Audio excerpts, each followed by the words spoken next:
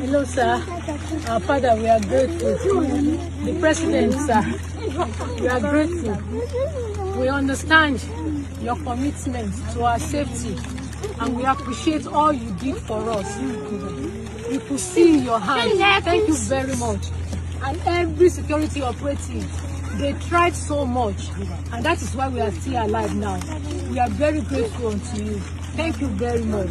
May the Lord continue to bless you. God bless you, sir. God bless you, sir. We are so grateful. Okay. Payment of ransom is an encouragement for bandits to continue to brutalize Nigerians the way they want. Mr. Speaker, nobody is happy about the security situation in Nigeria. Nobody does not know. Everyone, most Nigerians are aware of the historical antecedent of bandits in Nigeria, of attack, of kidnapping. And by so doing, Mr. Speaker, it's a long-time transition that takes us to where we are today.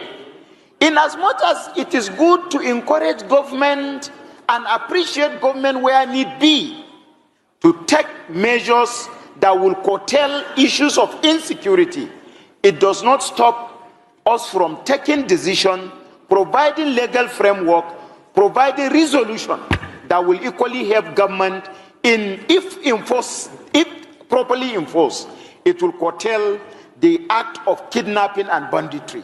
When you don't pay ransom, and tomorrow you don't pay ransom, believe you me, Mr. Speaker, it will demoralize the bandit from doing what they are doing. So I want to come up with 2 amendments. Having accepted all the prayer, Mr. Speaker, yes, I want to say that in addition to not paying ransom, I don't believe and I don't see any rationale behind rehabilitating a criminal that is killing people. When arrested, you rehabilitate him and he becomes an informant in the mix of our own security. So in addition to his prayers, I want to amend that government should not rehabilitate killers. There is no reason whatsoever for kidnappers, for bandits, for Boko Harams to be rewarded by being trained and reintegrated in our own security system. Today you see ambush of our own. Sir, if Nigerians are killed, the people that put their life at the front banner of this war are equally being killed on a daily basis. Police are killed, armies are killed, Navy are killed, Air Force are killed, immigration are ambushed. So in that, who are giving this information to the bandit to be attacking the security agencies during operation? You cannot exonerate those so-called people, that criminals that I've said to be rehabilitated. So I want to amend the prayer by including and urging government to stop rehabilitation of arrested killers and criminals. What do you want the government to do? To kill them. Yes. He who kills should be. If you kill, Mr. Speaker, anybody that kills deserves to be killed. Except if it is a motor accident, our law is quite explicit. But if you kill by coming to innocent citizens' house, Nigerians, kidnapping them, taking them to bush, subjecting them under serious, terrible torture before taking their lives of traditional rulers, Mr. Speaker, you don't deserve 1 second of survival. Leaders, community leaders, and the general public. It is important, again, for those that will handle this equipment.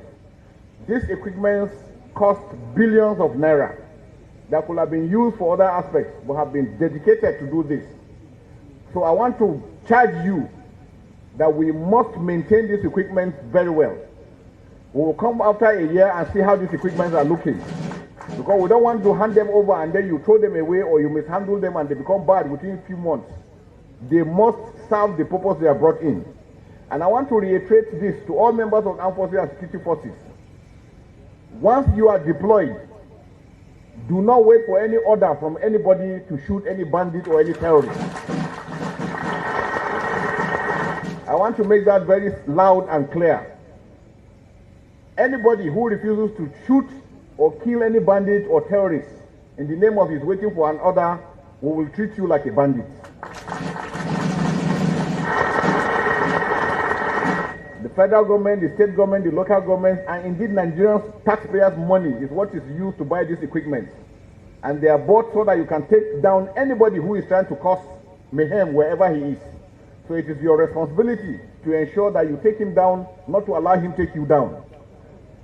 I also wish to reassure the good people of Sokoto State and indeed all Nigerians that the federal government remains unwavering in its commitment to securing every part of our country. We will continue to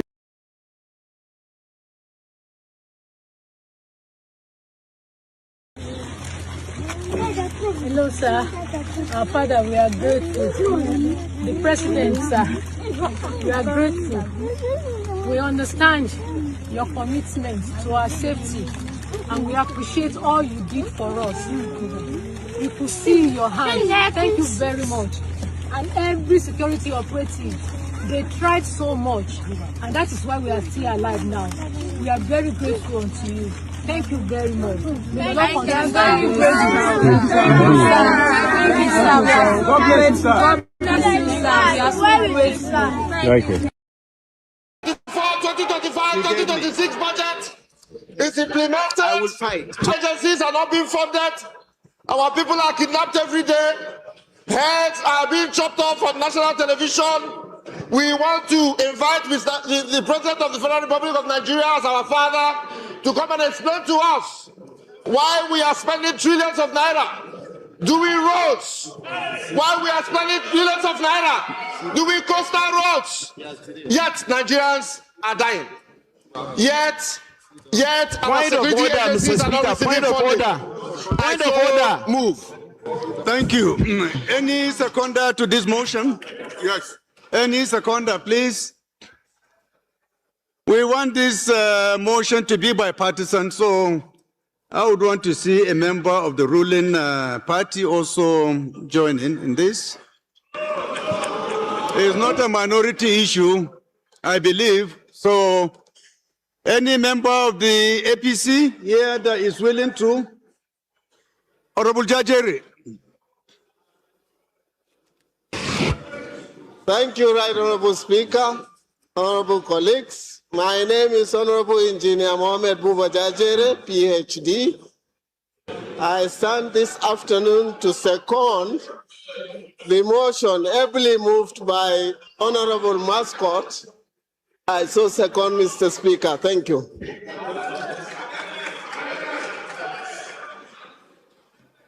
Amendment. Who has an amendment to make? Amendment. I'll only recognize one from this side. So, Honorable Amobi, either you or Honorable Ginger agree to who will move the amendment, please. Thank you, our dear Speaker, and my dear colleagues. My name is Right Honorable Amobi Godwin Oga.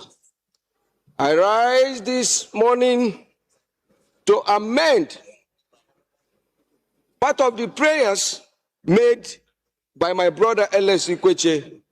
And that amendment is that this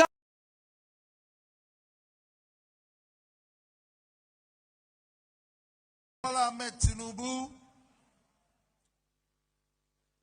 came very prepared, and the result is obvious. From the public governance and the private sector, what is happening in this country, we have never experienced it before. If you go to the capital market of Nigeria today, we are getting to a market capitalization of over 140 trillion. Never in the history of Nigeria. Also, the foreign reserve of this country is now getting to $52 billion. This can finance importation in the next 3 years conveniently. The projection is there clearly that the dollar is going to be well stabilized, and there will not be anything to shake our foreign exchange. The disparity is so close, no more arbitrage, no more rent-seeking. We are now ready for real production in our country. Also, the truth be told, the turnaround in the economy of our dear country, the legacy of Mr. President will definitely speak for him. A very bold decision he took. We're seeing the impact. Never in the history of our country that Nigeria will play a very strategic role in European economy. Thank God for a company in Nigeria to have sustained the aviation industry of the entire European market. Right now, a company in Nigeria, a local company in Nigeria, is at par in terms of production capacity of aviation fuel of the entire United States of America. Also, our dear president is turning around the engine room of our economy. Look at what just happened with Ajaokuta Steel and NNPC, the strategic agreement in providing gas for an industry that they said it can never work in our country. I can go on and on about things that this government has achieved. On behalf of all the traditional rulers of this country, we are very proud and very happy to be associated with this government. I think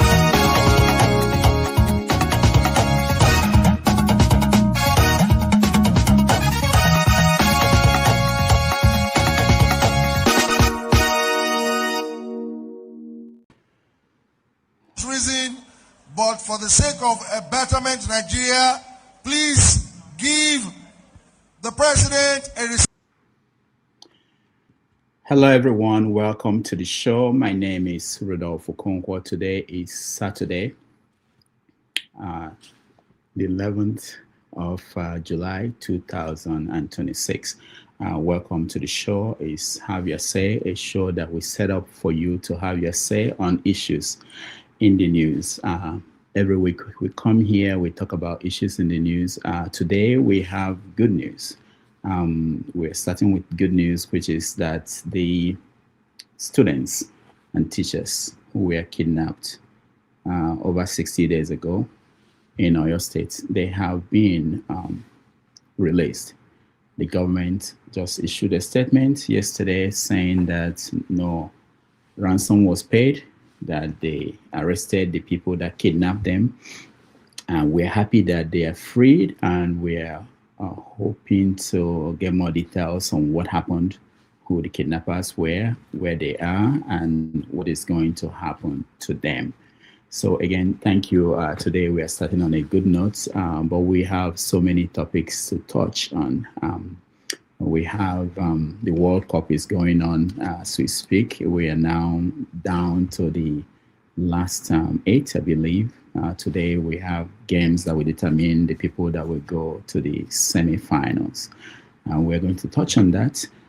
Iran and United States continues since February when we think that they've resolved it. There's a breakdown and they fire shots at each other. We are going to look at where things are, who is winning, how it might all end. That's something that we are going to weigh in on.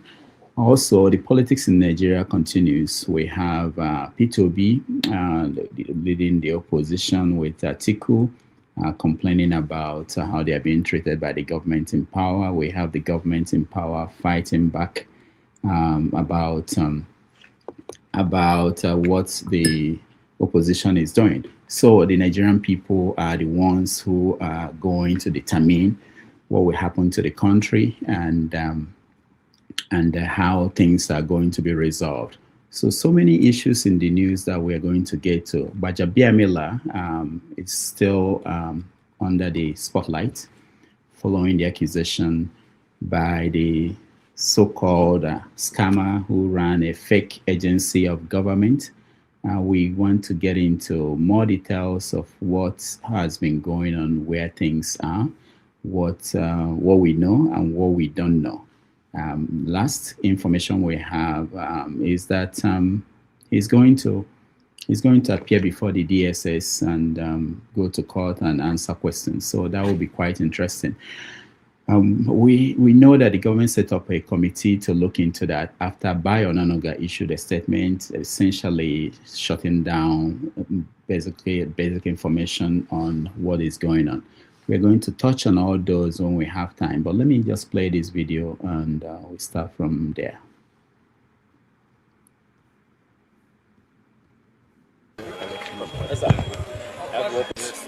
The chief of staff is a member of a gang of thieves, and I can say that categorically because I was the one who exposed when he stole $25,000 from a client in Atlanta, Georgia, when he was a lawyer, and his legal profession certificate was revoked as a result of that.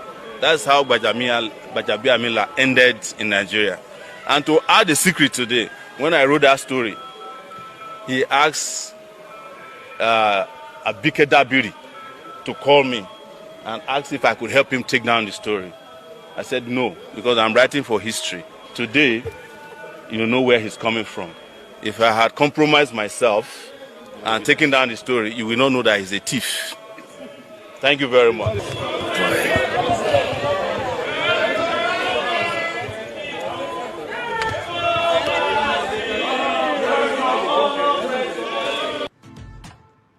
Okay, that was Omoyele Sowore weighing in on the question of the chief of staff. Most people are asking if they are really investigating what's going on. Why is he still there? Why can't he leave for the time being so that they will be able to investigate what is happening? It's only in Nigeria that you are investigating somebody while the person has hold an important position that even the people who are investigating him are going to be scared of him. All right, we will be back with our conversations. Thank you again for joining us. If you can, please like and share the link. I appreciate all of you for joining. Those on the comment section. I really thank you.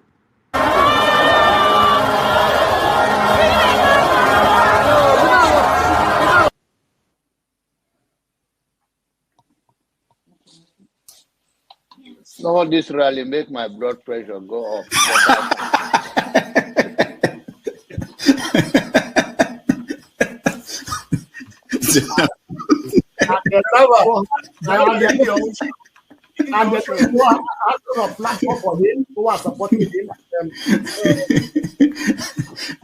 So you should get a filter sometimes. Filter your thoughts before you say. I'll continue to take blood pressure medication. Why are you getting high blood pressure, Jonaba? Now, I'm not taking medication for myself. I'm taking it for people like Paul and some of you guys that after the February something, and then people like Soludo that is a good spoiler. I thank God for his life. He's working for my. And I am ready to die defending Nigeria in whatever way. When it is God's time for us to go, it is. And you took my time to God. You are ready to defend Nigeria. I gave you my time. No, I'm coming. Alexi, hold on. You already started. What I'm saying, defending Nigerians is this. I gave him my time and he's using it to defend No, sorry. I'm sorry. Alexi. I hope that Nigeria wins. I'm never going to wish any president evil so that I can say I told you so. No, I won't wish them evil. I hope. You see, I'm not praying. There's no point. I can't pray for Nigeria to be fine. I only hope that Nigeria wins and Nigerians win. Because if you choose a dodgy doctor who has a dodgy record, who has, all sort of accusations leveled against him to say, this doctor, we think he's done this, or this doctor, this surgeon. Yes, he's a senior surgeon, he's the most whatever surgeon, but there are a lot of accusations leveled against him. If you choose him to operate on you, and you tell me to pray for you that it doesn't kill you surgery, what's the point? I can't pray. You might make it, you might not make it. My prayer won't change anything. So I hope Nigeria and Nigerians win during Tinubu's 4 years. Thank you. Thank you.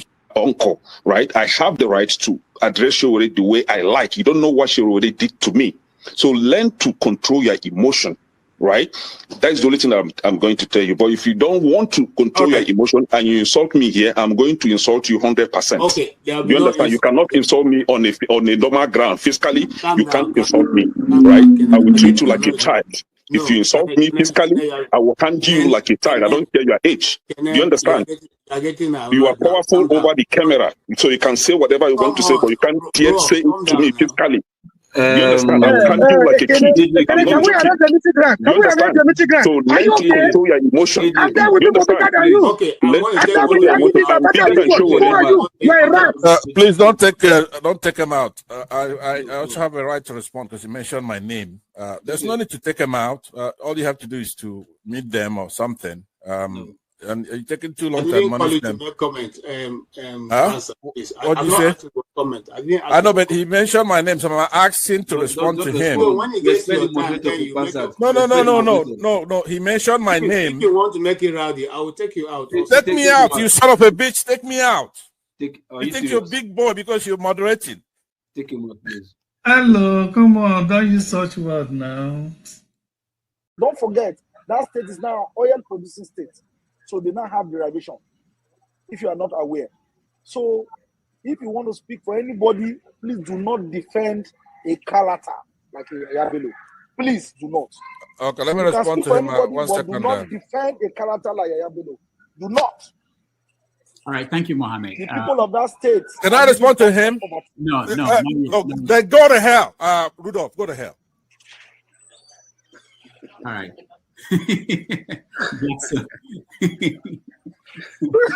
Rudolph, I've never seen this part of him before.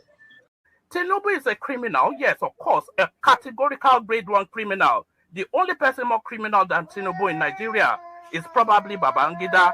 But he's a criminal, and is he fit for purpose? Absolutely not. Should Tinubu be the president of Nigeria? Categorical no. Is there a better option than him? That is subjective. So show me who he is.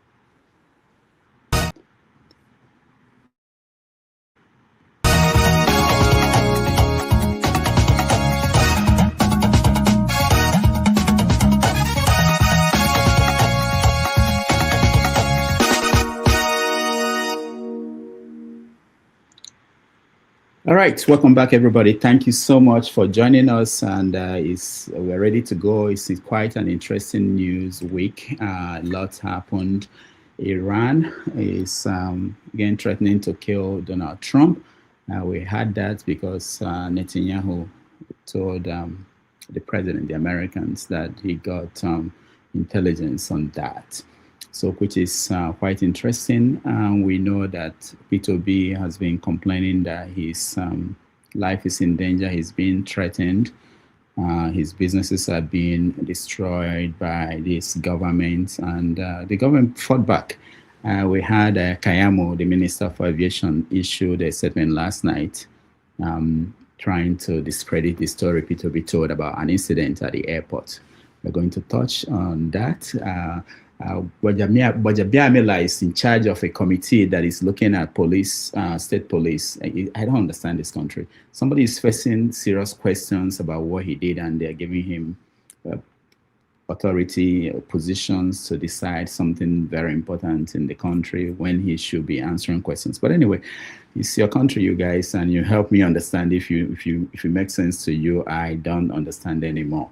One last thing before I bring everybody in. If you are in the studio, you want to join us, please turn on your camera, and we'll let you in to come and join this conversation. We have a new FIFA referee, ambassador in person of Donald Trump. All I did, I asked for a review because I didn't think it was a foul. And, you know, again, I'm good at this stuff. I didn't think it was a foul. I thought it was two great athletes that crashed into each other and got entangled. That was not a guy punching somebody in the face or anything that, you know, would be different. And I think it's a terrible, if they wouldn't allow, you know, a top player, maybe the best, maybe among the best players on the team to play, I think it would have had a big stain. And I related just that feel. I didn't tell him what to do. I can't tell him what to do. But, and I don't believe he made the decision. I think it was a committee that made the decision. And they made the right decision because, number one, it wasn't a foul. And you want to see a game with your best players. You don't want to say, how would you feel if I took, you know, we take Messi out? Look, you know, he ran into somebody. Or we took Ronaldo. Ronaldo, you bunked into somebody, we're going to take you out of a game. He's great. Or Harry Kane. Harry Kane, we're going to take you out of the game, Harry, because you happen to hit somebody a little bit harder than you can't do that.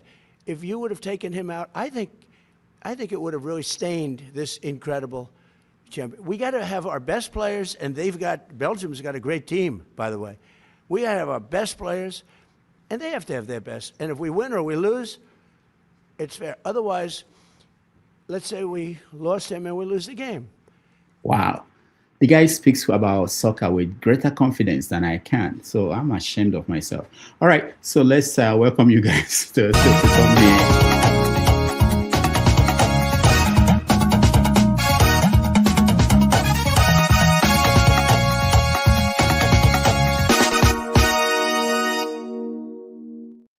Right, welcome everybody. Thank you so much for joining us. It's been a busy week and quite interesting week, and it's going to be like this until we have our election. So I just have to please, Mr. Just do it quietly. You don't have to make it. Just do it quietly. Shut up. Take me out. When is all the same? Bring me back. Fucking asshole. All right. We have to. I can't start now. Thank you, everybody, for joining us. I appreciate all of you, and those who are still going to join us, please like and share and support us if you can. We appreciate all of you.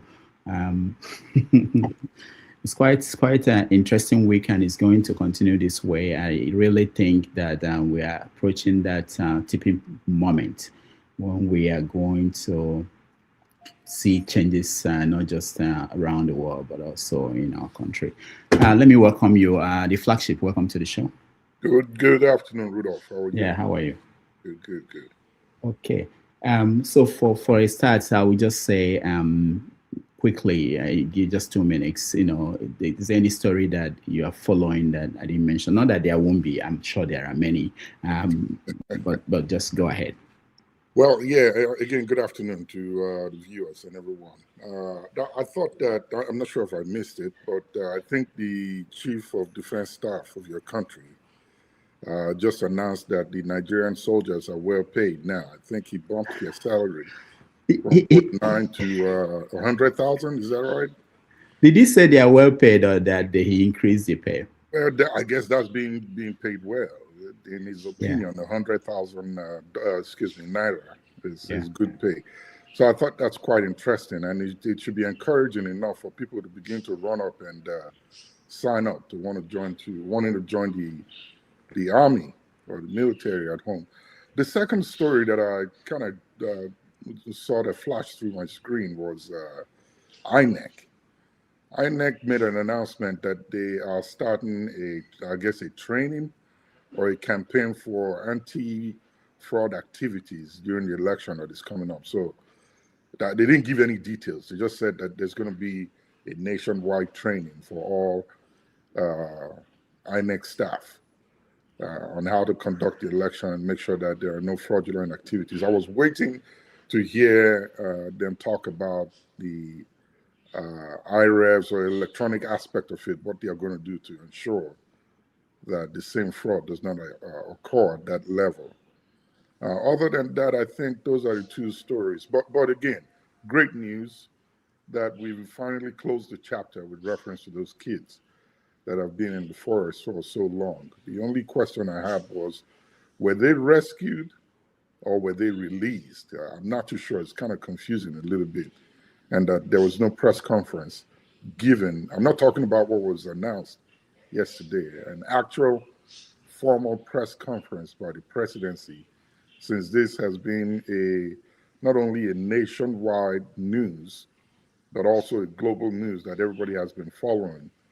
And lastly, what's happening to the kids in Borno State? Have they been released as well, or are those ones still pending?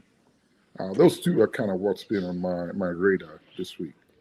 All right, thank you so much. Also, talking about it, so you should also mention that we lost some soldiers, according to the government. They didn't tell us in what circumstances under which they were lost, but they said that some soldiers were lost. Soli, welcome to the show. Hello. How are you? I'm fine, thank you. I'm representing the Southwest group of Nigeria. The Southwest? Yes. Okay. Lagos section. Okay. What stories are you following that are important to you? I'm looking at Sheyi Makinde. He's trying to play on the heartstrings of Nigerians, you know. He's talking about, the president didn't call me when they took the people. I said I campaigned to be president 4 p.m. By 10 p.m., I woke up the next morning and they kidnapped my people. You know, all this sympathetic nonsense that can only work for VDM supporters and OB supporters. My question that will always stand is, what happened to the security vote money? What happened to the security money that was given on to you? Can you account for that? Because if you utilized it, all these things wouldn't have happened. Sorry, the light is glaring. You know, all these things wouldn't have happened. You say, I'm just a governor. I don't have control over the police. But if somebody will enforce them online, who is going to pick up those people? Is it not the police? So who is controlling that police? Who is controlling that DSS? When it's time to perform, their hands are tied. You know, when it's time to take glory, they know how to use their power suddenly. So, you know, you will see the miscreant VDM supporters, they'll come very soon to come and start defending disturbing things that have not allowed their region or their state or their local government to develop. You know, the same actions they took, they do everything and anything not to hold their leaders accountable, but always looking for who to blame. And that's why they keep running to develop areas, because they don't want to fix their own issue. It's easier to blame an outsider than to blame your own leader. I've never seen that before. Oh, white people do that. White people do that, yes. It's only white supremacists that do that. So I want to talk about what VDM has done, but he has done something good. He helped somebody get their 1 billion naira. You know, he's not taking money from poor people. So I'll give him I'll give him good grace this week. Are you talking about a foreigner? What was the story? Can you mention that? This one was they took this guy to police station. Okay, yeah, I saw the story. I couldn't believe it. I said this can never happen in Lagos.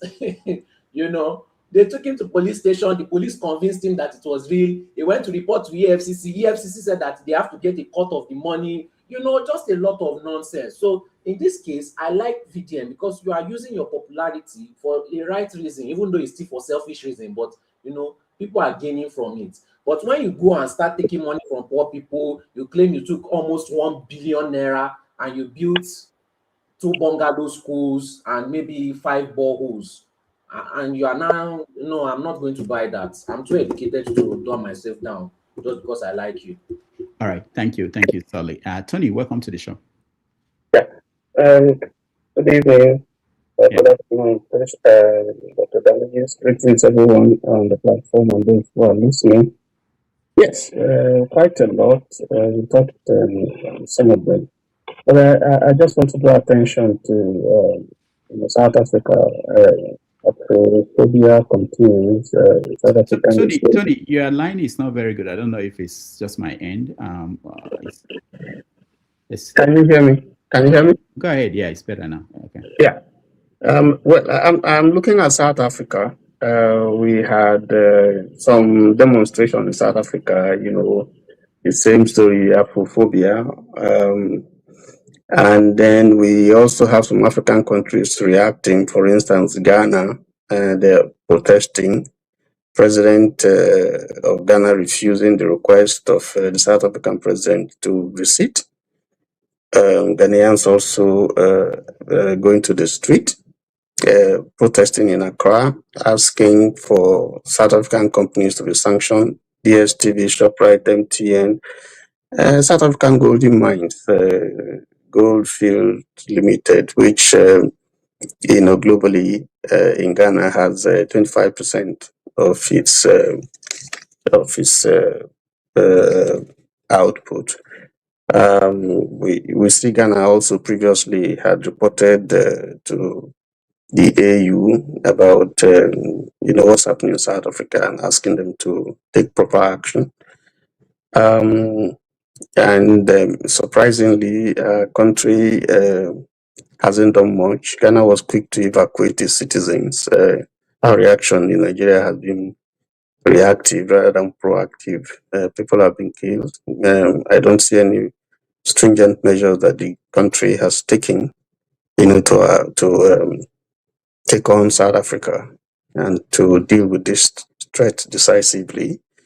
Even where Zambia, DR Congo, Malawi, and the rest also have gone into protest.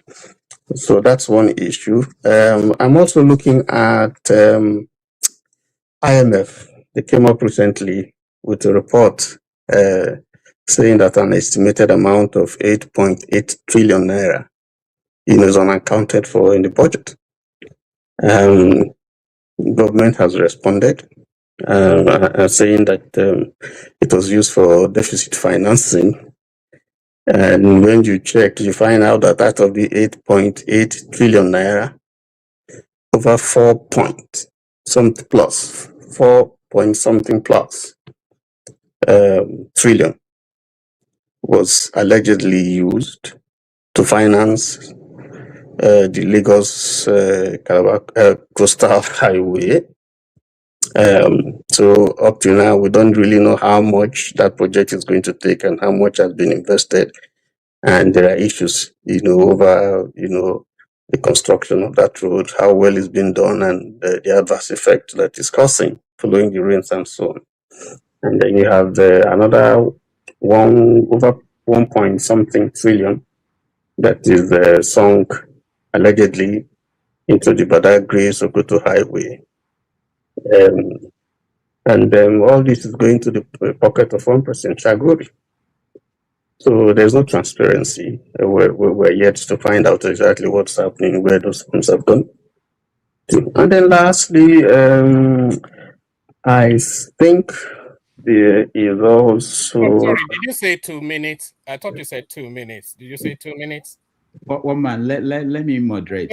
No, but then if you set the standard, then let's abide by it. If you said 2 minutes, then let's abide by that. Yeah, I decide. Go ahead, Tony. Yeah, and then lastly, there's the issue of the Almajiri schools, which was highlighted by the former Vice President Atiku, where just like we see in the so-called fake agency, we see a school, we see votes that were earmarked for Almajiri school in the north.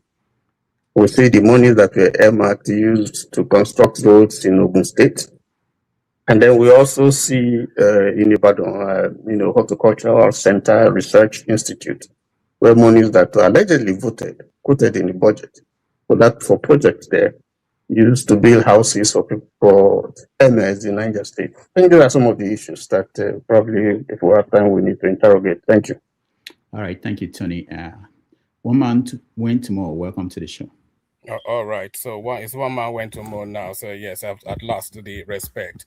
But the thing is, though, you can't say you decide, though. If you set the standard, then we have to abide. But if you say 2 minutes, we have the anticipation that the person is speaking for broadly 2 minutes. The guy just rattled out endlessly, no rhyme or reason to anything. One man. I decide. The basic is 2 minutes. I decide. If you're saying something that is important, I think you need more time. I give you more time. This is at least I'm still in charge of the show. Well, then the standard is not 2 minutes. So you just said don't set the barrier and then move the goalpost. But leave that as an aside. Just two things. So that drama queen guy, you don't really have to do that. I come in. So if the for one man, you're spending your 2 minutes talking about other things. Wait, yes, I want to hear what you stories you're following. Yes. So I noticed you didn't interject the rest. So let me unfeathered as others were unfeathered. So don't try and restrain me now. So that drama queen guy, it's not necessary for you to do it. If you don't want to share the screen, just drop elegantly. You don't have to make an Oscar speech. It's not necessary. I'm barely here 5 minutes. You know, I'll be gone in a minute anyway. So just make an elegant exit, come back up when I leave, which is broadly 2-3 minutes. So no need for the Oscar speech every single time.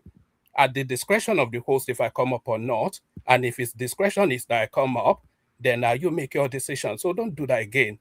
Just leave elegantly. Have some dignity about it. One man, hold on. The alternative is for you to actually ignore that and go make your contribution. It's tedious. That's why I had to address it. But if you address it, then he has a right to also do what he's doing. All right, don't worry now. So let me speak. I mean, why you? I'm letting you, but we've spent about 2 minutes now. 2 minutes is gone. It's 2 minutes is gone. Can we move on? But this is exactly the thing now. Every single person spoke unfeathered until I get to speak. So I only really came up because of the good news that came out of your state, which is to the delight of everybody, except of course to the Southeasterners, because I know the people of the Southeast, they wanted those children killed. I think we all know that. And and we know that historically, but we also know that from the narrative that we have been hearing for the last since those children have been rescued, not released, by the way, because I noticed the pivoting that's already going on, that were they rescued, were they released. Several of those bandits, insurgents were pied. 8 of them are arrested. So that doesn't tell you that a ransom was paid or they were released. They were forcefully rescued from those people, which is to the applause of our security forces.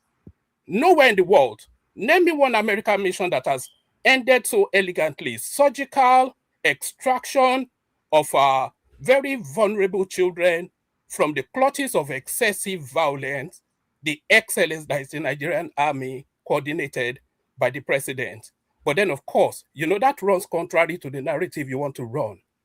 Because you people want those children killed so that you can use that narrative as a narrative against the presidency especially. It doesn't serve the Peter Obi narrative that those children were rescued. So we know what happened there. So there were a couple more things, but that guy threw me off guard somewhat, jumping on board. But yes, so especially that, all these people pretending like they have any concerns. If you go online, they're all crying, all the obedient species, just incandescent with rage that those children were rescued, because your narrative serves more if they were killed rather than rescued. We know that. So don't pivot to any ridiculousness. We know your agenda, and it's being outplayed. So now, anyway, let me just leave it there, because I did push that people should not exceed their time. So let me not exceed mine. Thank you, one man. Your voice cracked when you were talking. I'm just sure. I wasn't sure if it was you were being emotional. I wasn't sure why. No, I'm never emotional. Don't worry. I'm a highly charged person. So as I was judged, don't worry. My voice is not cracked. But I ever cracked. The messaging I'm getting across is that we are aware that the Southeasterners want those children killed because it serves their narrative for those children to be killed. But unfortunately for them, that's not the case. Sully, why are you covering your face? I want this play. When you say things like this, woman, do you actually mean what you are saying? I'm saying it off the back of what we have been seeing over the last No. Do you actually mean it? No, that's not. Do you mean it? Because I take it like, there are some things you say, the same way Pansat will come here and say some things. I take it that you guys are actors, that you are not real. But if you are real, I don't know. That's why I'm calm. What is unreal about that? That people of the Southeast, they want them killed because it's and you think that's actually you. I know. You believe it. And equally, that is the case. Are you talking about You're talking about people. Let me see if there's anybody from the Southeast here. No, Dr. Damages, from me. Can I react to some of the things that my brother? No, hold on.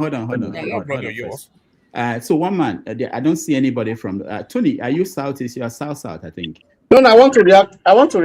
Because Tony Southeast. I'm Delta. But he didn't just say Southeast. He also said there will be supporters and so on. So I want to address something here. From the investigations that from what we heard, there were people from Ogbomoso who gave out the tips, who were complicit, and gave information to the kidnappers to go and arrest those people. They showed them the way in and the way out and so on. But those were Yorubas. They were not the Southeastern. Now, I'm not sure where you're getting that from. Hold on. Just hold on. Don't worry. Hold on now. Just celebrate. One man, let him respond. You spoke, and you were very very insulting in what you said. In what way? Let him finish. One man, please. You have to calm down. You have to be a man, and two of us cannot be talking at the same time. It's indecent. You cannot besmirch my name. Hold on, please. Your name is already besmirched. It's too late for that. One man, hold on. Strange fellow. Tony, Jagun, hold on, please. Let Tony finish so that we can go. So from what we hear from the report that we hear, it were people from the community who gave out the information to the kidnappers to kidnap those people, and those were Yorubas. Those were not Easterners. That's one. Two, yes, you can rejoice, but if the man who was beheaded was your brother, I'm not sure you'd be rejoicing. So I think that yes, it's we're happy that. Is it not cause for rejoice? Can I finish, please? Can you show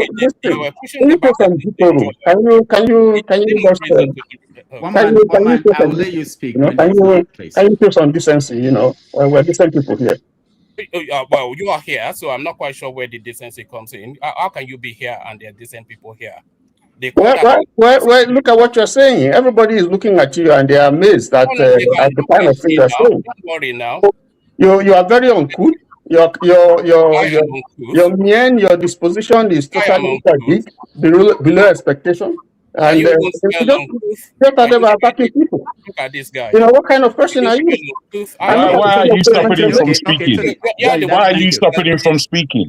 I don't understand. I don't understand how you're coming to this show and stopping people from their own point of view when you have your own disgraceful point of view. Your points of view are abhorrent to everybody on this stage. However, you believe that you could come here and referee anything when your show is a show of complete spastication. You have no point of view. You only have rhetoric of bullshit. That is your health. And you're coming here to speak in your disgraceful accent about how people should run this show. This is not your show, you crazy individual. All right. At least you can't behave worse than me. You're not coming here to take that position. That position is already taken. Somebody crazy. Everybody calm down. Rudolph, can I say? Idiot. Calm down, everybody. Calm down. We're just starting. We've not even started, and the show is already going off track. I'm not finished, though. Please. All right. Finish up, Tony. Yes. I just want to end by saying there's nothing to celebrate here because the responsibility of government, is to protect the life and property of citizens. And the government failed. And rather than accept this responsibility, it was passing the buck and saying that it's Seyi Makinde that is responsible, which is awful. So that's my point. All right, thank you. So before flagship, just one man, I want to. No, you said I had one man. Hold on. I want to narrow something down. I'm just concerned about something. So you said that the people of the Southeast, and everybody, I looked at people here. I'm the only one from the Southeast that we celebrated or that we will have been happy that they were. Are you saying that I would have been happy if the kids were killed? Is that what you're saying? I don't know what your emotions will be, but I know the emotions of the broader space that you occupy, and the emotions of the broader space, the politics and want of the broader space that you come from, which is the Southeast, the Igbo people. Their politics would have been, it serves them more for those children to have been brutally done away with. So is there not a better way for you to put it, such that no. not? Oh, hold on. We are trying to do. Maybe this is learning moment. Hold on, one man. Hold on. Is there not a better way you could have said that? That some people out of the Southeast, if that's what you believe, but you are saying that the people, including me. So I want to understand whether you're actually real or you are not. Because I think we have to get down to some of these things we see on public space. Yes, you can. Are you saying that the question? Don't worry, you don't have to repeat it 3 times. Look, it's a broad catchment. So I'm not narrowing it down to the individualistic. I suspect that you may well not be that way inclined, because I know you both on and off screen. But the broader representation of the Southeastern space, it serves their politics for those children to have been brutally pied. And that is what they wanted. But let me just say one last thing. This Soji guy, I think I sent you a clip once. While this guy used to come on my platform, we had to remove him eventually. Always drugged up, always doped up. So I'm not quite sure who he is calling a lunatic. So I mean, you're a complete lunatic. I'll allow you to finish, but you're a complete utter buffoon. I would like complete and utter. Imagine, free of charge, just breathing the air. It's not that you are taking any special thing for it. You do. Anytime the things that Rudolph is asking you are very unfortunate. He's asking you if you're real or not. Yeah, and he's somebody who gives you a lot of space. We who are listening know you clearly that you are a buffoon, and your rhetoric, it has no space here. It really has no space. We are not a fan of yours. You understand? We do not register you in our brokerage within political utterances. We don't reckon you. You don't what? So one man. I'll give you one more chance. You're not reckoned you want here, to reframe what you said initially about the people of the There's nothing you can do to help him, I'm afraid, Rudolph. Nothing you can do. No, He's a lost cause. I just want to make sure that one man. Do you think you can reframe it in a better way based on what you just explained? Look, Rudolph, I know what you're leading up to, so you lead up to that. I said what I said, and that is even a toned down version of what I could have said, because those are the stark realities of the understanding. So I come on, let me say one last thing. I come on your platform out of nothing. I get nothing from here other than abuse. And you add nothing. I'm not. Nothing. Can you just cage the monkey? I get nothing. see the added nothing you are coming with. Monkey cat. All right. So I can only laugh at you, bruh. You're laughable. You're a mistake of life. Thank you so much, one man. Let's go to Femi. All right. Let me leave and then you carry on. But it's better that you leave, Joe. Let me leave. Thank you. Femi, go ahead.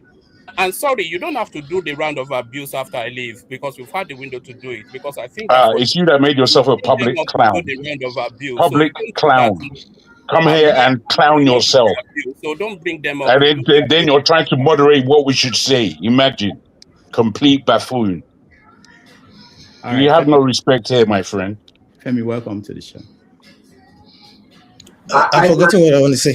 Sorry, I can give a tone down of what one man how he should have said it, Sha. No, that's okay. Don't. Sully, please. Don't help. Please, Sully. Femi, go ahead. Like I said, I forgot to. It doesn't get worse than this. This is a reflection of some of the most despotent people you can find on earth. I wish he was here, because one thing you quickly realize in life is that people think that they think they're bullying, but they're the weakest people on earth, especially when you see them in real life. If there's one thing being a keyboard warrior is done in 2027, yes, I said it. It's the fact that it's giving people the ability to say what they would not say when they see you in real life. It's sad. Anyway, because we continue to include ethnic, what's it called, jingoism in everything we do. I want to start where this disgrace guy just stopped. Because some of us are Yorubas. We don't behave like this. I'm sorry. Equally for other tribes as well. I have an uncle, I've mentioned this before. He's a retired Air Vice Marshal, Oladele Olasope. He was a fighter pilot and in intelligence in the 80s of the Nigerian Air Force. I have had these conversations with him. He lives in Ibadan. You see, when people come here, in the case of this particular guy, whose name should not be mentioned, he doesn't deserve to be mentioned. You see people say things at times. We don't know whether they're paid. We don't know whether it makes sense. And he's not a young person. He's definitely way, way older than I am. And then you wonder why Nigeria is the way it is. First of all, Jagu, I don't know if you've been to One Man's Show before, truly. But the times I've gone there in the past, just maybe out of amusement, I personally feel this sad to be a certain kind of Yoruba man. And I'll leave it like that. And for kids that are watching, please learn carefully. Some people are not worthy to be your heroes. And I fear for the future of Nigeria with people like this. That said, before my 2 minutes finishes, and thank you for allowing me to rant a bit. It's sad. To your point, flagship, the 176, you didn't include the 176 Quara. I'm sure it was an oversight. School children, they're still in captivity as well. And I believe it's even way more, in terms of the number of days they've been there. The 50 or so, 40 Borno kids are still in captivity as we speak as well. I just wanted to let you know that. I don't know why someone thinks it's time to celebrate when these are the ones we know. How about the ones we don't know? In the depths of Nasarawa and what have you, there's a lot more. It's just like when you hear about the earthquake, for example, in Venezuela. When you hear this number of people who were killed or were found dead, know that you have to unfortunately, you have to double the amount. So it's what we know, the ones we know that they're talking about. Now, I just want to add to what you've your lineup, Rudolph. You already spoke about dear Orange Man, who's obviously deranged. What is of course is fittingly so the newest referee in town. The death of the Jaden Adams, the 25-year-old South African player. It's a sad one. It's one of the most promising players. If anybody that watched the soccer tournament, and then the Mamdani versus Trump charade continues. You saw what happened. The different speeches that they gave on the 4th. Thank God, Rudolph, me and you were New Yorkers. As an ex-New Yorker, I want people see. This is I continue to say this is the unraveling of America. It continues to say the quiet part loud. Stay tuned for more as we continue to destroy the hurt. And I continue to educate myself on Iran. We're going to get to that topic hopefully. For those who do not understand what's happening in the world, we think we know what's happening. Forget about what they're telling us. Like Dr. Ogunweze would normally say, all governments lie. It's crazy what's happening beneath, not what the CNN and Foxes are reporting. And then there's the case of Mitch McConnell, who we don't know what's wrong with him, which again points out to the fact of why I understand the idea behind you having this program, how we can relate to what's happening all over the world, not just in Nigeria, and see how we're similar and different at the same time. Because these guys in the Senate and House of Reps, for those who do not know, they enjoy free Medicare and what have you. Mitch McConnell, for example, now is doing what we typically do in Africa and Nigeria, where we don't know what's wrong with him. They not say he's not the first. In other news, you must have seen the news about the 124 Nigerians, call them illegal immigrants, if you will. I suspect you may have seen it. I think I sent it to you on WhatsApp as well. I'm not sure I'm not sure. I don't want to think you missed that. And the crime ranges from mostly what's it called, scam, to even sexual sex assaults, gun throttling, and what have you. As you know, it's ridiculous. That's not to say it's only Nigerians, but I just filtered for it on the website of the Department of State. Was it no of Justice rather?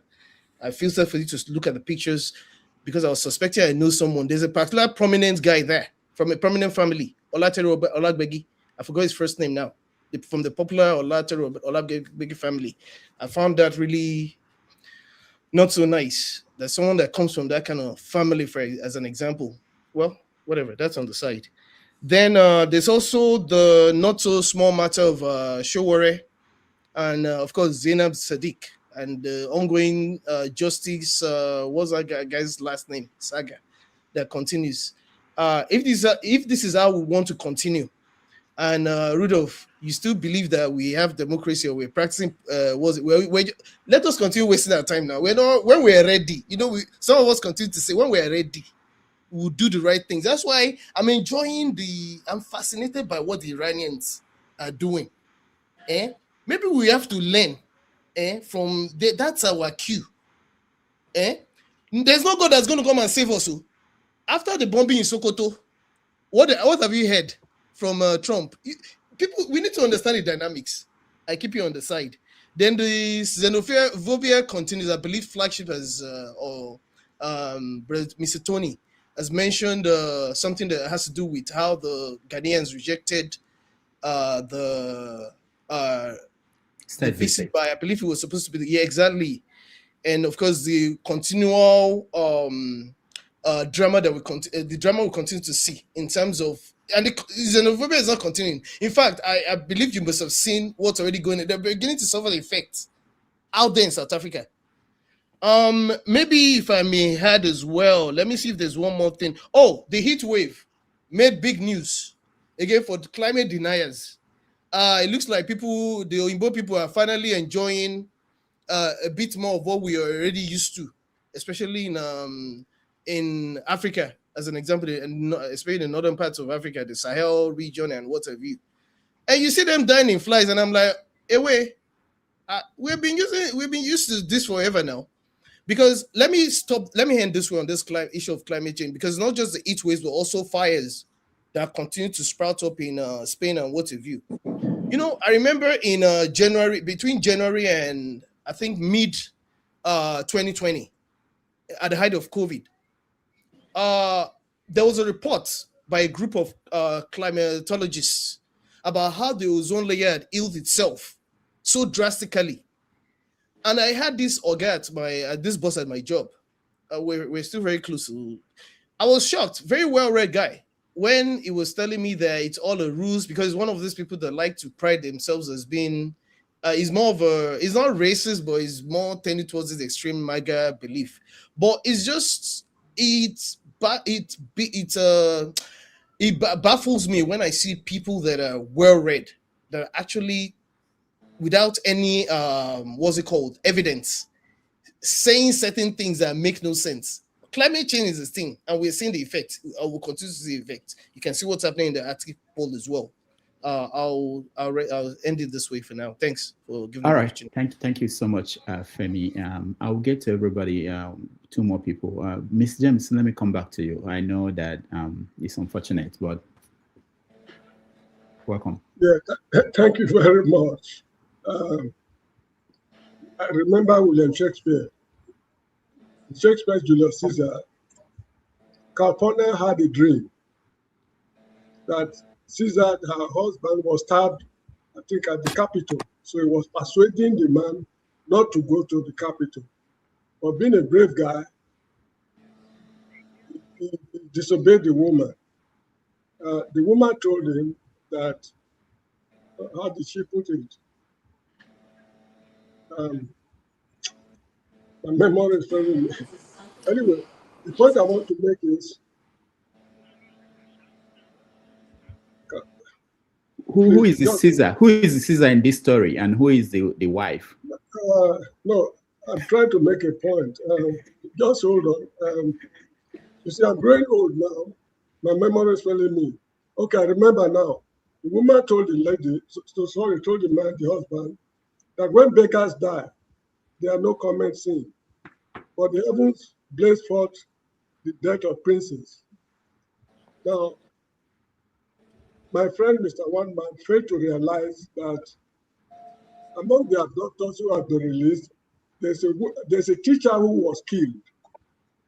The teacher was killed.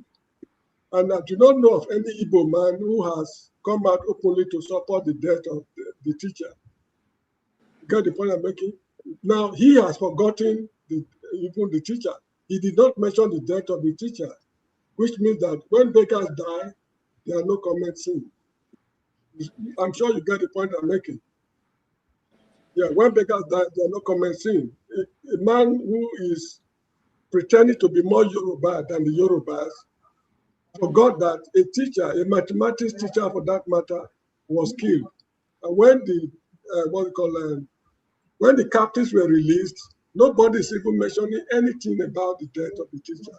So in my opinion, they are regarding the teacher to be a beggar who died, going by the words of Capona, the wife of Julius Caesar. Anyway, that is that. In South Africa, the country is still burning slowly. Things are not yet stabilized at all, but they're already feeling the impact of the mass exodus of non-indigenous from their country. So that's all I have to say. Thank you so much indeed for taking me out to create space for my friend. Thank you, Mr. James. We don't need to take you out, but if there's need, we do that. Let me come to you, Jagun. Welcome. What are you watching? What stories are you following?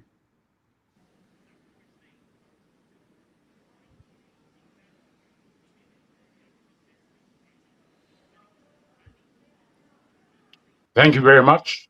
Good day to the all of this particular side of the media juncture. We support our dear Dr. Damages in his pursuits of fair comment, open play, and indeed good conduct. So I do apologize to anybody who felt somewhat afflicted by my intuitions to have another, how do you put it, the internet bandit to come and tell anybody how to run their show. I couldn't really stand that very much. So my aim was done well in that he is now gone. So to continue with the week, like everybody has said, really, I don't want to take up too much time in speaking about what we are looking at. I think most of us who are somewhat geared into this program and coming here to commentate are gleaming many things. And yeah, I don't want to say what I've gleamed or what I've not gleamed. I myself can't work it out. It comes in such a haze. Sometimes to pick out over 1 week is a lot to depict. So I'm versed on most areas and would like to commentate on many. One thing I would like to say quickly to our dear friend, I hope you're still here, my brother. Sorry, my memory for names is bad. Sorry. Femi. Just to say, it's hot in London, hotter than it's been for a while. And you can almost rely on the weather and know how to dress if you're going out. However, in the heat, there's a beautiful breeze that takes place that keeps us in some kind of comfort. However, again, me that have quite traveled, and I really do love the sun, in that I spent most of my life in the UK. I would put it to you that there is knowledge that weather is being controlled. And I've swum in many waters, oceans, seas. I like swimming, and I like swimming in sea. And the temperatures of seas and the way seas behave, I've got an appreciation of them. The River Thames, not the River Thames, I beg your pardon. The Channel, the Mediterranean, the Atlantic, the Indian Ocean. These are areas that I've swum quite heavily in, as these are my areas. The Pacific, in terms of Japan, but not from the American side. So the way I see weather and understanding how weather work, I will tell you that weather today is being manipulated. That is where technology is. So sometimes it may be harsh for us to feel, because in the heat of the UK right now, it's somewhat unnatural. It's as though there's electricity being passed through. Is the only way I can explain it. Now, I don't know that to be an ultimate fact, but I can say, living in this country, knowing the summers, knowing the heat of how it gets the rays here compared to other places around the world, I know the summer heat, and there's something in it. It seems to me that is radiating harder in a dry form. So I'll just leave it at that for now as an intention to play on. All right. Thank you so much. Rudolph, would you permit me to ask a quick question, please? Okay, go ahead. And this is a Jagon. Jagon, good afternoon from Atlanta. Good afternoon to you, sir. Yeah, and maybe anybody else in the UK. So with this new heat wave and that's in the UK, Europe, is that going to be, have you heard anything about a change in your weather policies? Are they going to start allowing AC? Well, yes, there has been talk of Britain not being a very sun-friendly country in terms of its infrastructure and homes and offices. Lack of air conditioning, lack of water piping in so many ways that could cool temperatures here have been spoken about. I'm not sure how far they're going to go down that way. They may well do. Having said that, the way that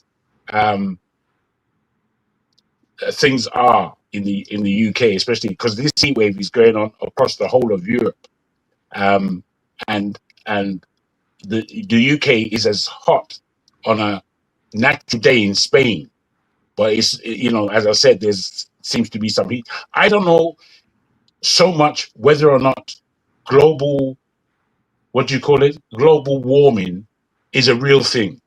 I don't know if it's another procedure whereby they can create policy from and make sense of a narrative. I don't know. But I do suspect, and in that, the UK is only looking at laws of how to keep people inside their homes, rather than anything that would really, I don't know how to put it, offer the people sanctuary from the sun. All right. Thank you, Jagan. Thank you. Oshewakan, did I pronounce it well? Yeah, it's an good name. It's Sewekan. Oh. I'm Okay. from Badagry. Say it again. Sewekan. Yeah. Sewekan. Okay. Yeah. All right. So Se is like God, and then Kan is written, so it means God has written, or God has written it. Yeah. Okay. Yes. All right. Okay. All right. Yeah. Good afternoon, everyone. The damages. Thank you for coming back again for the betterment of our people and our nation. However, I would like to start by addressing two intertwining issues here. I think that perfectly illustrates what I can only describe as an epidemic of intellectual deficiency that I think is plaguing our governance and also public discourse. Because when we come together like this and then you pay attention, key attention, by the way, to the way some people look at issues affecting the populace, you see that we have a particular kind of problem as a people of Nigeria. And first, let's look at the sheer hypocrisy of this Tinubu administration regarding this Oyo people and these school children. So you're telling me that after 55 days of captivity of these people, innocent Nigerians, the moment these children were free, right? The presidency and the military of Nigeria, what did they do? They rushed to deploy their public relation machineries. And they paraded these deeply traumatized children. That's the first thing they did, parading them in front of cameras, feeding them snacks, Right. and choreographing them in public display of gratitude on your mandate, which shall stand. Bullshit. And the commander in chief was, just to score some cheap political accolades, And yet, we have a presidency in Nigeria that explicitly stated that this rescue was as a result of massive, underline the word massive, military standoff. And we know what that means in military terms. And that 8 terrorists were captured alive. And currently, they are in the custody of the DSS. My question is, where are the faces of the criminals that committed these heinous crimes? Where are the faces in the same community when things like this happen? The first thing that is being shown on our TV are the faces of the people committing the crimes, not the faces of these traumatized people. They need urgent help. But what do we see? We see them parading these innocent people, having them to sing accolade. Why is the Tinubu people so engrossed with public show of worship? They are so drunk on public applause, on charade of gratitude, magnificent. And that's what we see in Nigeria. And then we, in any civilized society, like I always say, probably because I've been blessed to have been around the beat. But when a state dismantles a major terrorist network, the first thing that they present to the people is a suspect, and then the empirical evidence to the public opinion, because we deserve to know so that we can build an institutional trust. But in Nigeria, the state exposes the faces of the vulnerable people and keep the major people that are committing the crimes, they keep them in like some sanctuary disposition where nobody can talk to them. If you can't, you don't even know these people. You see, but then again, we are told that investigations are going on, which historically it just comes to mind again and again, the problem of the Nigerian governance. But secondly, right, like I want to say, or perhaps even more alarming in this occasion for me, is the rationale behind the commentary I've seen on this platform right now, particularly by this other guy, D1 or D1. It's ridiculous because you came here and you're commenting that people wanted to see those children unalive. That is ridiculous of you to even think. I know you see here on the platform, and then you all of a sudden attach Peter Obi. What has Peter Obi got to do with this issue? What has Peter Obi got to do with this issue? And no, and this goes again to tell us to help us understand and to see visibly the sheer depth of intellectual and moral bankruptcy of our people today. In and that statement should worry us that someone could come here and say that and it was so emphatic. He said that without any form of ambiguity, categorically, that he knows that people are happy. It's crazy to me. With no form of remorse to say that he knows. And in epistemology, when you claim you know as an epistemic agent, it's a big statement. That you know, meaning you've carried out a survey and you're sure that these people gladly will be happy to see these innocent people being unalived. So we can see what we are dealing with in Nigeria. It's not just the government, it's also the people that have been messed up mentally. And it's one thing to be ignorant. It's another thing to publicly and shamefully advertise your ignorance on public platforms. Coming from an elder like that, it's shameful, it's ridiculous, it's despicable, abhorrent. So I'm worried, I'm scared for the kind of followers and people following and listening to that young man. And is he even aware that Peter Obi released an official letter or something about this issue? What's it called? Around 8 a.m. this morning, Peter Obi released a statement on that, expressing profound relief on this issue. So just to score some political points, we can say anything. That's how morally bankrupt we are as a people. And what also pains me is the way when you go to Lagos today, you go to most of our cities in the southwest today, you see our young viable youth. They are on all sorts of things they are taking. And we are being weaponized with education in Nigeria. We are in a system where 11,000 schools have been closed in Nigeria today as we speak. Many of our children will not be writing JAMB and WAEC this year because of insecurity. education is being weaponized by this same government that send their kids to US and UK to go study. And we have people constantly trying to make this all about politics. America had the 250 years celebration a few days ago. I'm sorry, I'm putting this in. But what America is celebrating is the legacy of their founding fathers. It's the legacy of their founding fathers. So what are we building for the people to come? Not everybody will have the opportunity to escape Nigeria to go study. And then you have someone here categorically saying, unequivocally saying, that he knows that people are happy, that people will be unalived. That is hilarious. Sadly so.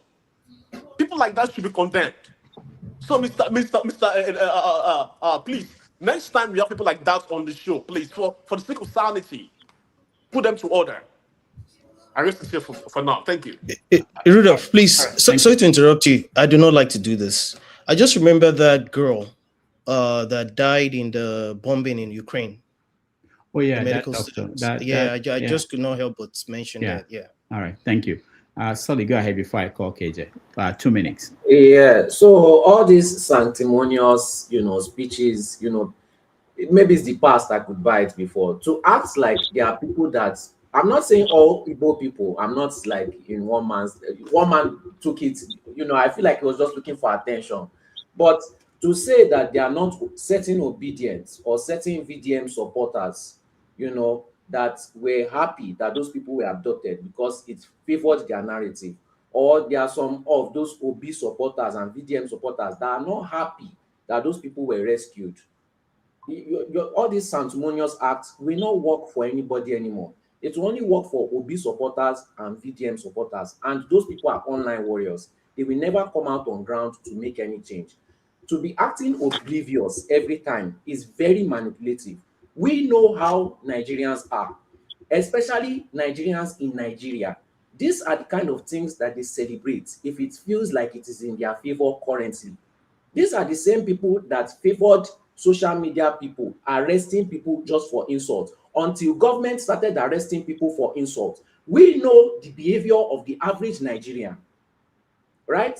When you are coming here and you are acting sanctimonious, we are just seeing through all your manipulative tactics. If you cannot play politics properly, insulting people and pretending to be good will not work for you. That is an advice that normally I know you will not listen to, but keep on doing the same thing and expecting different results.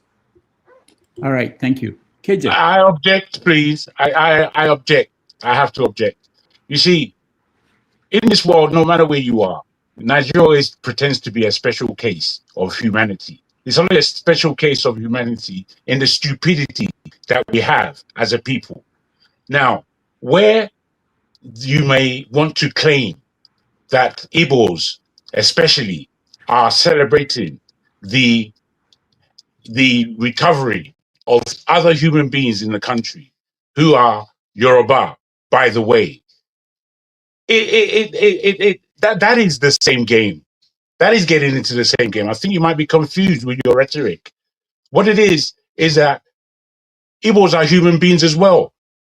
And for you to be propagating in any which way that somehow they are not, no matter their proclivities, no matter their nature, no matter their culture or way of life, they are human beings. So for you to tell me that there are human beings out there who celebrate just by that, the celebration, and that is the best thing about them, or that is to be noted about them, or that is what we should see about the, that is the same game. That is the same game that we're playing. We're playing the game of we should be enemies of ourselves. We're right next to each other. Let's propagate becoming enemies of ourselves. That's the way forward. Rubbish. How dare you? You're not thinking. I'm quite ashamed that the utterances come out of your mouth, Solly. I thought you were a better inclined individual. I'm sorry, I haven't finished. I didn't disturb you once. I listened to everything you said carefully. And as you were speaking, I'm afraid you were conflating issues in such an appalling fashion that it tells me you're youth. It tells me that you're a young boy that doesn't really understand that they're trying to destroy Nigeria, one way or the other. They're trying to destroy this place. And you want to now start getting into the game of politics. Rubbish! How dare you? There are human lives that are going on right now. That's what we're all fighting. We're fighting for our lives. No matter where we are as Nigerians, that's what we're fighting for. So I'm afraid this belittling that you do, that says that we should pay attention over here more than we pay attention to what is positive and brings us together, it's disgraceful, I'm afraid. I thank you. All right. Sorry, hold on. Just 1 minute, please. You know, when you started your speech, I was wondering who you were talking to. I never mentioned Igbos. I mentioned obedience and very dark man supporters. Truly, I'll give you that. Okay, if you believe I'm talking about Igbos, very dark man has Yoruba supporters. Obedience have Yoruba supporters. That is why I specifically mentioned that. I did not say all people. I told you that one man took it out of context. Him saying what I had to say still stands. Whilst I give you your comments and verses, what I just had to say stands. Yeah. But what you are portraying is that I'm targeting the Igbos. If you what I'm portraying, sir, is that we as Nigerians on this platform, all of us have a responsibility of good and fair conduct and good, honest speech, no matter how we may disagree. But the thing is that we are doing all here as Nigerians, those who wanted to stay together, those who have given up the race. We are saying that, look, this is a critical time. What we mention, what we speak about, what we focus upon as to be the news, our news that we are putting out there, we have to focus on the light, because nobody is comfortable. Nobody who is called Nigerian is comfortable. None of us within our own small areas. So in that, those of us who still believe, who are coming here to speak facts to facts, we have to propagate a brighter future, a brighter understanding, a loving disposition, not hate, fear, and all this rubbish. How can you just keep people in fear? That's not going to do for anybody. You know, I always say that the way Nigerians bring up their children, they put fear into them as opposed to taking it out and making sure that the confidence, the natural confidence that we have as Nigerians is what is expressed in this world. As opposed to fear. Oh, you can't do that. Oh, if you, oh my God. You see, if you want to critique any Nigerian, look inside your own family. You critique them all day, forever. About you want to say, those people pointing fingers. Nah, I don't accept it. All right, thank you. Let me. No. We have to move. We have to move on. No. Just a minute, please. Just a minute. Because I think solely was trying to respond to what I said earlier. Just a minute. So I can hold on. I just want to just quickly, Mr. Jagun, Nigeria is not rainbows. You cannot wish it the best. You deal with reality. If you believe that what I'm saying is wrong, I would just encourage you to go on this social media platform with real Nigerians, not the ones living abroad, the ones living in Nigeria. And when you see posts like this, I want you to read through all majority of the comments. You can go to Today Eno's page. You can go to Gossip News page. These people are not paid bots. These people are real life people. And you will see that majority of the comment section, over 90 to 95% of this, were celebrating when those people were kidnapped. They were also questioning. And some of them were angry when those children were rescued. I think we've had the conversation. We're going round and round now. We should move on. No. I'm going to put... Because you're repeating yourself. Everything you're saying, I've heard. And that is my response. That's the end. Yes, but your response has no reality to back it up. I have reality, the reality and real life that I'm dealing with, not the rainbows and sunshine. You go there, you look at the comment section, and you are expecting me to ignore the reality on ground. And someone is trying to bring a manipulative reality, and you expect me not to my reality is I'll just end on this. I understand what he's saying. My reality is based on real life, not on the internet. Thank you. Thank you, Jagan. Let me go to KJ. But just before I do that, just so we don't forget, I understand what Sully is trying to say. I've not thought about it that way, but it made me to think about something. So, Sully, you're talking about comments on certain platforms, and I do see these comments. If you post videos out there, you see comments that people post. And sometimes one side will just come after a particular post, depending on who is. If you go to Bayonanoga's post, you see the comments there. But that doesn't represent anything, any group. It's not scientific. Why am I saying that? So, for instance, if you want to talk about people who support P2B, they are not represented by the comments of some people who might be attacking Bayonanoga for whatever he's posting there. There are people who support P2B who may not like that. And if you want, like, there are people, one man talking about people from the Southeast, I'm thinking about, people I have in the village where I come from. They don't even understand that the division. My grandmother, for instance, when she was alive, she did not understand the issue. All she says is that these are black people and they are white people. She doesn't understand this concept of she did not then understand this concept of Nigeria, where you have Yoruba, Hausa. So sometimes we generalize. I think that's what we do a lot. We generalize about any group. It doesn't matter what group, even people who are here. We don't agree on everything. So for somebody to come here and say that all of you here, that you are this way or that way, that's wrong. And that's my issue with what one man is or has been doing or going about saying in terms of generalize over a group. I don't care what group. Even in one family, we don't agree. So for somebody to say because of a representation of a group by people online are different from people supporting any group, people in my, there was one last thing I would say before I go to KJ. There was something that we were discussing about in my hometown, and somebody came out and said 90% of people, this was online, support this, but people are now trying to.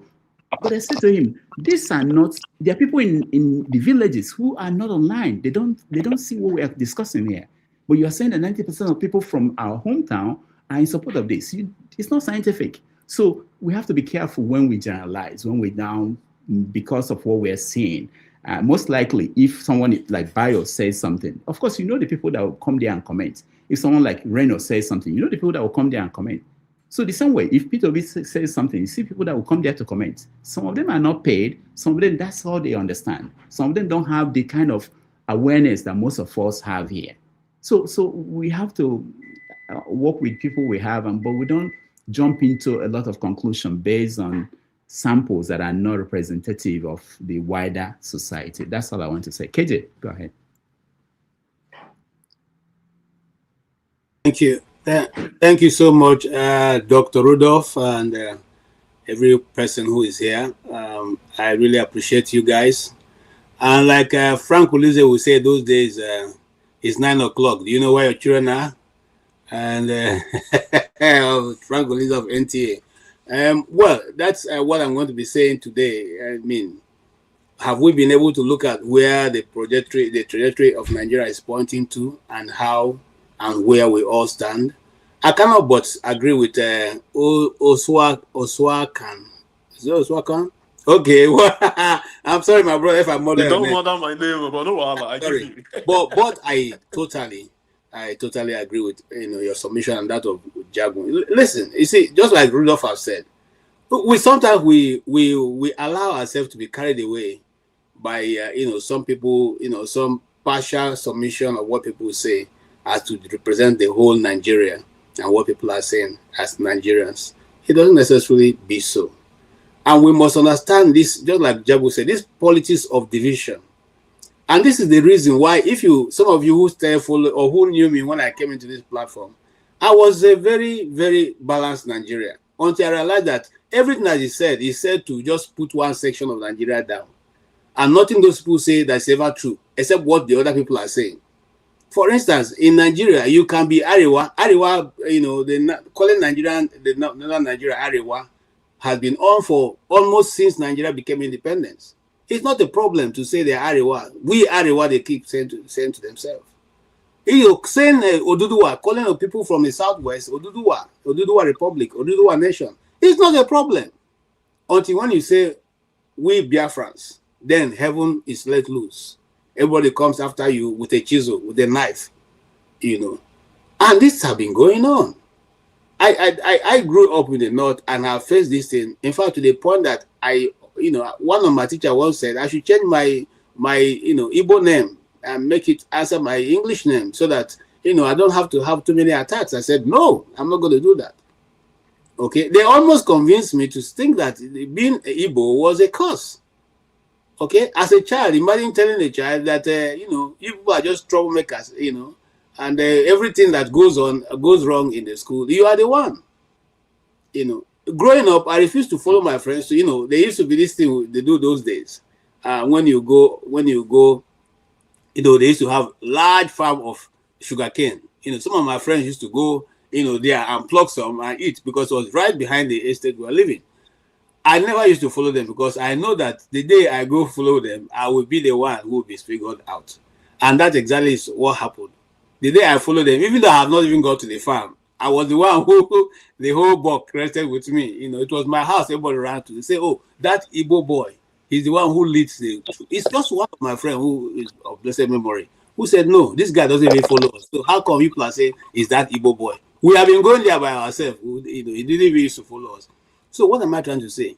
It become a problem for you to answer IGBO, in Nigeria. Having said that, the politics of Nigeria have taken a very damaging and very dangerous trend, I must say. If you follow the politics in Nigeria and what has been going on, I don't even know how we got to the point of saying some people are celebrating or not happy that these children are released. Okay, because in the first place, the person who led the if we have to believe the military narrative, the person who led the rescue mission is an Igbo man, he's an Igbo general, So I don't know where we get these things from because humanity is gradually eluding us in Nigeria. That's the right word, eluding us. Because Rudolph, you know what happened in the United States, like the last 3 days. The guy who went on the 4th of July, those young man and his friends who went to a certain island and he never came back alive. That has enveloped the whole country. And the analysis I have, especially, is coming from even the Caucasian guys saying, look, there's more to this. We must investigate this. Why some people are trying to, play certain cards and say, no, nothing happened. It just, this, in fact, the analysis I have, I wanted to send it to you. The lady punctured line on all the evidence so far presented. Just puncturing lines on all the evidence presented by the surviving children who are also her color. She didn't go to say, no, she punctured hole and said, this thing must be fully investigated and, the truth must come out of it. One person, the whole country is gone, one person. But ours, instead of looking for how to, either rescue the rest of them, just like Femi has said, who are still in captivity, we are rather even debating. We are even wanting to celebrate. In fact, the whole of the town of Oyo went alive in the night when this thing was reported. What are we saying? These children have spent over 50 days in captivity. Some of them, Rudolph, may never, and I repeat the word, may never recover from this trauma they've gone through. Some. Okay? And yet, certain individuals feel it's time for us to celebrate. Is that what we expect of a government whose primary duty, first, is the protection of life and property? If you can't do it, get off the kitchen so as somebody who can cook better will get in there. But when you say that, look at and what am I even saying? Look at the honorable member of the House who was saying that he was making a very valid point. The whole House was shouting him to sit down. Una think say una get country. What are we saying? Una think say una get country. Somebody is saying that any terrorists who have killed someone do not deserve to live. and the whole House of Representatives were saying, sit down, shut up, sit down. That's all their concern, including the man wearing an Igbo cap was shouting, sit down. And you guys think we are having a country? You guys think it's going to get better? No. Let's face the fact. And for those who think maybe every time we Igbo talk, we always criticize the rest. No, we're also criticizing our people. We criticize our people more than we criticize you guys. Because in my community where I come from, we don't condone evil. We don't even respect you because you have money. Go and find out. I'm from Ben, the local government. Who's Ojo Zokali is from my senator. We don't respect him. Ask anybody who comes from Bende. It's not you see, so we know these things. We don't celebrate people. We celebrate people who have character, who you can say these people are human beings.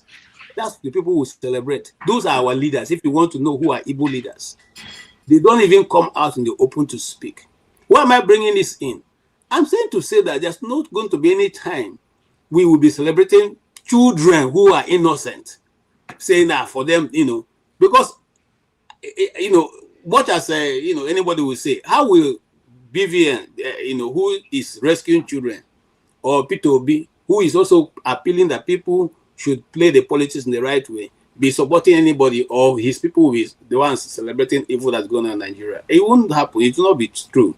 And that's what we probably call in philosophy and philosophy and logic. Fallacy. It's not based on science, not based on any research. I have much to say, but look, guys, let us face the truth. We don't have a nation. We don't have a country. We are just constantly, how do you say it now? I don't know, maybe just, they arouse ourselves totally. Not because anything is going to change. The people who are there are still going to be there. Okay? Not because, see, and I mean this, and hold on, sorry, Rudolph, that's where I will end. I said on this channel why I stopped joining, because I used to be an activist. I mean, much more activist than this one. Why I stopped is because I realized that the Nigerian people are not behind you. You see Shore doing all this, what he's doing? If tomorrow we find Shore and we don't see him, nobody, after 3 days, everybody will go on their way. No other country on earth that their government will take the resources and be, accessorizing themselves, and people will go on their normal business, say, leave them, now God go hold them. No, none. So when you look at even these people in South Africa telling us to go home, they are saying that because they realize that we can't even, which country, the former president, Zuma, why did they remove him from office? What did he do? Even though he was a very important member of ANC. Why? Because he took $14,000 to add to his house. But in Nigeria, 21 trillion, 210 trillion is missing. Nobody's going up, nobody's going to the street to say, no, this money must come back. Nobody. So what are we going to do to bring that forum, to bring us to that forum where we can all press in to say we are building a nation? It is not there, and that's why I like to conclude. We have all been, fragmented into religions and tribes. We might as well just divide, and they will go into a confederation. Let everybody go and develop their side. Thank you so much. All right, thank you, KJ. Hopefully, we'll be able to start the show properly now. Sully, what do you want to say? Okay, I'm just responding to what Mr. KJ said, and you are talking about what happened, and they were shouting on that man. Well, first of all, what I remember about them shouting on the man was because they invited the president there, right, for questioning, and we all know that all of them are in the pocket. So they are not shouting, because they are trying to protect Nigeria and saying they should stop taking care of the terrorists and whatever. So I don't know. I'm not sure about that information that you gave. And then you included an Igbo man with red cap, saying even an Igbo man is shouting at him. What you don't seem to understand is that power has shifted from the north to the south because of Tinubu. Your politicians have caught on, but it seems most of the people, they refuse to catch on and take advantage of the moment, or they don't want to catch on. That is what you saw happening in that place. Because when Buhari was president, that could have never happened. everybody was buying down to people in the north. And then you give an example of nobody celebrating somebody like Orji Uzor Kalu. At the end of the day, Orji Uzor Kalu was still your senator. Who put him there? No other person could have put him there except for your people. So that means some of your people supported him, whether you like him or not. So let's not have sanctimonious. You may not celebrate him, but your people pushed him there and they put him there. Then when somebody is telling me that I should not talk about all these things, is going to create division. Somebody in this comment section literally said they found healthy looking kids for that video up.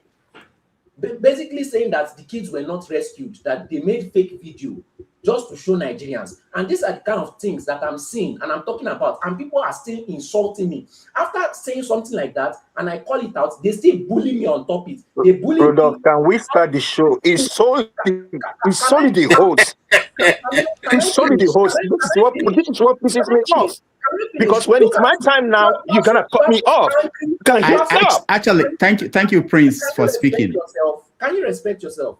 You are so angry that I'm calling out being bullied, and you don't want me to continue to say the truth. I'm literally telling you what is happening right here in real time. You don't care about what is happening. They've insulted my father, they've insulted my mother, they've insulted me just for telling the truth, and you are attacking me because I'm saying the truth. You will never address those comments, and that is my problem. I will not keep quiet and let you roll me over, just like because you do it to your people. You're not going to do that to me. Don't come here and try those kind of things. You try me, I will call it out every single time. I may not win, but I'll show people the kind of shit you guys do. All right, thank you, Solid. If you don't like it, Rudolph, I've got a question for you. If you don't like the truth, tell them to stop. All right. Simple as that. Why do you refuse to address them? Hold on, Rudolph. No, KJ, no. No, I just want to say. No, we have to start somehow. Prince Akwachi, thank you so much for speaking. I actually forgot about you. I didn't know that you were here. But welcome to the show. And I'll give you 2 minutes to speak before we start. And then Flagship, I want to hear what you want to say. Go ahead, Akwachi.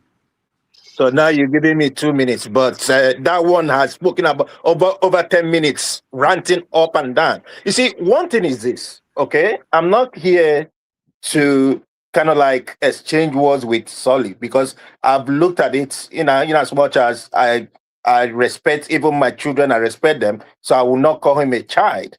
You know, his reasoning sometimes baffles me.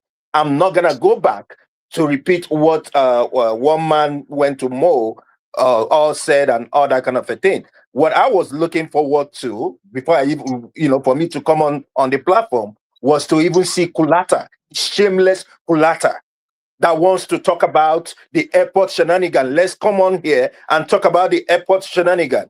First and foremost, the propaganda video released by their shameless and useless aviation minister, who have turned himself from minister to now an aviation spokesperson and propagandist. This is someone whose family is right here in Florida, who comes to America from time to time. Has he ever in Florida airport had his car locked because something or whatever for any offense? If somebody did something, the best bet to do it is to give him citation. That's all. The citation either to pay or show himself in court. Let him come and defend himself how it happened or what it is that happened. But then what would they do? Because the man mentioned it, all they want to do is to release a video. And in their video, they said 30 minutes, while the timeline on the video said, when you do the calculation, it's just 6 minutes and all that stuff. And upon that, he tried to hide other cars, but he didn't know that the initial video has already shown the cars, other cars that were parked there. So did they also lock up those other cars? Because that's one thing I want to know. And what the man is saying is not saying what they did is not right or whatever, but what he's saying is that when it is that his car is singled out to be locked, and when he was even telling them the way they were snubbing him, the way they just like, who doesn't know P2B? Or who will see, even if today, if I see Festus Keyamo in US, I'll know who he is. But the way they said it nonchalantly, talking. What is 25,000? 25,000 is nothing. It's not even up to a snack that I'll buy for kids. And somebody will just, bring up all those propaganda videos. Let me touch on a little bit on the rescue. On the rescue, they just released the propaganda video. And from what we saw, we didn't even see the action. All we saw, before you know it, we saw the kids in the bus. And what were they wearing? They were wearing ashebi. Look at them. Most of them were wearing same clothes. Same clothes. And they told us it's rescue. We believe, whatever it is, my gladness is that those kids were released, and it was released based on the interview that Peter B gave, when he said that Sheyi Makinde told him that the president had never called him. It became a problem for them. They started talking. And then the Minister of Defense, first and foremost, he said, that the terrorists were using the kids as a shield and all that kind of a thing. And then he went back again, the same, after 2 days. He went to the the police, state police thing, and he said, that the country cannot shoot themselves out of terrorism. What a hypocrite. Okay, sometimes when we talk about Nigeria here, sometimes I kind of wonder the kind of, would I say the kind of that go through all these propagandists. Solely, wake up. Wake up. VDM didn't do anything to you. Obedience didn't do anything to you. Okay?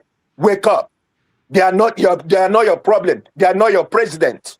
If there is anything going wrong in Nigeria, let's talk about it.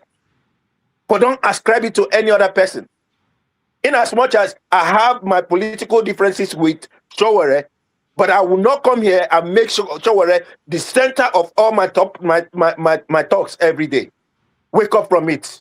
That's all I can say. Thank you. All right. Thank you, Prince. Flagship. Oh, well, Rudolph, I wanted to ask you a question. I've had this belief that your platform is set up and you're doing some kind of research or social experiment. Yeah. Am I right? Yeah. Okay, makes sense now. Okay, well, I guess. But it's true, but it's informal. It's not like I don't have any grant to make I hope, hopefully, my goal is that generations to come, I'm thinking about, we are preserving the videos. So maybe 50 years from now, some people will come back and look at what we did and look at, different characters, what they were thinking. Because we represent whatever group we think about. Some people are saying that I don't think Dr. Damaji is an Igbo man. And we represent all of us, we represent some thousands of people in Nigeria, whoever you are, whatever viewpoint you have. So somebody will still have something to work with, yeah, that's my hope. Well, I guess that rests what I was going to say. It makes sense to me. So I'll keep what I was going to say. All right. Thank you so much. I really appreciate the fact that people speak freely here, and that's really my goal. And I hear feedback from people. Sometimes I encourage it. I encourage people to weigh in on what other people are saying, because I hope by having this conversation, we review our positions. I do review my positions. Sometimes people come after me and say, why are you doing this? I do review my positions, but I think over time, sometimes you have to give things time. Over time, people will begin to see there's a reason, there's sense in this madness, there's method in the madness of what we say. All right, so we've done enough about this topic, but there's one aspect that we haven't touched, which is the part that the government of Nigeria did not see it necessary to talk to the people. Think about this. This is America or even UK or Ghana. It's an opportunity for the president to speak to Nigeria, the people of the country, and say, look, we got them. We freed the kids. We did this. The lack of information being able to provide information to the people is shocking. Even when it's to their own advantage. I don't understand people who are advising the government. And then this idea, because when there's no information, you find all these rumors and all these people thinking in a certain direction. People are now making an issue about who commanded the people, the officers that freed them. It wouldn't have been important. But because there's no information and people are making up stories and telling you that people are celebrating and, I don't understand. But, I want somebody, if anybody has anything to add to this topic before we move on to something else.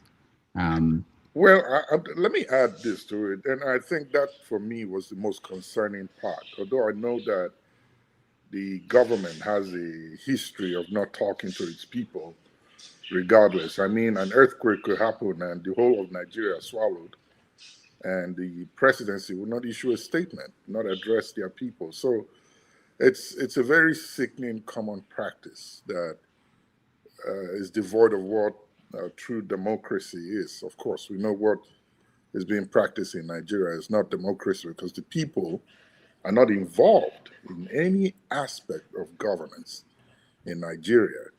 So with this case of these kids, it's kind of beggars belief right now when you look at it.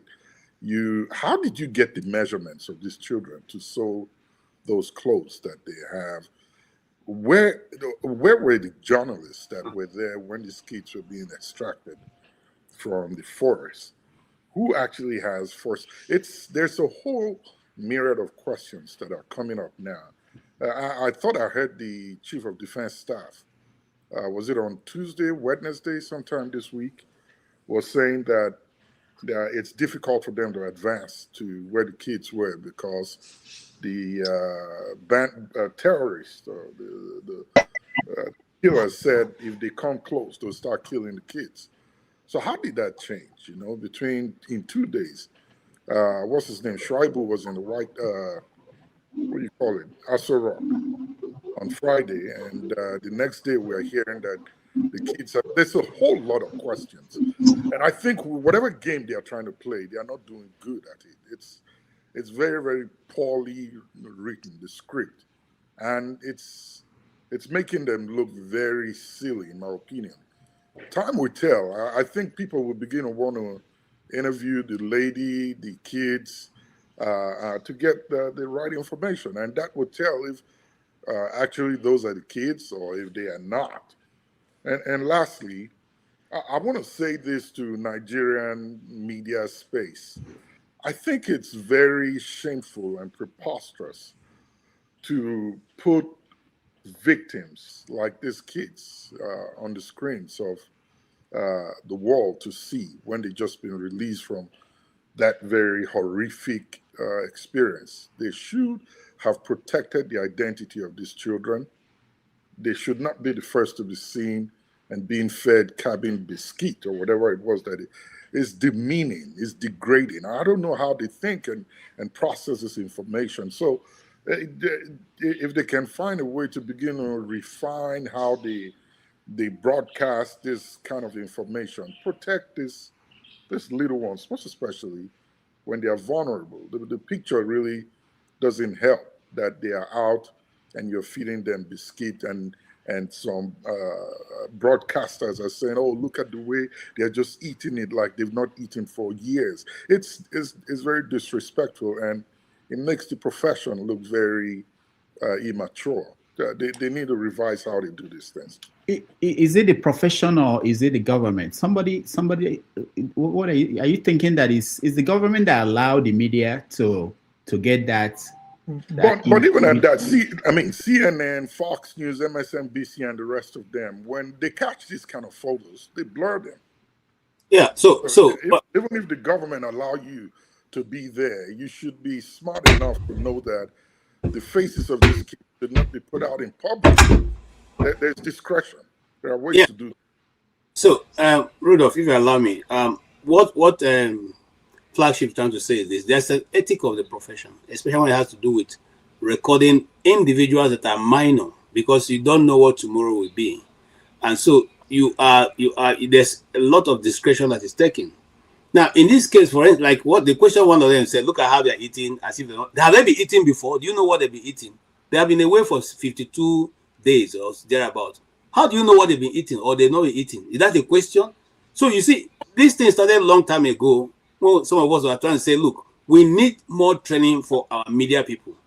And those of them, especially this major media you see in Nigeria, they refuse to be trained. I can say that without any fear of contradiction. Okay? They just go. I remember one report somebody did, and a lady was having an operation in a place that's not good. I mean, I don't want to say it.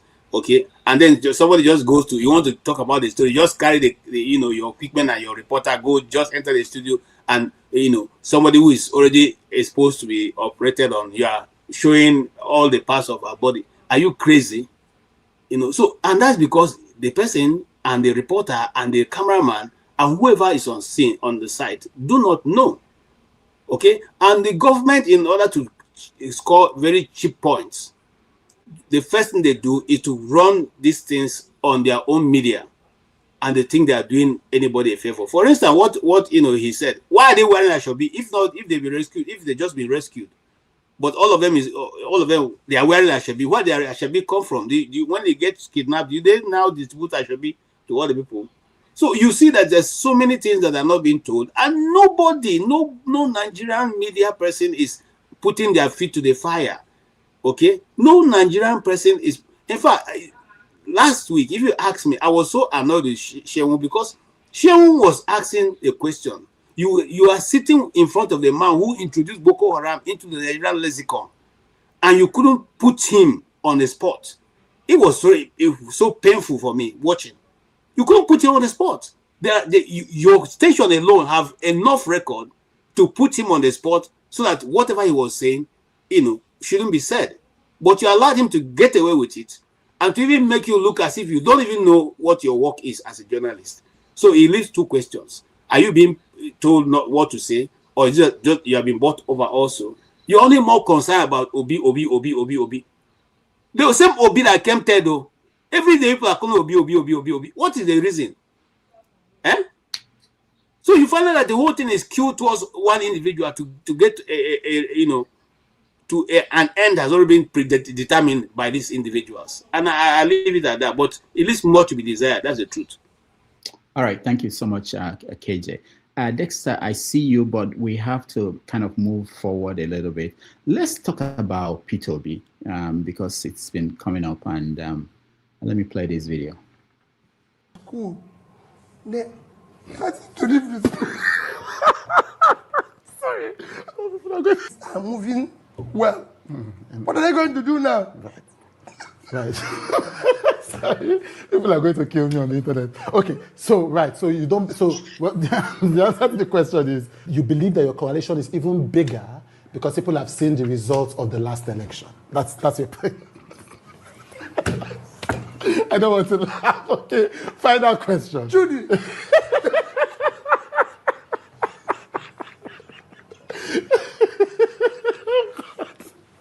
Right. Those who have business. The whole studio is cracking up. The whole studio is cracking up. The whole studio, my crew is cracking up. Right. People had business. When he came into power, have collapsed. Oh, it's not funny. Yeah. They've collapsed. They're not people who are selling.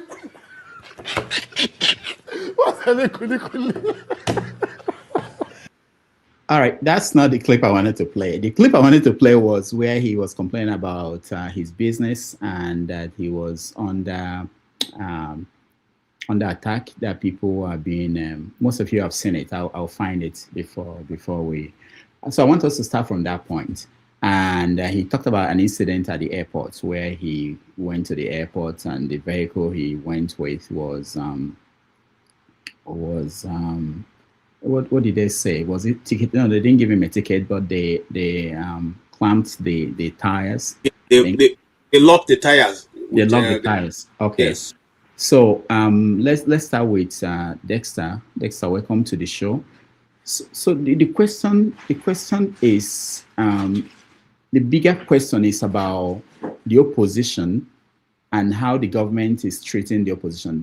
I think yesterday night we saw what's his name, Festus Keyamo, try to explain what happened at the airport. He showed videos, CCTV camera of videos of what happened.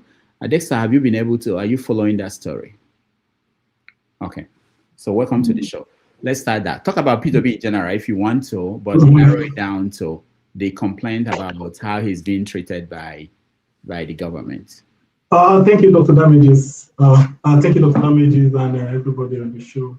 First of all, before I touch on that, I think the more I listen to the Nigerian story, I think I'm kind of aligned to what Mr. James is saying. Maybe we are whipping a dead horse on Nigeria, as much as some of us really want it to work. Because if you look at even if you tie it to the Peter Obi story, there's a lack of objectivity among us Nigerians, and it's more like an entitled thing. We seem like we're entitled to have Nigeria, whether it works or not.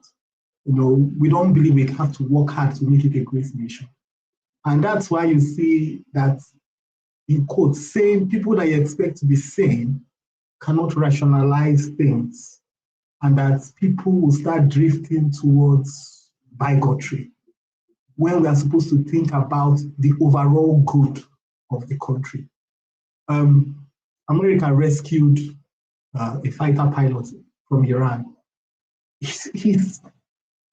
Nobody knows his face. Nobody knows his face. To see a government that can't even think about the security of those kids, why would you? Do you know what you're exposing those kids to? In the next 10 years, somebody, were you not a kidnapped child? Isn't that it just shows that, do we really think? Are we a thinking people? Are we a thinking people? Because, and why I feel very bad about it is that the next generation is towing that line. The younger people are towing the same line. And you have younger people that have gone to the Western world but still can't think about, what are we doing? You rescued some kids that were kidnapped, and the first thing you want to do is to show their faces. What are you subjecting them to? What exactly are you subjecting them to? So it's a sad situation, because maybe we are whipping a dead horse.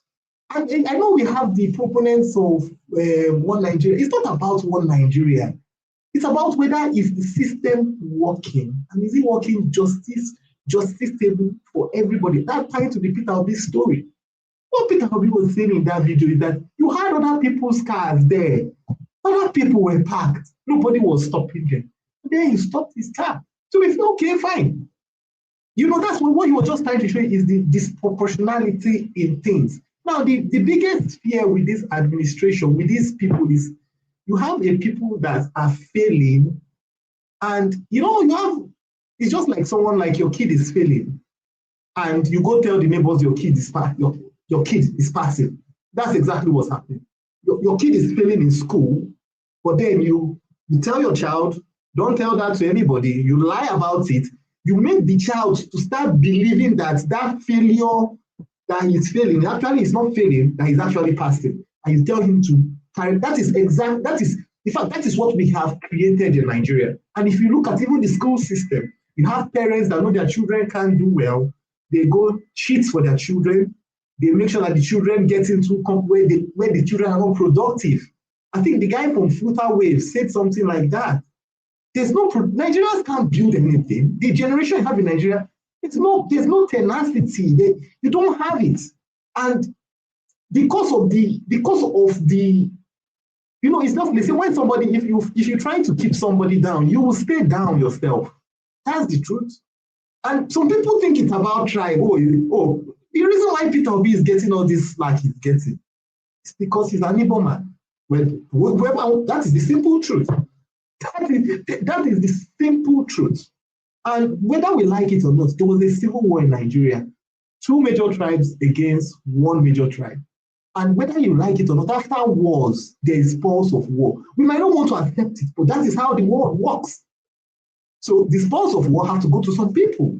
And for some people, they don't. And since we are not a thinking, people are thinking, oh, let us make a integration system. We're not thinking like that. You have a generation of people that are thinking, no, we must be the ones that must hold things down, and it just making a shame. It's just making a shame of the situation. So I think we have to, because when we come here, we must show that we are thinking. Because it cannot be that this is how bad it is. And we just accept. Imagine put this, just map the Nigerian situation in your house. Would you accept it if you were the one? If you had a company, just map Nigeria on top of it. After 50 years, you would stop the company. You won't do that. So maybe I'm not an advocate for breaking up Nigeria, but if something is not working, you can't reinforce it. I know you have some people that want to believe that, oh, Nigeria will work. No, there's this idea of not accepting. Maybe it's an African thing. Maybe it's this African thing of holding on to some ancestral thing that is rubbish. Maybe that's the problem. Because it's not working. So, look, it's not like if it's not working for anybody that wants to deceive himself, it's not working. It's not working for the guys in Edo State. It's not working for the guys in Kafanchan. It's not working for the guys in Burundi. It's not working. It's absolutely not working. It only works for the guys in power and their cronies. Simple. So, I have this sympathy for Peter Obi because maybe the man is genuinely trying to change something that is not even working. Maybe he's just wasting his time. That's the sympathy I have. Because you have the people that maybe he's even trying to help. They don't even know that he's trying to help them. And they are thinking, the politicians have sold the idea of bigotry to them. And for you to even have people in this generation still buying into bigotry, it's shameful. And this why it's very shameful that you have some Africans. Look, like the South African story, we're not different. We are not different from the South Africans. Because you can see that you have some Nigerians, once it comes about, they don't care. They don't care. So maybe Peter will be, yes, it's a sad situation and we must all stand up to it. We must all stand up for him, not because we support him, but because tomorrow we might be in the same situation. You might go to Nigeria, you see other people parking, you park your car, maybe you will not even know because you saw other people parking, you park your car, they clamp you. That kind of thing has happened to me before. Yes, you see other people parking, you park your car, they clamp you. Why are they clamping you? When other people are doing the same thing.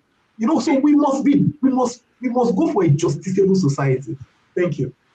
All right, thank you so much. Let me come to Mr. James. I'm not sure you're following the story, the airport incident. Kayamo gave Peter Obi 7 days ultimatum to apologize or have, he didn't say what the punishment would be, apologize and pay 25,000 naira fine or something will happen. So go ahead, Mr. James. Well, I will not be able to discuss this issue because I'm neither obedient nor disobedient. I don't know much of this guy. Frankly speaking, I don't know much of him. So, go ahead. Yeah, as I was saying, I don't know much of him. Can they allow either KJ or Mr. Jagun to consume my time? All right. Let's see. Okay, let me bring back. I'll come back to you, KJ and Jagun. But let me go to Akwachi Prince. Are you here? Yeah, I'm here. Okay. So, what do you know about the story? What is wrong with what Keyamo was saying? So what Keyamo is saying from the video he released, first and foremost, you will see that there were a lot of vehicles parking, right? And then all of a sudden, after some time, he said, oh, that he became a commentator. Surprisingly, he became a commentator. If it's a real CCTV, the one I have in my house, if I show it to you, I will tell you whatever you said, you will hear it. It has audio and everything. So what kind of CCTV do they have on that airport that you don't even hear anything or whatever it is? It now falls on minister to become a commentator. So he now said, oh, that okay, you can see that Obi stepped out, and then after some time, after a few minutes, the driver, whoever that is the driver, went into the terminal. Now, basically, probably he forgot something to pick something or whatever it is. When you look at it, it was something about, I think it was 6:28. Now, the person came back, okay, at 6:34. All of a sudden, they noticed that the vehicle has already been clamped. So basically, he called, he called Obi or whatever it is, and Obi came out there to see what was going on, right? And from the video, you could see other vehicles all around the place. Now, Keyamo said in his commentary that it's a restricted area. And I'm beginning to think, even here in US, I go through the airport all the time. Okay? Even restricted area, the highest thing they can do to you is to give you a citation. That's all. And I'm so surprised that people like Kulata, who is shallow-minded, who is so tribal-blinded, will buy into the nonsense that they're doing in Nigeria.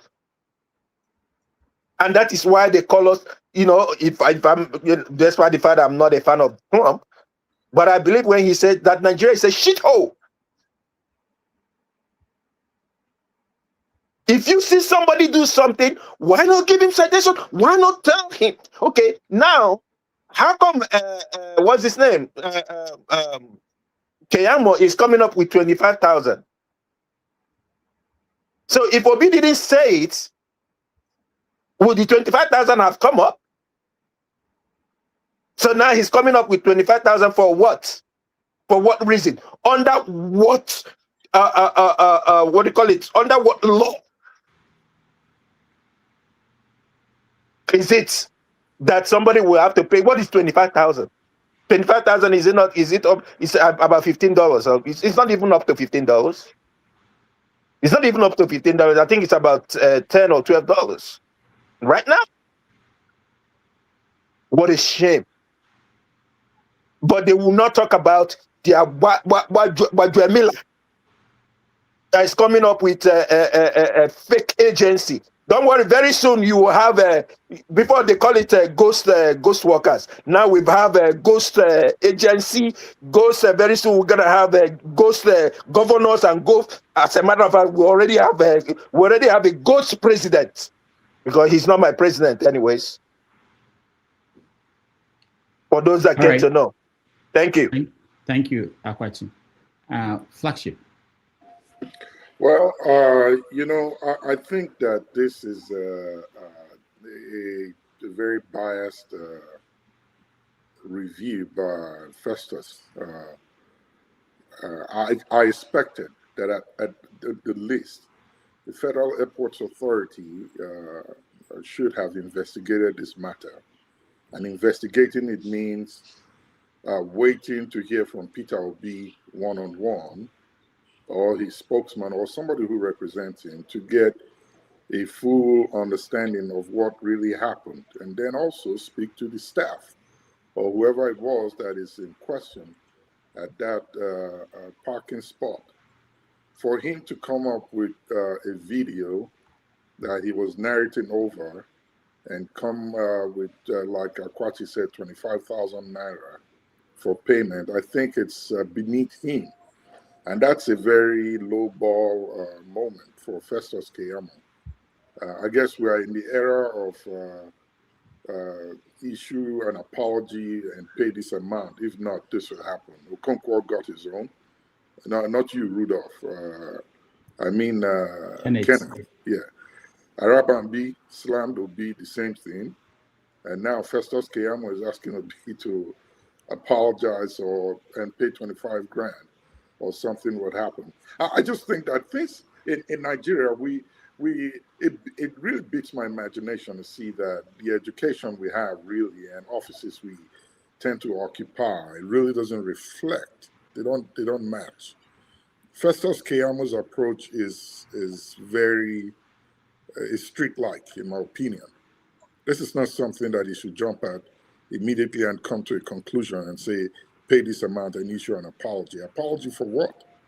That he expressed his opinion on what happened that day and how he felt.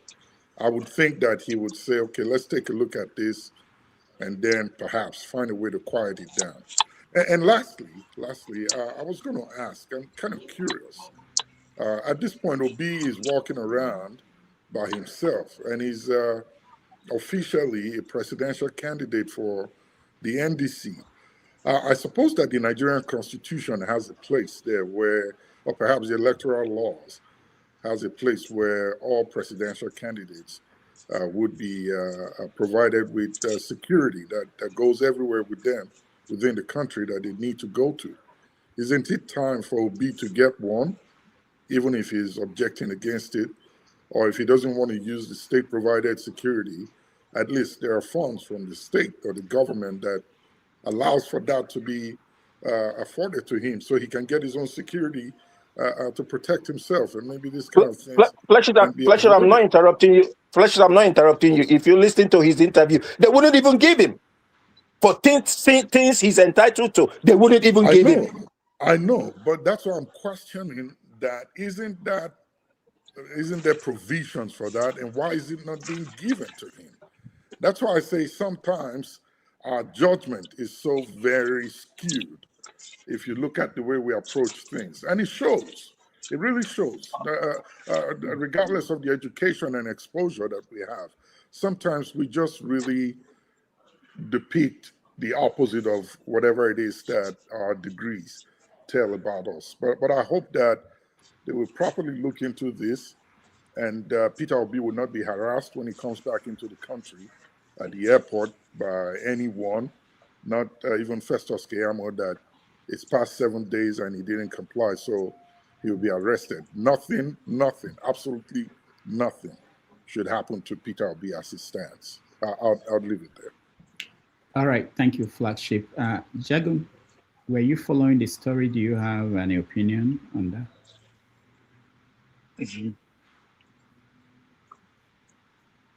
We can't hear you, Jagun. Hi again. I wasn't at all where Festus Keyamo is concerned and all the shenanigans that might have gone on.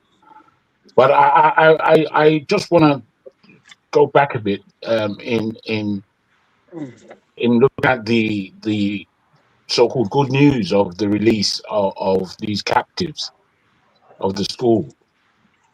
And again, whilst we put focus on those who may be celebrating doom, I have not heard, and I wanted to say this here, I've just been keeping it to memory, but I've not heard any utterances or anybody speak about those who actually did the kidnapping and their position of guilt or not guilt. I'm always confounded when, matters of security, matters of crime take place in Nigeria, and there's no investigation, there's no continuance sometimes that we can put our hands on and say, yes, these people were found guilty. This politician was involved. That may be the reason as to why it just all dies down. But again, it's just another acceptance of the standards of zero that have us focused on the wrong things, which is what I'm saying. Are we bringing light to any situation, or are we just entering into further darkness that doesn't take us anywhere? And this is the modus of Nigeria. It's the modus of us in all cases, and I am fed up of it, man. I'm fed up to the back teeth. That's why there's no for me. There's no point in following the minutiae that may take place. There's reason in developing one's mind to the understanding that what's going on with me and my country needs to stop. And this is how I propose to do it. If we're not on that, we're just talking the same thing round and round and round to one core level or the other. I find it ghastly that whatever comes out in the news is basically the next thing to latch onto and discuss and pull apart and find nothing at the end of the day. Nothing new, anyway, that tells us that we are not living in doom, no matter how far we are from home, and no matter how wealthy we are financially. You know what I found in Nigeria the last time I went there, sorry to kind of go off the subject slightly, but what I found in Nigeria is that the morality of my village, my own village, and other villages, that morality that we used to have in the village, that also has gone. It's gone. There was a way that we used to be in the village. Or you can't starve in my village. You can't starve. It's impossible. It was impossible because we are a farming terrain. We have everything. You can't starve in my village. But today, in the village, they began begging. Most of them have run out of the village. I mean, we're at a stage where we've got to make decisions. Or all this talking around is not going to suffice. Thank you. All right, thank you. Sully, you're next. Yes, time for the people in the comment section to start crying soon. So what Obi is doing is called crying wolf. You know, it's a very low IQ strategy, and it comes to burn you at the end. When you cry wolf, right, claiming that because ordinary security in airport ask him to do the right thing, that they are after his life. When something is now actually happening to Obi, nobody will believe him. Sorry, what is that noise? Sorry, it's me. Oh, okay. So when something is actually happening to Obi, nobody will believe him, and that puts him in danger. All his strategies seem to be favoring Tinubu. You have to be so low IQ for you to, that means you can't, it's like you are playing chess, but you are giving yourself to the enemy every time to eat you up. What happened is that they parked in a restricted area, and they parked too long. The vehicle stayed in the drop-off area for about 30 minutes, and it was positioned poorly that it almost blocked the entrance. The driver left the vehicle, and which the airport rule states that the driver has to remain behind the wheel while using the drop-off zone. But after Obi and his team got out, the driver also got out and went into the terminal, breaking the rule. Now, you see people that claim they want to change Nigeria. It's okay for their candidates to break the rule, not pay the fine, come to the public to lie that his life is in danger because security guards told him that he broke the rule. And these people will come out and say, oh, they want to change Nigeria, that there's nothing wrong with Obi. Why are we always talking about Obi? Why shouldn't we? Is he not the presidential candidate? Why is he always lying? If he doesn't lie, nobody will talk about him. These people claim that they want to change Nigeria. It's a lie. They want their man there. They want their favorite criminal there. That is why when people like Very Dark Man commit crime, they will defend him because that is what they like. They want to be the ones committing the crime. They don't want the crime to go away. This is 2026. You can verify all these things with AI. You have no excuse unless you are intentionally being ignorant. You intentionally dumb yourself down to support this guy. You are smarter than this man, but you make yourself dumber in order to support rubbish. God Almighty. And that is what we are dealing with. And we expect Nigeria to get better. It is not going to happen. Thank you. All right. Thank you. KJ.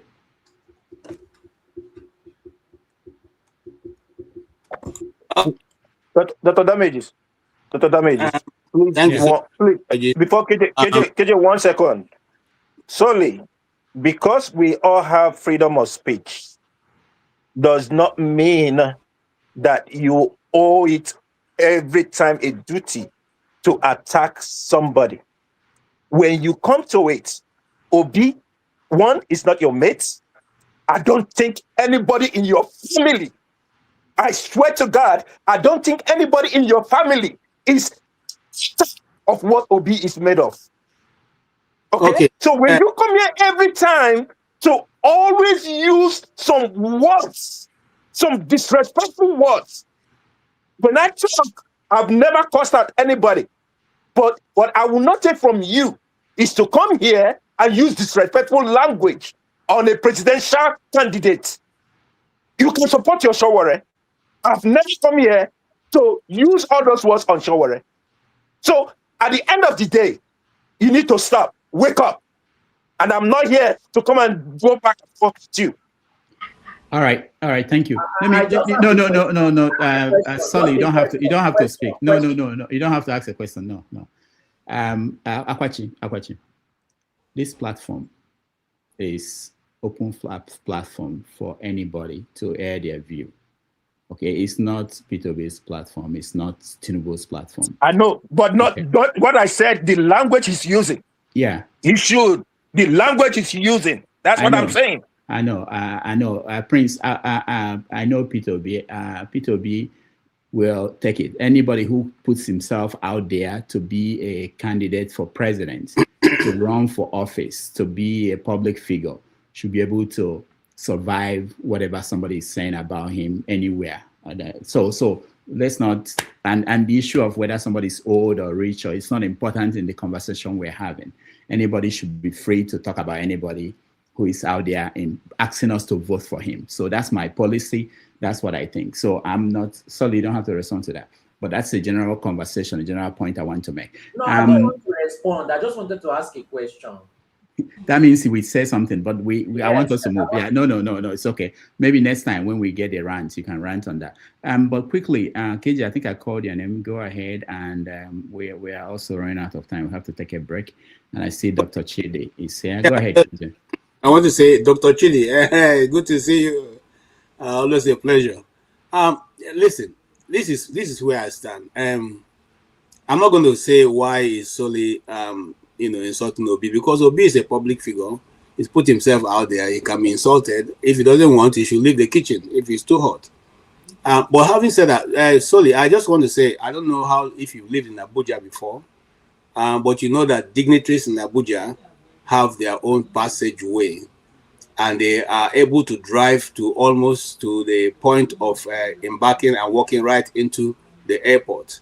That is open to anybody and everybody who has some form of government or whatever privilege in Abuja. I think Dr. Tiji, my brother, also have that privilege. When he drives there, he can wait there and come down. Yes. So this is it. It's not that everybody who is anybody in Abuja does that. So Obi is not the first person. That's one. Two, when you want to show us what you think is the problem, don't show us, don't cut off just the place that Obi arrived. Give us before and after video. So let's know that the place was cleared until Obi came and blocked it with his car. And by the way, if you know Abuja airport very well, there's no way one car will block that entrance or exit. It's not possible. One car cannot block it. So having said that, I thought that everybody has his work in the airport. Now, the work of this, whatever Obi have said, is the work of the minister or the work of those who are in charge of the airport. Having said that also, as a presidential candidate, Obi is supposed to have a police escort attached to him. In other words, there are certain privileges that he will have to be given because he's a presidential candidate. Even though these people don't demand it, I mean, Obi doesn't demand for that. I'm sure I don't see him with any police escort. But these are privileges that are attached to those who are running for the highest office in Nigeria. Let's not, because these people have decided to waive all this, make them to become as if they too cannot call for these privileges. Having said that, is it only that, just like Prince Akwachi said, is it only when Obi now came to say this is the treatment he got, that the minister now remember that he's supposed to be owing 25,000 for having broken the law at the airport? Again, If 25,000 is so much for them, as I'm talking to you now, there are more than 25,000 Nigerians who want to pay the 25,000. They've asked that they post the account of the office so that they can pay it right away. Okay, but the truth remains, what we are seeing is a total breakdown of the culture, the tradition, what makes a nation. Okay, what makes a nation stand is a total breakdown of the rule of law in our country. The law does not have to apply because it's somebody that you know or that you are favorably disposed towards. The law should apply across board. If anybody breaks the law, let the person face the consequence. The person doesn't have to be a special person or otherwise, okay, for the person to face whatever is desired. Look, right now, to tell you, if people think we have a nation yet, it is in our nation, in the highest point of our nation, that will have a man, so-called man, a magic man, who is able to operate across board for 2 years going, running, and nobody could dictate that he's not a real, DG. And we are pressing for the fact that how many point something billion was put in his 2026 budget. What about the takeoff grant of 27 billion? Why are we not talking about that? Who has a 27 point something billion naira that was supposed to be a takeoff grant for that office? So these are fundamentals. Let's look, when we trivialize things and make it personal and make it tribal, we lose the essence of what we are trying to present and probably lose some people. Peter Obi, if he flouted the law, he's not afraid to pay this thing. But I don't think any reasonable person in Nigeria, with the kind of thing that go on with every big man in Nigeria, should have gone to lock Peter Obi's tire for whatever reason that you want to, canvass right here. It doesn't make sense. It does not make. It does not even give you political mileage in doing that. And Peter Obi do not have to beg anybody. Surely that's for you. He doesn't have to do that to play woof woof. No. That's not what he's doing. If Peter Obi wants to play woof woof, his businesses, and I'm saying, I'm calling records. Go and look at cash and carry. They've almost crumbled that business. It's not only his cash and carry. Anything that has to do with Peter Obi is in danger. He said it on this platform.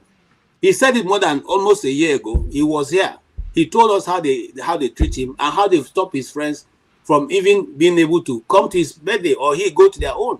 So what Chudi came up out of the Chudi's platform is not new to those of us who have been on this platform. He has said it severally, how he's attacked, and everything about him is attacked. And this is true. We see it.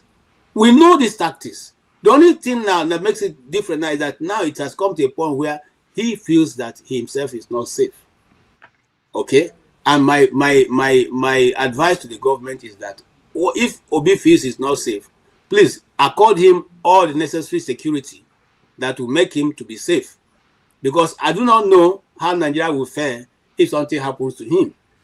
You can go ahead and cheat him out of the election. It's okay. But let his life remain. Because I love him to be alive, to take care of himself and his family. Fighting for Nigeria must not take your life. Okay? And I don't even want him to. You see, one time somebody said, I will die for Nigeria. Wole Soyinka say, your living is not helping us. Why will you want to die? Your dying will not mean anything to us. So don't die for Nigeria. That is my advice. Okay? But to say that Obi is looking for sympathy, no, I don't think so. I think Obi has gone beyond looking for sympathy. All right. Thank you so much. All right, KJ, thank you. Solly, hold on. Ovie, welcome to the show. Thank you. So, have you been watching? Yeah. I think you're talking about the crime baby, Obi. Yeah. Before you say something, let me. My producers gave me some videos to play to put this in context. What we're discussing. The first one is Oshomole. Ovie is here, people. No, it's not just my people, it's my representative.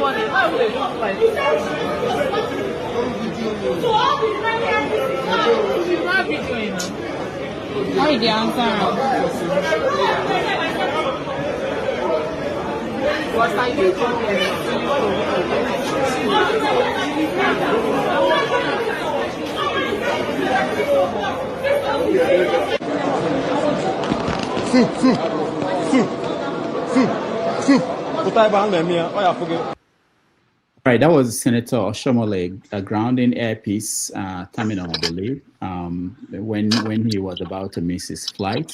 The bigger conversation we should have here is about big men, the concept of big men in Nigeria, how they travel, how they move, and how they operate within the system, and how to hold them accountable. That's actually the big question, the biggest question that we're trying to answer. And I know that some people were asking on the comment section and other places, it was Obi the one driving, where were his security? I think KJ was talking about security in terms of, I don't think the constitution, I don't know, I don't think the Nigerian constitution or the laws, they will give them special security like Shore. But I think that Obi and someone like Atiku or someone like Kwankwaso, who were former governors, they still retain their security. They still retain their police, their DSS as part of the retirement package. So it's important that when we are discussing these topics, we try to expand it and give it a wider context. Ovie, go ahead. Yeah, no, sorry, hold on, Rudolph. If you allow me, that's what I mean. And these guys have their own. By the way, by Obi's status as a billionaire, I think he also have his own security. So if he decides to write a law, doesn't mean that because of that somebody should now, become. Apart from that, we are in this same airport.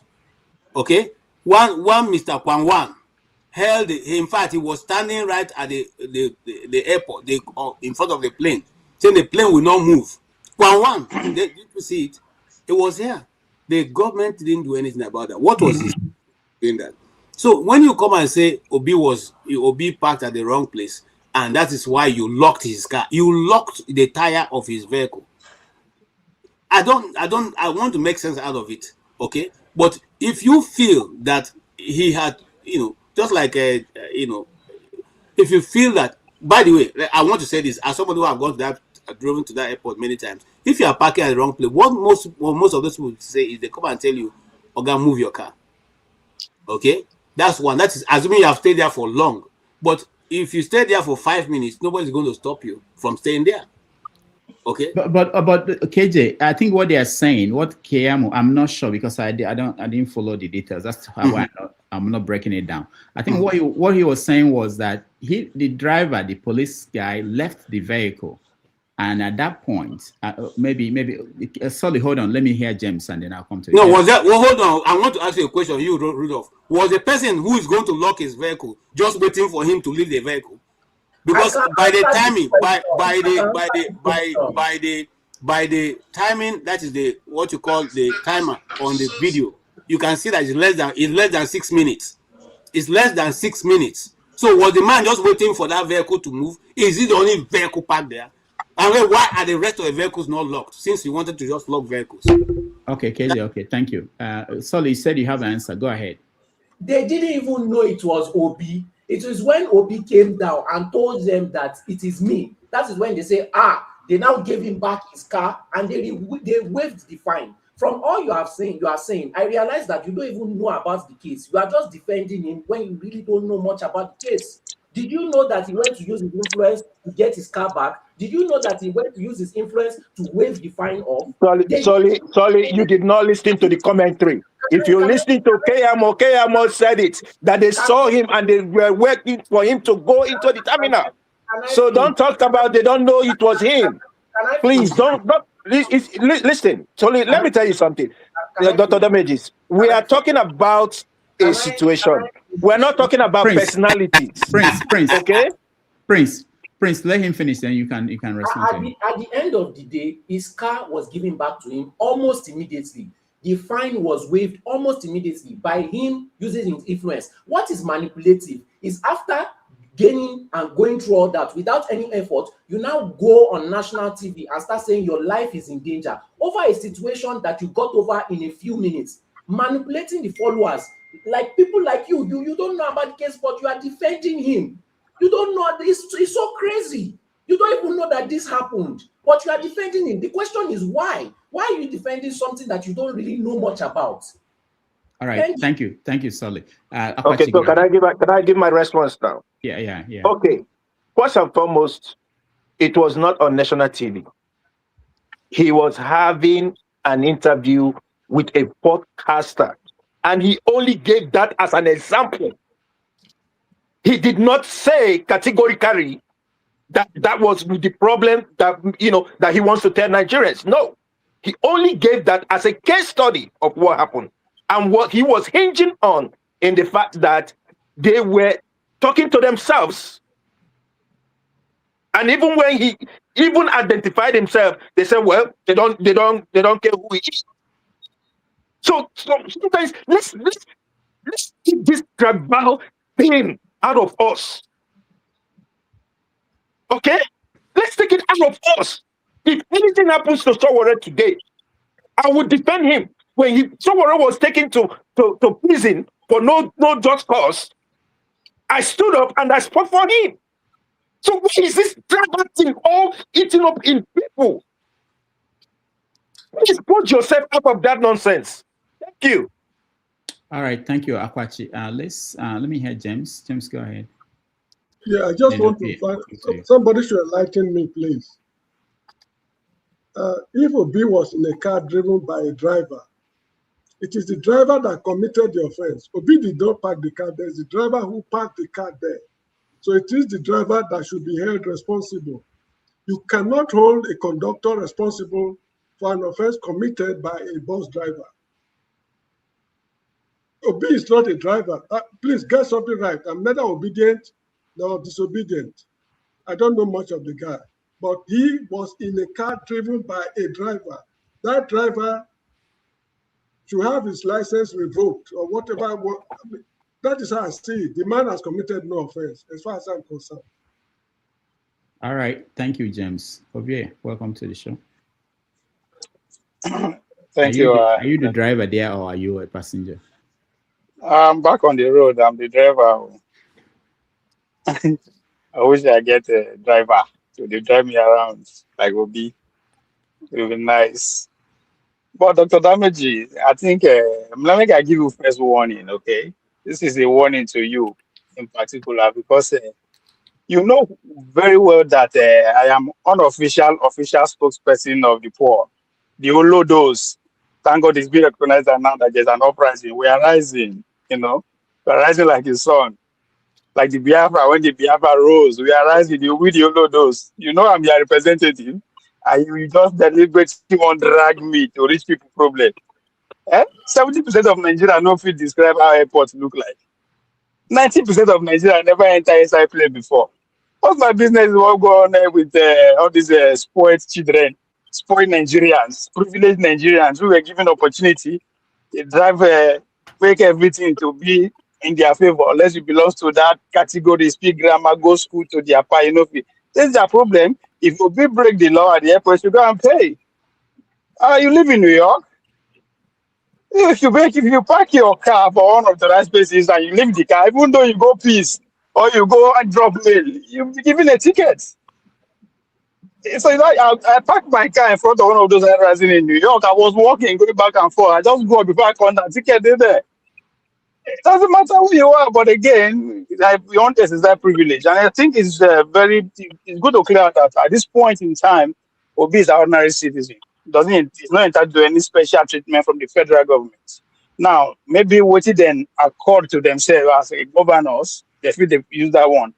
But as far as the Nigerian constitution is concerned, it's still an ordinary citizen. Yes, he's the presidential candidate of a political party. It's not official yet. Until the official, then they can be entitled to security. I think that is the case. But at this point, it's like every other person. But again, you may mention of something, but as a governor, there are some entitlement they accord to themselves, being an ex-governor, yes. But we're talking about federal case here at the airport.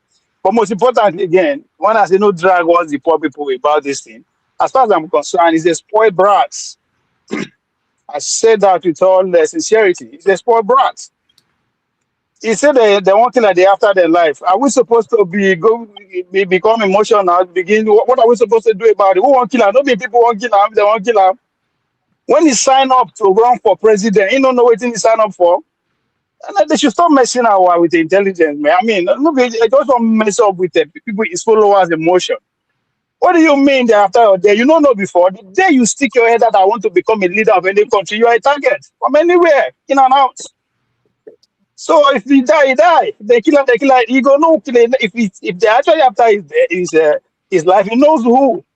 And the fact that he's expecting to make the competition journey so easy for him is, I mean, again, it's messing with people's emotion. It's never easy. The game of power is life and death. The road to power is designed to bring out the worst in you. Not be him not there 2023 when they change currency and everything, just against the Tinubu and himself.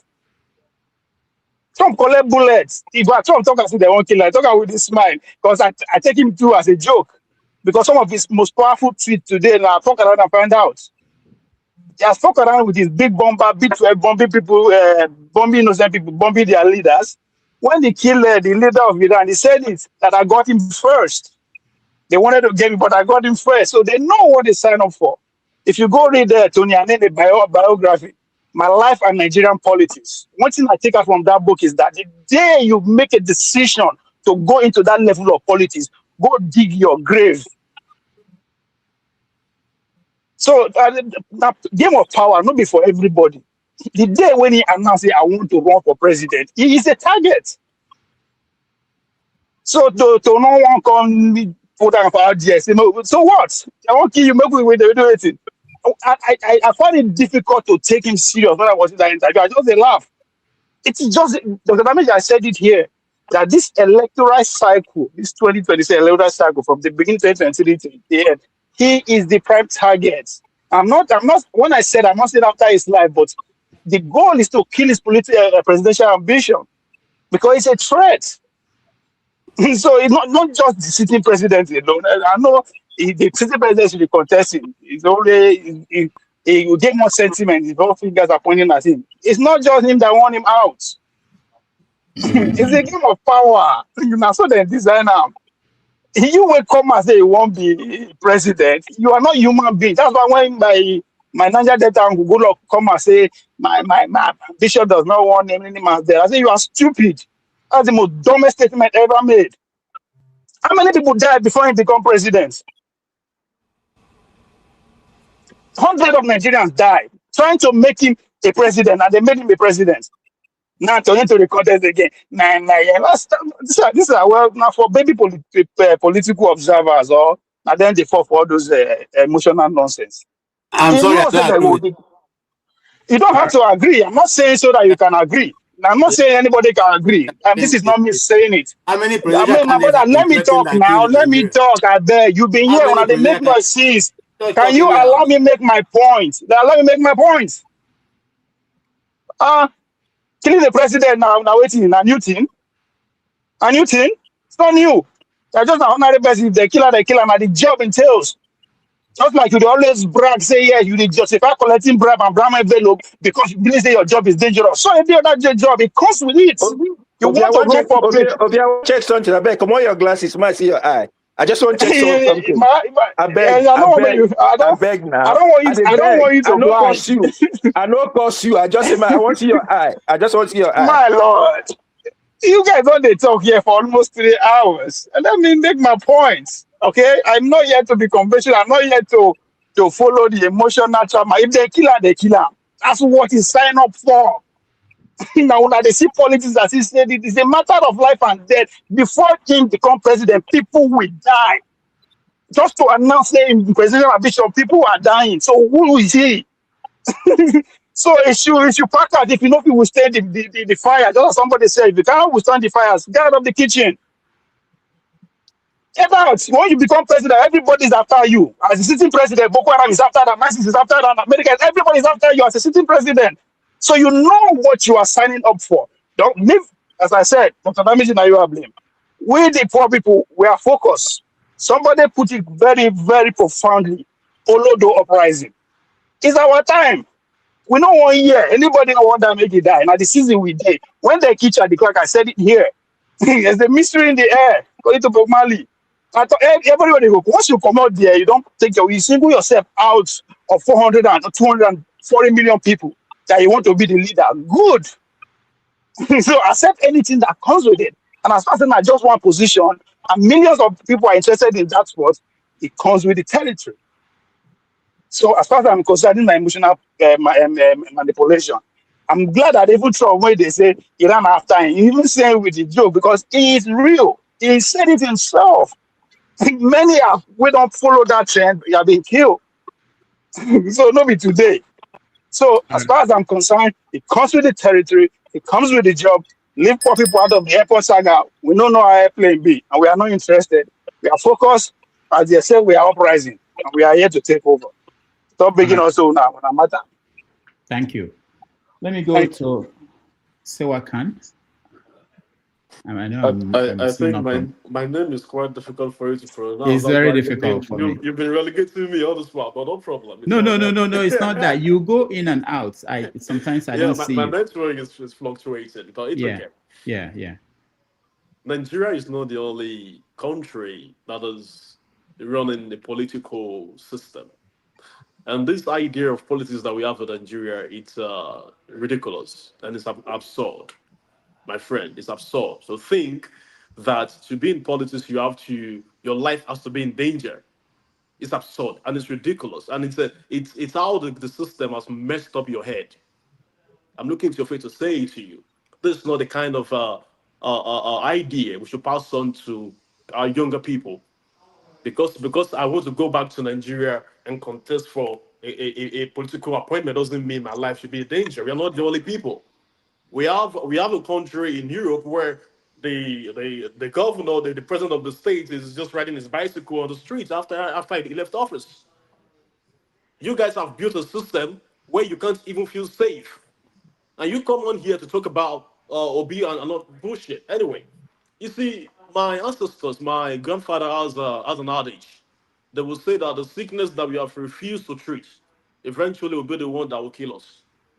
Because it's absurd to me that we have a sitting minister in Nigeria, Federal Republic of Nigeria, Keyamo, issuing a former 7-day ultimatum and releasing, a state-audited CCTV and demanding a public apology from Obi. He took a hold. This is a sitting minister. I live in Tennessee. I go to BNA airport almost every time to drop people. If I break the parking, you can see a ticket in your car. Simple as that. It's not that terrible. Where a congressperson will not start releasing a statement but they are doing all this because it's Obi. And we have Nigerians clamoring that is claiming his life is in danger. This was the same Obi, if you recall, that was in Edo State and was having a meeting in someone's house and they were shooting guns there. And someone is trying to dismiss that as if it doesn't make any sense. But I don't blame you anyway, because when you live in a system where people are constantly being unalive and taken away, you become so numb to it. It becomes normal to you. Living in a system where 25 people today, 50 people today, every time people are being unalive, you don't think that's anything. Because a single soul that does not mean anything to you anymore. And then you come here and speak so audaciously, as if it's normal for us to have a system where people can't even think about aspiring for any political position. That is ridiculous. We shouldn't go ahead with this kind of mentality. Ridiculous to me. And and I want to be completely honest here about how ridiculous this sound. We have a system where a major cabinet member, Keyamo thinks he has the moral duty to launch an entire multi-agency investigation and write essays on Obi. What does this tell us about the state of our nation? What does this mean for an ordinary Nigerian in Nigeria? Because there's this famous theory called the broken window theory. All these little loopholes that we are overlooking, the day it will escalate and face us in Nigeria, nobody will stand the heat. It means that the Nigerian state is not weak. Look at how sporadic Keyamo launched into the case. Look at how swift. Where is this investigative vigor when people are being taken from Niger state schools?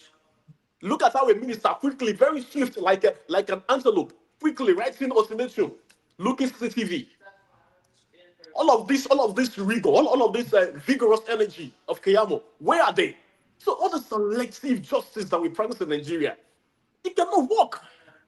We are playing with the life of 250 million people. Are you telling me that your child over here cannot wake up tomorrow and say, I want to be a governor of Edo State? You're telling me that your child should be killed? Is that what you're saying here? And you have the It's part of the territory. Hey, bro. I will advise him. You are signing up for your death. No. Hey, stop that. It's not time to talk. Let me finish. All right? I didn't interrupt you. You are making a ridiculous statement. I'm sorry. I thought you were asking me a question. I'm sorry. I don't care about how you feel. I'm speaking about what you're saying to Nigerians. We have more than 500 people on this platform. You cannot say, because I want to become a political figure, then my life should be at risk. That's ridiculous for you to say. Don't say that anywhere again. Ridiculous. No. In reality, I will tell my child, yes, what you are going for is a matter of life and death. I am not going to garnish. I'm not going to preach for my Peking. I am telling Nigerians, when you stick out to lead, you are signing up for death. They think you lead. That's a fact. Peter Obi is someone's child. What are you talking about here? No one can question you. What are you talking about here? Obi is someone's child. It's someone's father. Someone comes out and says, my life is at risk. And we should build a nation where people can confidently be whatever they want to be without having their life at risk. That's why I'm here talking about this thing. This is 3 p.m. here in the US. I'm taking my time to be here. Think I don't have a job? And you're yet saying that we should build a system where people can kill you on the streets like dogs? Africans have no value for lives, and that is the issue. We don't respect lives. That is why your people, your presidents can come to social media after 20 days of children being kidnapped and now releasing statements that he has sent gas. That's ridiculous human being. You should be ashamed of yourself. We can't continue this way. We should build a nation where when we leave this planet, our generations can look at our graves and be happy that we did something for them. Nigerians are running from Nigeria today to all these Western countries. If their fathers have built this kind of system, are we going to be here today? No. Ridiculous people. Shameful. And leave it here for now, the damage is we can go on. Can I just quickly disagree? Can I just quickly say something, sir? No. Hold on, Jagun. Let me. I think it's quite important. I know. I'll come to you. Flagship first, and then Jagun. Yeah, Rudolph. Again, I understand your idea for your platform. Okay, I really get it. But you and I live in a country where they say it's the land of the free and the home of the brave. But you know that freedom here is really not free.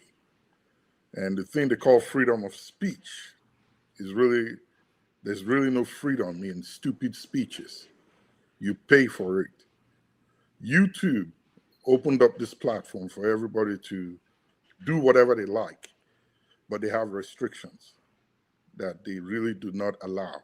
Some comments should be really discouraged.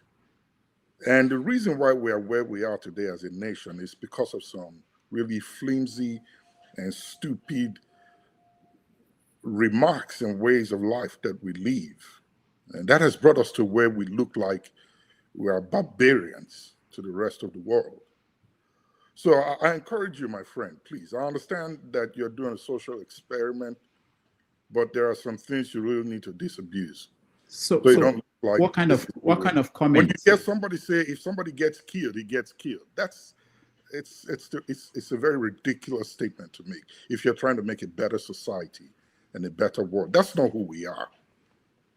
So Flagship, this is very important. What you are saying is very important. But this is what the structure is of this experiment, is that I have confidence that people listening at home are smart. I have confidence that you, that you and Ose, that you are smart. I have the confidence that someone will counter an argument that they find holes in. And we've learned a lot from what direction of us said to that argument by Ovie. And without that, if we don't allow that, we wouldn't hear the counter argument. Oh, Rudolph, there are some things better left unsaid.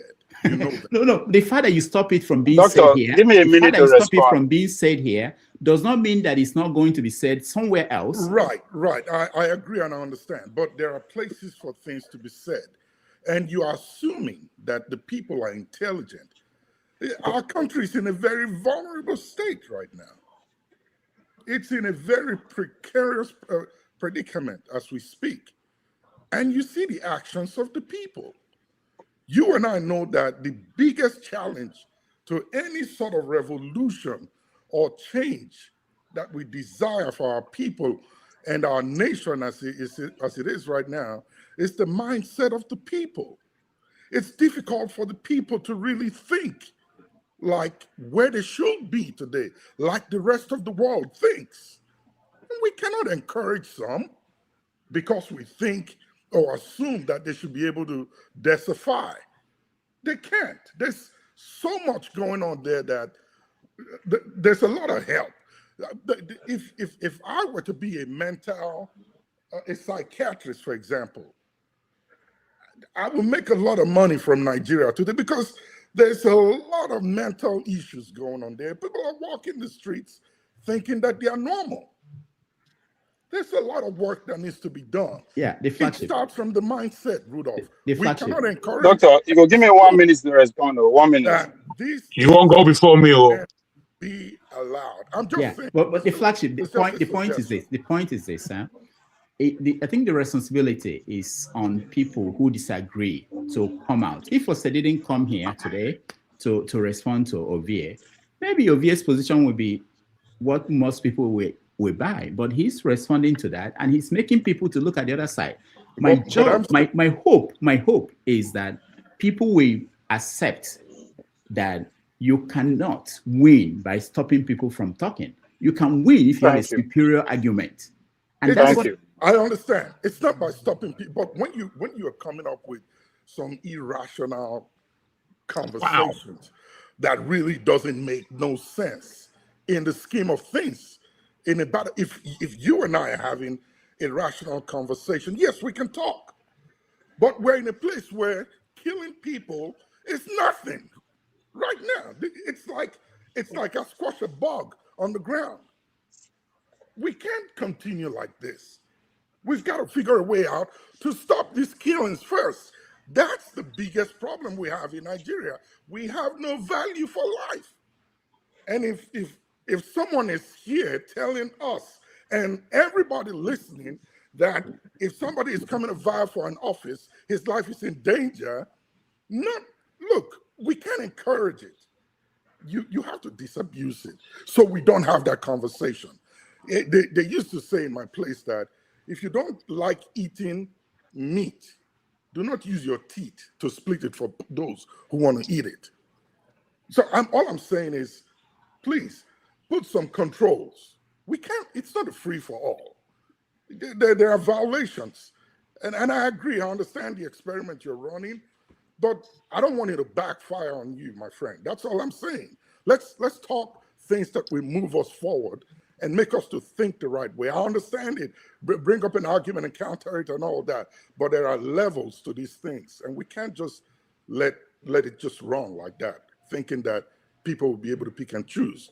We're at a very vulnerable space right now, and we've got to figure a way out to get our people, those of us, those who can think, they are very little. And those who can think are the majority, including those that are in office, who are governing the people. So we cannot allow that kind of conversation to continue. That's all I'm saying. No offense to anybody. Thank you, the flagship. Dr. Dameji, hold on, before you do anything. The flagship, hopefully you don't go to TikTok, because if you go there, you will think the world is. You will think the world is going. I don't go there. Then that's why you think there's something going on here. When you go there and see what Nigerians are talking about and the way they talk, it's silly. That's why they are where they are today. I like to be in the back. Please allow my time. Please allow me my time. All right. Dr. Damaji, I think I have the right to respond. Yeah, Jagun. You have the right, my brother, but I mean my time. Jagun, go I've ahead. been waiting for a while. And you see, Okwevim, I'm sorry if I mispronounced your name. And at the same time, Flagship. I have to disagree with both of you in agreeing with OVA, which OVA and I can attest that that doesn't normally happen. And I agree with him based on the fact that he's talking the fact. You may be offended by the way he put it. It's in such a blatant way, but it is in fact as blatant as he put it. I will tell you, sir, that this is a thought that came across my mind as being a observer of how things really work in the planet we're on. This is not a kumbaya territory. Not just Nigeria. Nigeria's at a critical point. I agree with both of you that lives are in danger generally, but whose lives are really in danger? If we put our minds back, Mostafa Mohammed, who was 6 months into his presidency, was assassinated. Please allow me. No, your connection is not very good. I'm having difficulty. Oh, that's terrible. Yeah. Is it coming through at least? Okay, yeah. It's yeah, going okay. down. Yeah. I want to put it to you that Mostafa Mohammed is in our history. And as a leader, there are many reasons that locally, nationally, and internationally, there were reasons to kill him. And he's now no longer with us. He had no security.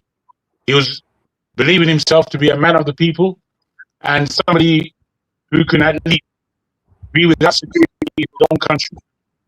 We all saw the example of the reality, mind you, not the kumbaya, not the XYZW, the reality of him being assassinated.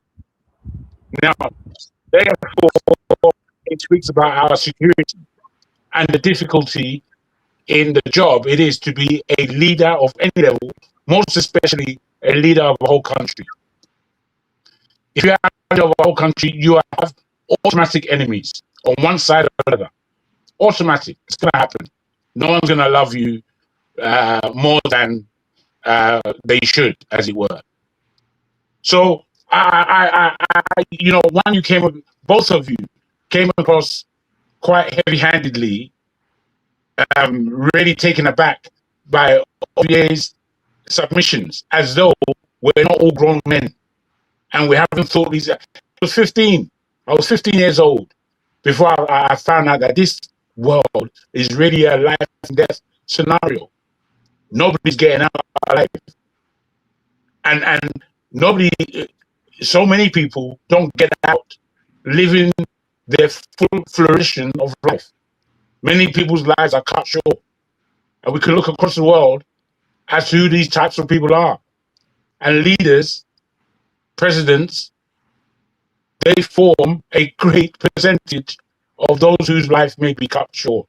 So I think we should stop being childish again, in the kind of commentary and the kind of exasperation and the kind of middle class untruth that we are telling ourselves. Sometimes we falsify the world and we want to create some kind of colorblind utopia of a conservative way of life. It's just that's the lie that we are trying to avert. Thank you. All right, thank you, Jagan. I don't know if anybody else wants to weigh in. Hold on, I'll come to you. I want you to have the last word so that we don't come back. You understand? I know what I'm doing sometimes, not all the time, but we don't come back to this topic. Maska, welcome to the show. No, can I say something? If anybody had hold on, everybody, hold on. Let me hear Maska. Then what I was going to say was just in relation to what the last speaker said, but if you don't want, that's okay. No, not that I don't want. Let me hear Maska. I will come to you. Well, actually, I just came into, I would say, to support OVA, But I think we spent so much time being emotional about things that are looking at us in the face. He is right. The day you decide you want to contest as a president, definitely your life is already in the, I mean, like, and it's not just Nigeria. 2024, July 13th, what happened?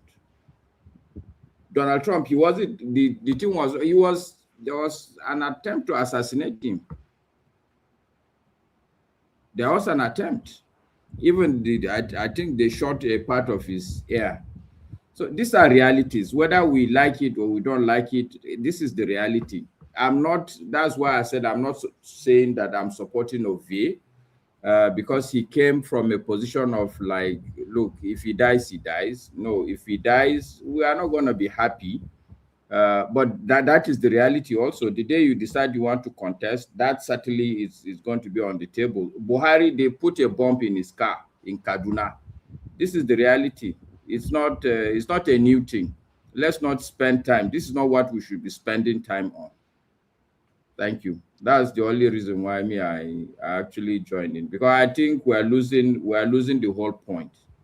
It's not. It is what it is. It's not something that we should put our head in the sand and pretend that is not the reality. Dr. Damages, please, before Masker will leave, let me say hello to him, and I hope they are doing good with your ghost ministry. You guys have a ghost ministries now, right? Like we understand. By the time Trump kicks all of you out, you now remember that we have the same. We're pretending as if we're the only Nigerians. And that's why we are fighting now, so that we'll have a home, so that we'll have a home to come to. In fact, what we do, we will fence any other person that is coming back. Well done, Masker. Sorry, Mr. Rudolph. The Ose weekend, I was not very happy with him. He was talking as if you think that this guy is doing anything for the Nigeria he's so passionate about. Clearly, he's abandoned ship and he's pretending there to be passionate. Thank you. All right. Okay, now I have to add him to someone that will respond. KJ, go ahead. So KJ, Ose, and then Ovie with final. Yeah, I agree. I agree with Masker, but there are more issues to be discussed. But you see, the picture and the way I get it, what Ovie is painting is that, it doesn't matter, who goes, it goes. No. I will never agree to that.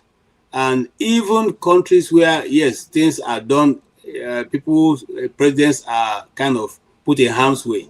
The system does everything that is needful to arrest such an individual and make sure that individual goes through the court process, through the law, all gambit of the law is taken through until that person is prosecuted. So I will not say that because you decide to run for president, if Masker tomorrow decides to run for presidency, then I will say his life should be in danger because of that. No, the system is broken, and so if you find a system that is working in that order, it should be made to correct it. Those people who are out to look for how to, circumvent the system should be dealt with. Somebody was giving an example of Mostafa Khamenei and, subsequently all the people who have been assassinated. It's not because Nigerians can assassinate those people, okay? It's not a system that set out to go and assassinate those people, okay? We're talking about Obi's case. It's still the government, the system that is fighting him. He didn't call an individual and say, this individual is fighting me. He didn't say that individual is fighting me. He didn't say the opposition parties that are somewhere is fighting. He's saying the people who are running our collective wealth is using that collective wealth to fight him. That is where the story gets bad and gets ugly. So we are not saying that, if Obi is traveling and he runs into armed robbers and they rob his car and take off his own shoes that he has. Okay, no, it's not the one that has any shoes. Jonathan has one shoes. So if they take off the only shoe that he's wearing and runs away with it, we are not complain about that.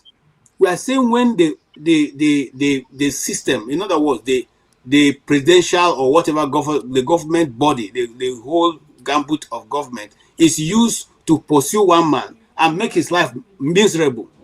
That is what we are concerned about. We are not saying Obi is a politician, yes, and every other person in Nigeria is a politician. Those who are running, Atiku is a politician, yes. Have you ever heard that his car was locked up somewhere? okay, and the rest of them.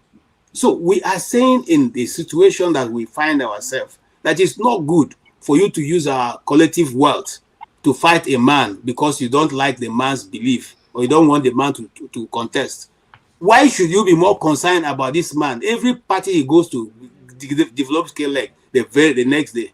Everything he puts hand in develops K-leg the next day. And you don't think we should talk about it. And if you talk about it, say it doesn't matter. Only remember, you know, nonsense. Why is he complaining?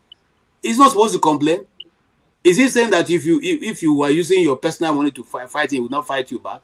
He's not a businessman. He has not been going through other kinds of issues in his life till he got to the point where he is. Is he afraid of fighting? Is he afraid of going to court? No.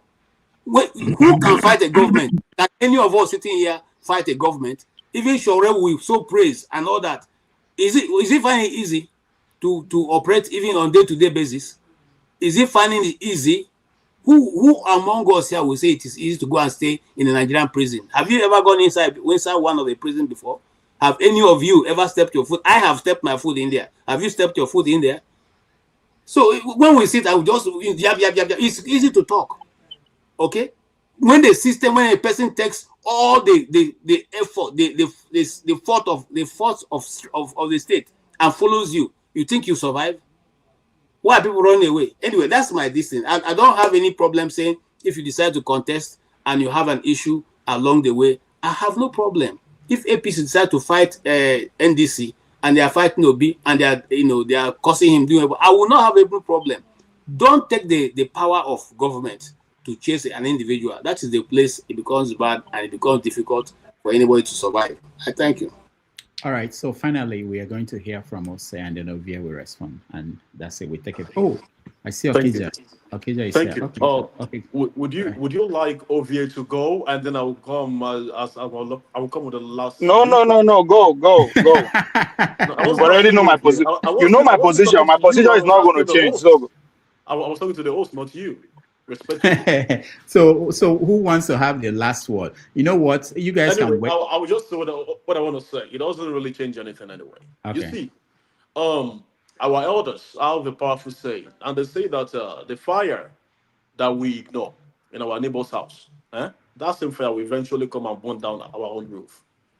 It's because when we have a citizen of Nigeria that comes on a public platform, and I want us to look at the moral dynamic, not the ethical side of this whole shenanigan, the moral dynamic and the implication of this for the average psyche of a Nigerian child listening to this statement here being made. I don't have any issue with the reality on ground. I don't live in an imaginary world, this Platonic idea of word of forms. No, I'm a realist, I'm a pragmatist, but I tell you that even though some things are happening, that doesn't make it normal. That's what I'm saying. All right. When a citizen come here and casually declare that if you want to run for president, your life is at risk, and if Obi dies, it dies. What they are doing is that they are demonstrating what I call a pathology of fatalism, and kind of trying to normalize a terrifying numbness to loss of human life. It shows you what is going on the internal world of that person. That person has no value for human life. If you have value for human life, irrespective of what the reality is, you won't even have the audacity, the effrontery, to say that out loud on a public platform. Even if that's what's going on in your head, you have a better way of presentation. The Greek word for it is ethos, self-presentation. That's why I asked him to take off his glasses. You know, his glasses. There's something. Exactly. Yes. And then again, you see these people. You compare. They always try to compare Nigeria to the worst case scenario in the US. Worst case scenario every time. They do this every time. And then you compare Nigeria to the US. You bring up Trump and try to justify fatalism. I call this a false equivalence because it doesn't connote that. In a functional democracy, when an assassination attempt is being done, the entire state apparatus move into immediate transparent action. That's what happens. But you use the issue of Trump. You didn't cite the fact that they actively went after the person that tried that. You didn't mention that. So we cannot build a civilized society like this with this type of mentality. We cannot. I don't care what the reality is on ground. The reality on ground does not make it normal. We cannot keep believing in a predator and prey system where human life has become nothing. We're just talking about this a few minutes ago, where we have children kidnapped for almost 60 days. What will the Tinubu people show us? The faces of these innocent people. The people that have been taken away from the massive gun ablazing stuff they had. We do not know the faces of terrorists till now.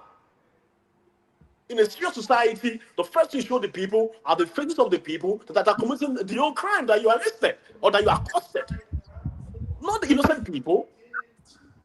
It shows you how deep this manipulation has gone in the mind of an average Nigerian.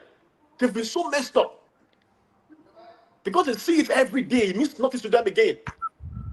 But you know when it pains them, when it's so close to them, they don't like it. But if it's Obi, you think I can be Obi. If he dies, he dies. I don't have issues with whatever reality Jago and Obi say.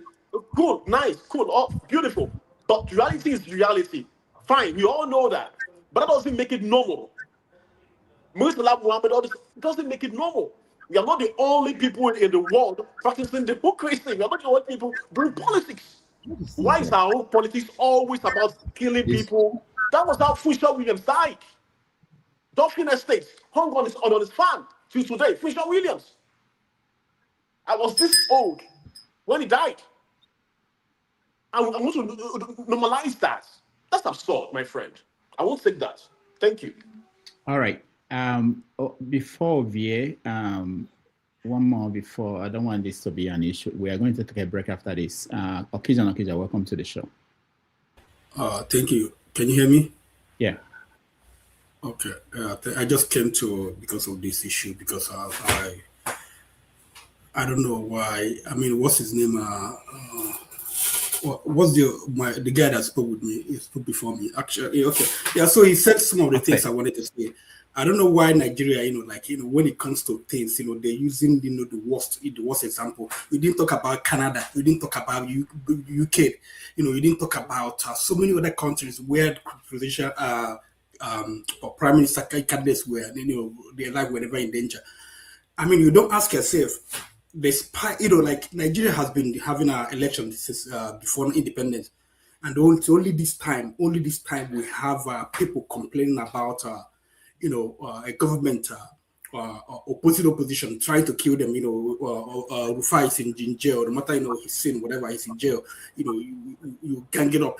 Show everybody. You don't want everybody anybody else to break except the government power. I don't know. We don't ask ourselves. That question. How do we deal with this kind of government? In Nigeria, P2B. Even though P2B, I think he's I don't want to use a kind word, but I think that vying to govern Nigeria, it's one of the most stupid things someone will ever do. And Nigeria doesn't deserve it, to start with. But if you think that P2B that he's not being victimized, you are in for a shocker. Do you know why these guys became city boys, Big Cubana and Co? Because they suffer from the government, so they had to change. Other people, a lot of people who supported P2B during the last election, the government have been dealing with their businesses, and they have been going back, and you don't even know what's his name, Dangote that supported Atiku during the last election. They dealt with him, but they couldn't overcome him. So in the beginning of this administration, he suffered a little bit. But you don't know. We don't ask ourselves, why this government? Why is so different? Why is this so different? With this government, that oppositions, they are complaining. We don't ask. I don't know. That's all I have to say. Thank you. All right. Thank you so much, Ovie. Oh, thank you, Dr. Dameji. I'm not. I'm happy that none of them who disagree. That death are part of the race. They are just angry in the manner in the we're not seeing your attitude. video very well. The sunlight is covering you and your glasses too. The sunlight is there. Prince Apache, when somebody is talking and you do this, you know, the thinking, the thoughts process. No, I just wanted to see his face. That's all I asked him for. I don't have anything against him, just his face. All right, go ahead, Obia. I think by now OC and Pansas will not let you know say you know be manipulate, but me emotionally or intellectually, you know go work, because I will always tell you what we are practicing. Right? Killing is part of the game of power. People are angry, say they use America. Every day we aspire to be like American.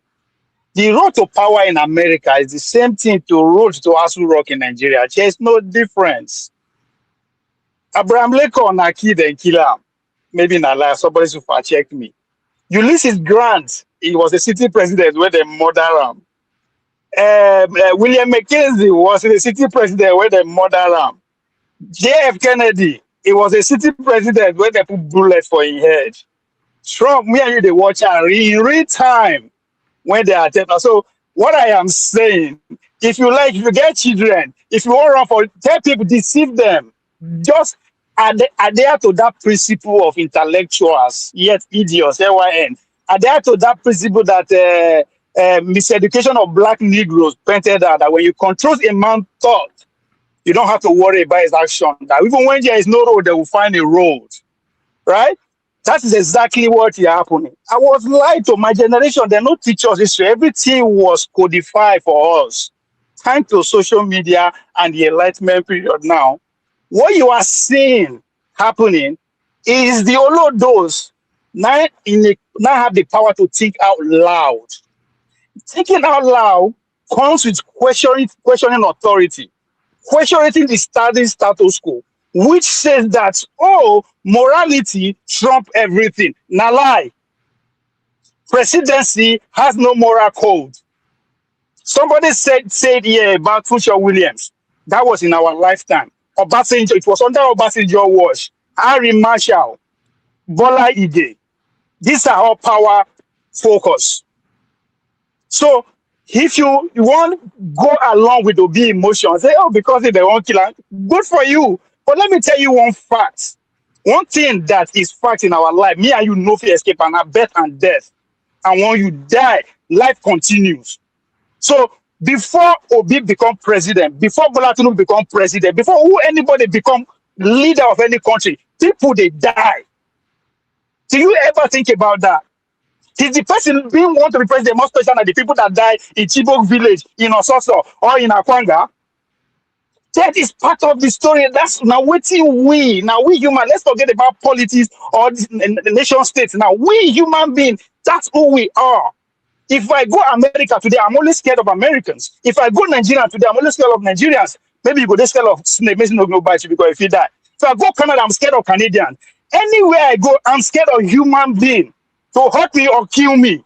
It's in our nature, whether you like it or not. Like, don't tell your children, don't tell your citizens. Allow them to the water like zombie. Say, morality. No, it has nothing to do with morality, especially when it comes to the presidential level. So, Una feel hates the way I present real facts. All Una want. Now the only door uprising in North, I need to come out now. Now the only door where we they have us seized because we are scared of being speaking out loud because they go tell us say our grammar no good. Waiting with they talk is not conventional. No, don't say they go kill people. No, don't say this person go die. He go die, whether you like it or not. And nobody can stop him. When or how it will happen. So gone are those days where Una go small school, go there indoctrinated, will come to a village. Mokuna vote for this, Mokuna do this. Now we go ask you.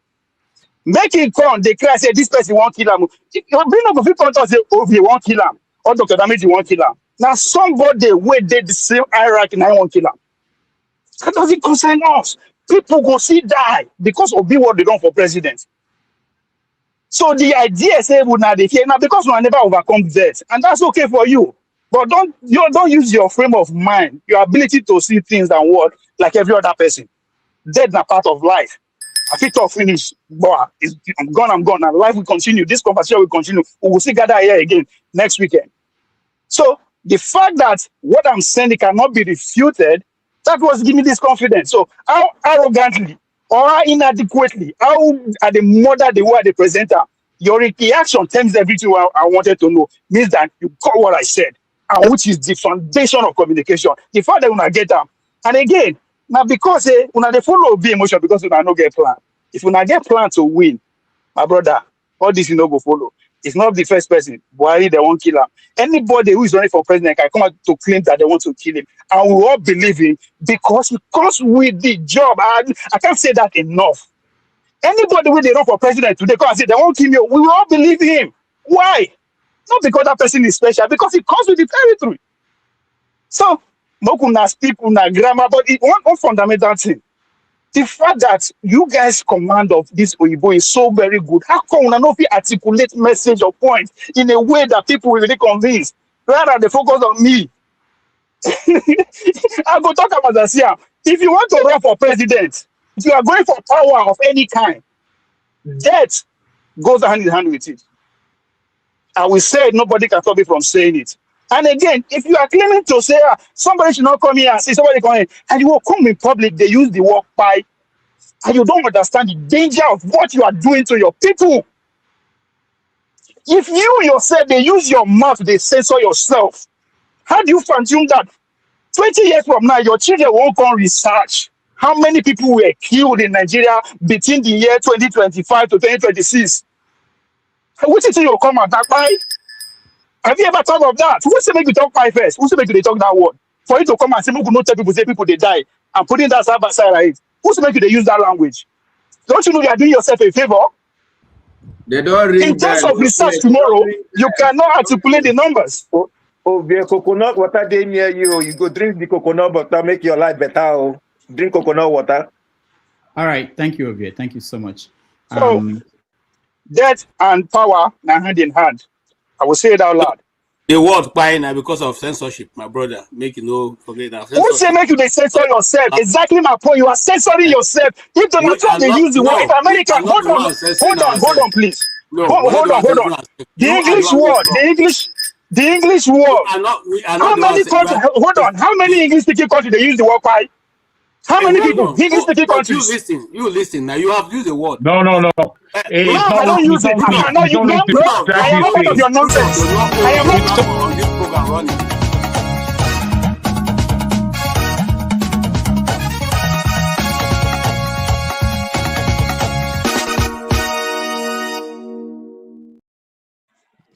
Right, we take a break. When we come back, we are going to rant, and that will give you opportunity to weigh in on what is making you angry. I'm sorry. So sorry, we have to take a break at this point. It's been almost 4 hours, and we've not taken any break. All right, we'll be back.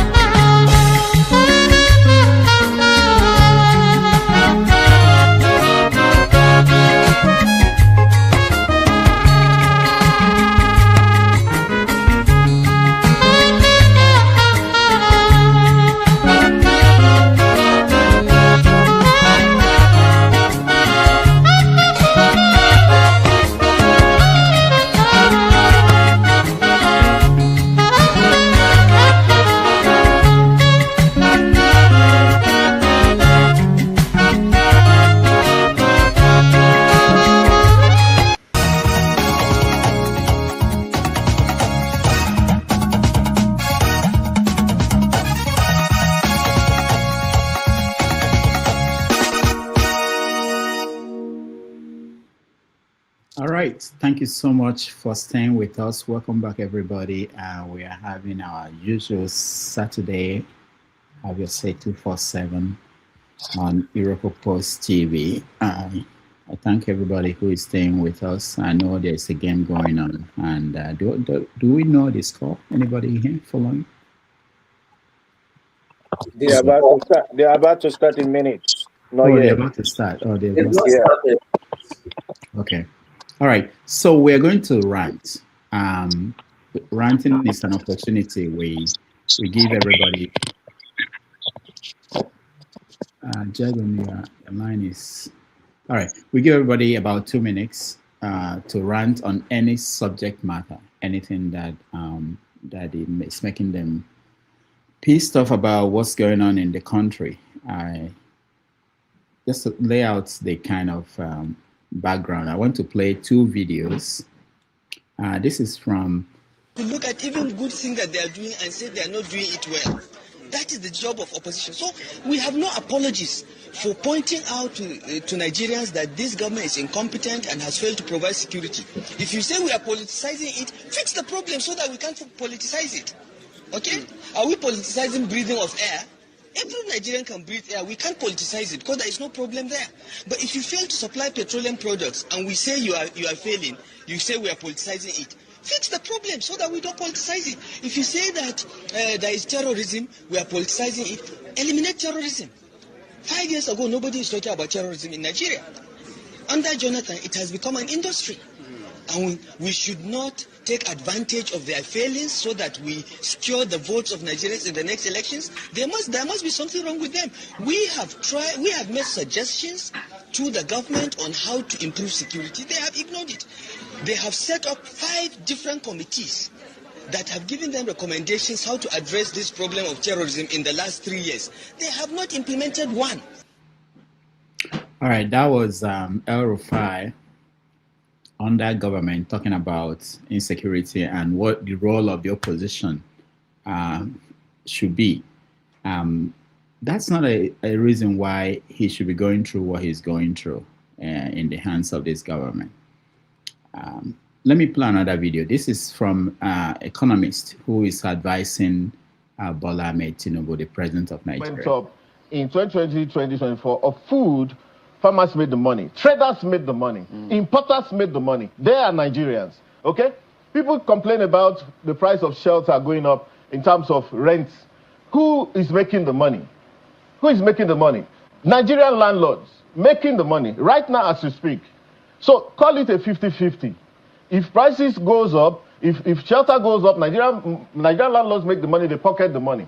When food prices go up, yam sellers and what have you, farmers make the money in this country. So it doesn't actually, conform with research methods and what have you, for you to just say, oh, people are complaining in that place.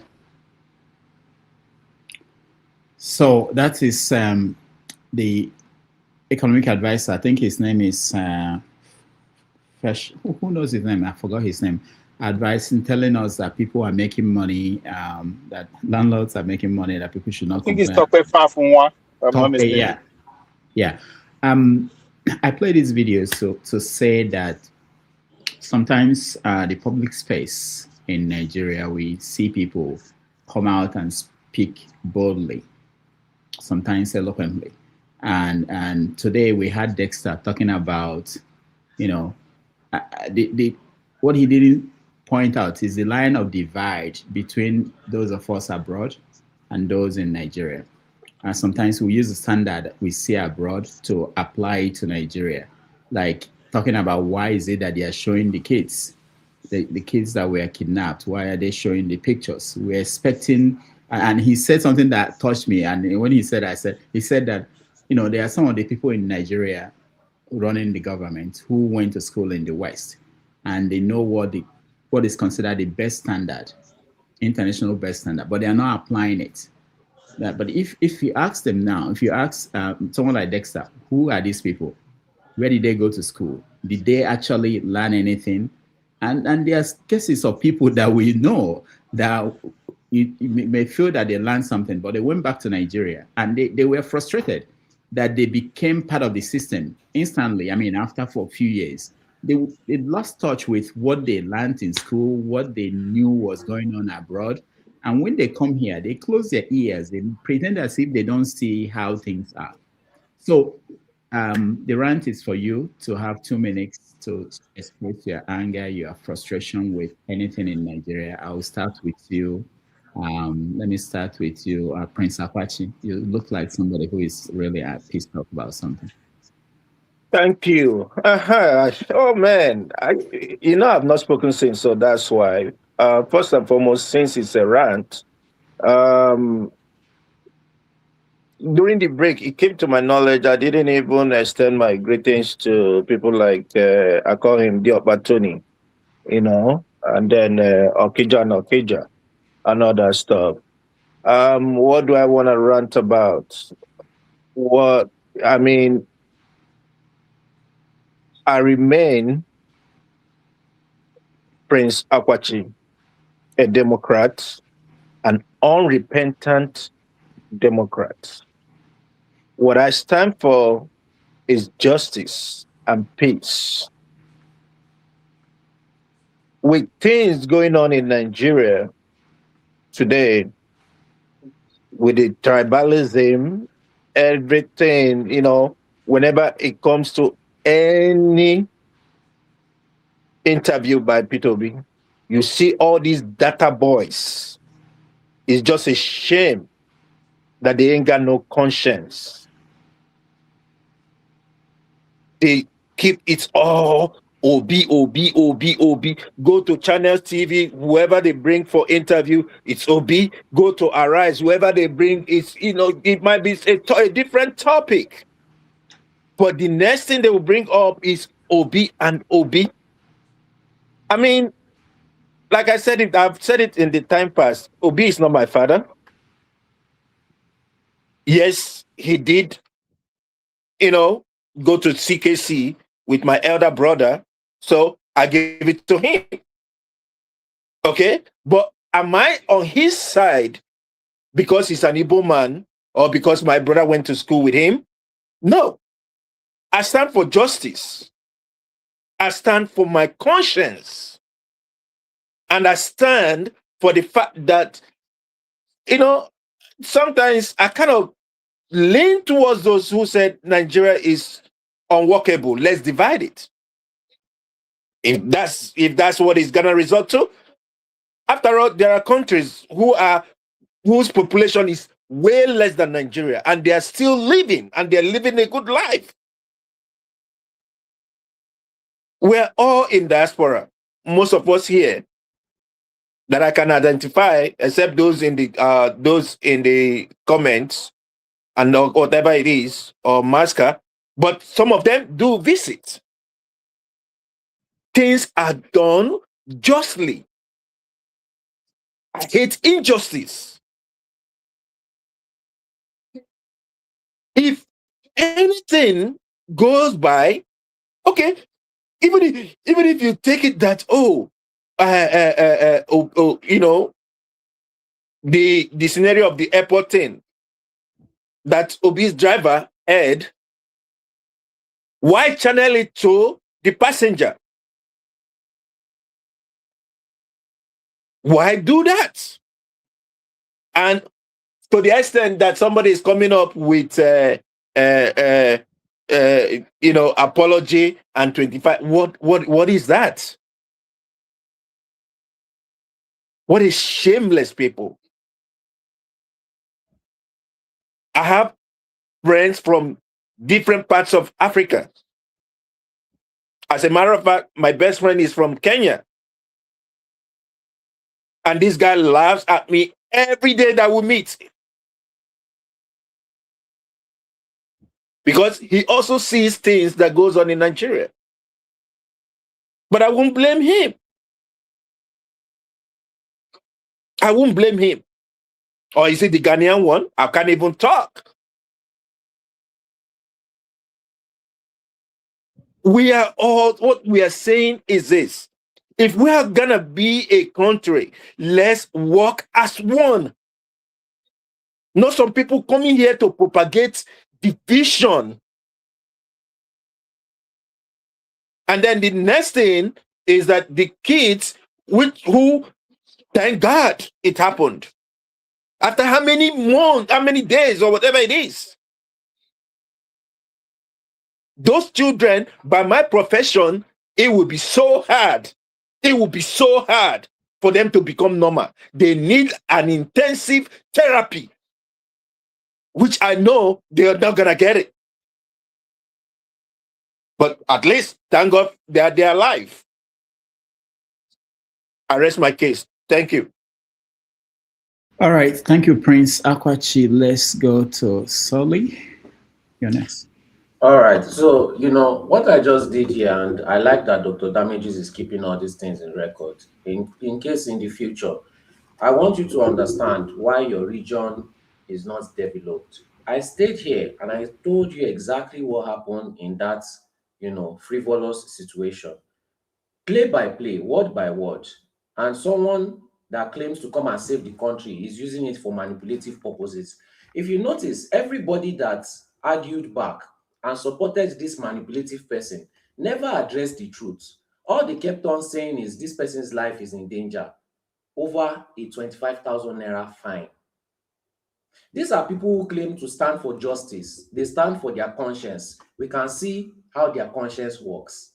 We can see their form of justice, right? Injustice to them is them not having their way, even when they are lying about the situation.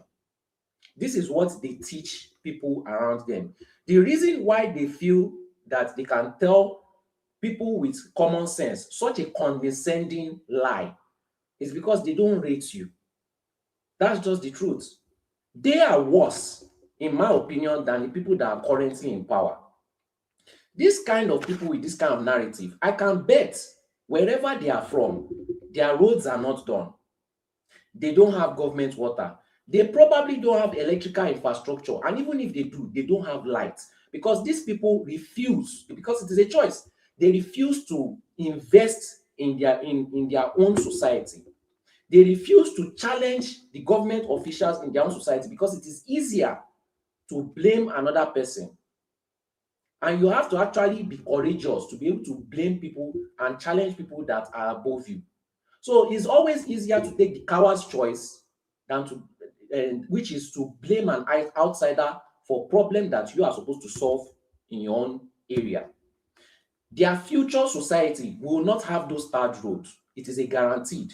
Their future society will not have government water because they have chosen the coward's route. They have chosen the coward's route. You are going to keep complaining and continuing this manipulative, low IQ, lazy, manipulative strategy, and it will not bear you any fruit. There are a lot of people from the southeast in Lagos that are not complaining about this situation.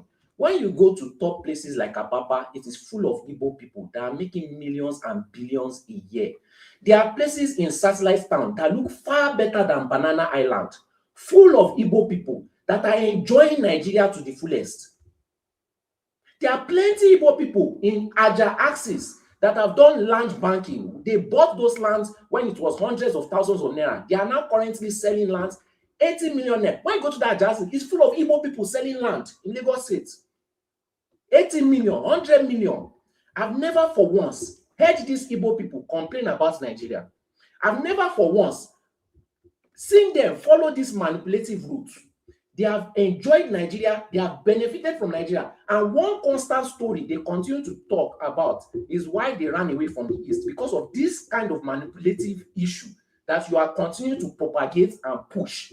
Someone did something bad, and I pointed out that it was the driver that broke the rule. Nobody focused on that. They kept on saying that it is Obi that is being attacked. Is this what you are teaching the people in your area?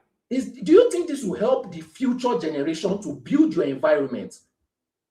If you continue this way, you are going to have more people from your region going to other people's region to so-called go and build it. And your region will never be built. But you are not going to listen because it is easier to take the lazy, coward route by blaming other people and not fixing your side. And I'll repeat it again. Very dark man followers are fond of this kind of behavior. You will never succeed. You will never gain anything in your community by continuing to do this thing. And if you like, don't fix it, right? Who will still benefit? Other people will benefit from your work. What you are propagating is the same thing Europe propagates, where they take our best and they turn them to slaves abroad. You are pushing all your people to every other person's region to go and fix it and build it without focusing on your own side. You can continue with the lazy route, you can continue with the coward route, but it will never pay you. Nobody focused on the truth that I said. Everybody continued with the manipulative, they are after Obi. You can't even question your own candidates. And he lied to you. He lied in your face and you chopped it. And you are now arguing with other people. Your candidate lied to you because he knows that that's the kind of thing that you chop. He doesn't even rate your intelligence. We can see the kind of thing that you support and we can see why your area is the way it is. Everything shows from your actions. There is no justice from what you're asking for. There is no justice whatsoever. And there is no conscience whatsoever. It is just, I want my injustice to be pushed. And if it is not pushed, everybody is a tribal bigot. Nobody should question me. What then makes you different from what you are complaining about? Nothing. If I really want to say what is on my mind, I'll just say it's the failures of that region that complain about it the most. The most successful people don't complain about it. They are taking advantage of Nigeria to the fullest. When you go back to Nigeria, after insulting Nigeria for so long, it is white people that will sell land to you. It is white people that will rent house to you. It is white people that will own all the infrastructure that you have refused to build. The whole Southwest, somebody even came here and said Dangote was punished. Punished what? That guy has invested in the whole Southwest. He has gotten contract. He's going to build industries in that whole corner, that whole area. And you are saying that it's because they are punishing him. Like, why do you bring false narrative and lie to your people? You are not helping them. Every other person is going to benefit from it, except for you. Your politicians have caught on that times are changing, but you refuse to catch on. Why? I don't understand it though. I really don't understand it. All right, thank you, Sully. Let's go to Dexter. Oh, thank you. Thank you. I'm coming. Go, General, help you. Yeah, thank you, Dr. Dameji. First of all, what pains me, Dr. Dameji? So I consider my generation. Okay. Sorry, 1 minute. Oh. Yeah, you can do the rest. Okay. So first of all, as much as I try to stay in touch, okay, but I think I saw an interview with Sam Altman, and he was saying that if he was an 18-year-old or 23-year-old in this time of AI, like those people are living their best life. Like he can imagine the endless possibilities that he would have. And it's shameful, it's disheartening. Like I see the next generation of Africans, they don't really even know they don't even know what they have. They don't know what they need to do. They don't even understand what value addition is. They are stuck. They are stuck in the 1960, 1970 ideology. Dr. Damages, look at what we put on social media as Africans. It's rubbish. That thing can't add any value to anybody. What do we glorify? What do we glorify? Online streaming that is basically way of begging money. That's what our young generation are spend most of their time on. What is the future? If all you need to do is look at what the young generation are doing and saying now, then you kind of understand what kind of people are they going to be in the next 10, 15 years. There's a big problem we have. And it pains my heart. China just landed their first reusable rocket. We were ahead of China at a point in time. We were ahead of China. And you have the young generation that is supposed to be telling us things that are progressive. Like, look, guys, like, when you read about how guys like Bill Gates, the guys that brought Lotus 123, guys that transformed the world we are seeing today, those were young people that used the opportunity. And what are our young people doing today? What are we giving our young people? It's just horrible. You understand? And it pains my heart, honestly. God tells the to give you the other one. God to give you the other one. It actually pains my heart when I see. I'm just thinking, what the next generation? What is in it for the next generation? The education system is horrible, and you can see a reflection on it in what our young people say. Okay. I'll have to cut for now. All right. I'll have to cut for now. I understand. All right. Okay, Jagun, you're next.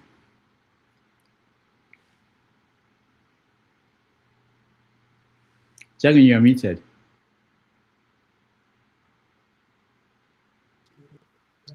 Hello again. I don't know if I want to rant necessarily, but I do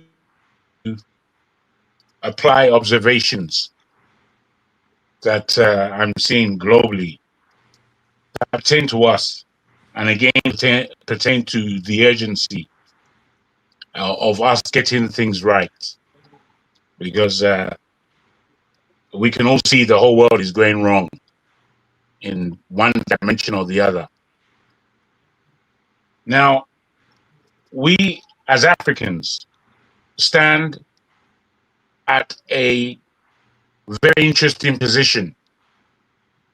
It could be seen as a precipice in one way or the other, or it could be seen as an opportunity, a serious opportunity.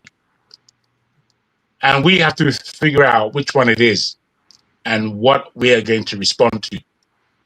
Individuals, especially of our generations, in order to secure some level of future.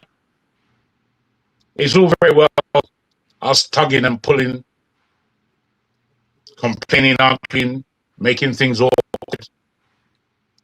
It's all very well, that kind of thing. It's necessary in some climes. However, the reframing that we're going through at this very minute, the manipulation that we're going through at this very minute, the media skewing of information, giving us all a picture of a reality, reality that may not be, is what we have to be paying attention to. Indeed, how we are being positioned globally for an attack, for a re-enslavement, for a re-colonialism, for, again, us being used as tools for the want of our resources worldwide, as opposed to being on the table and playing the game correctly for our people and our generations to come. And these are always the kinds of announcement I would want to make, because if we're honest to ourselves, I think it might become clearer that we've done very little to engage in the powers, or engage in the power that we have as a people, engage in the responsibilities that we have as a generation.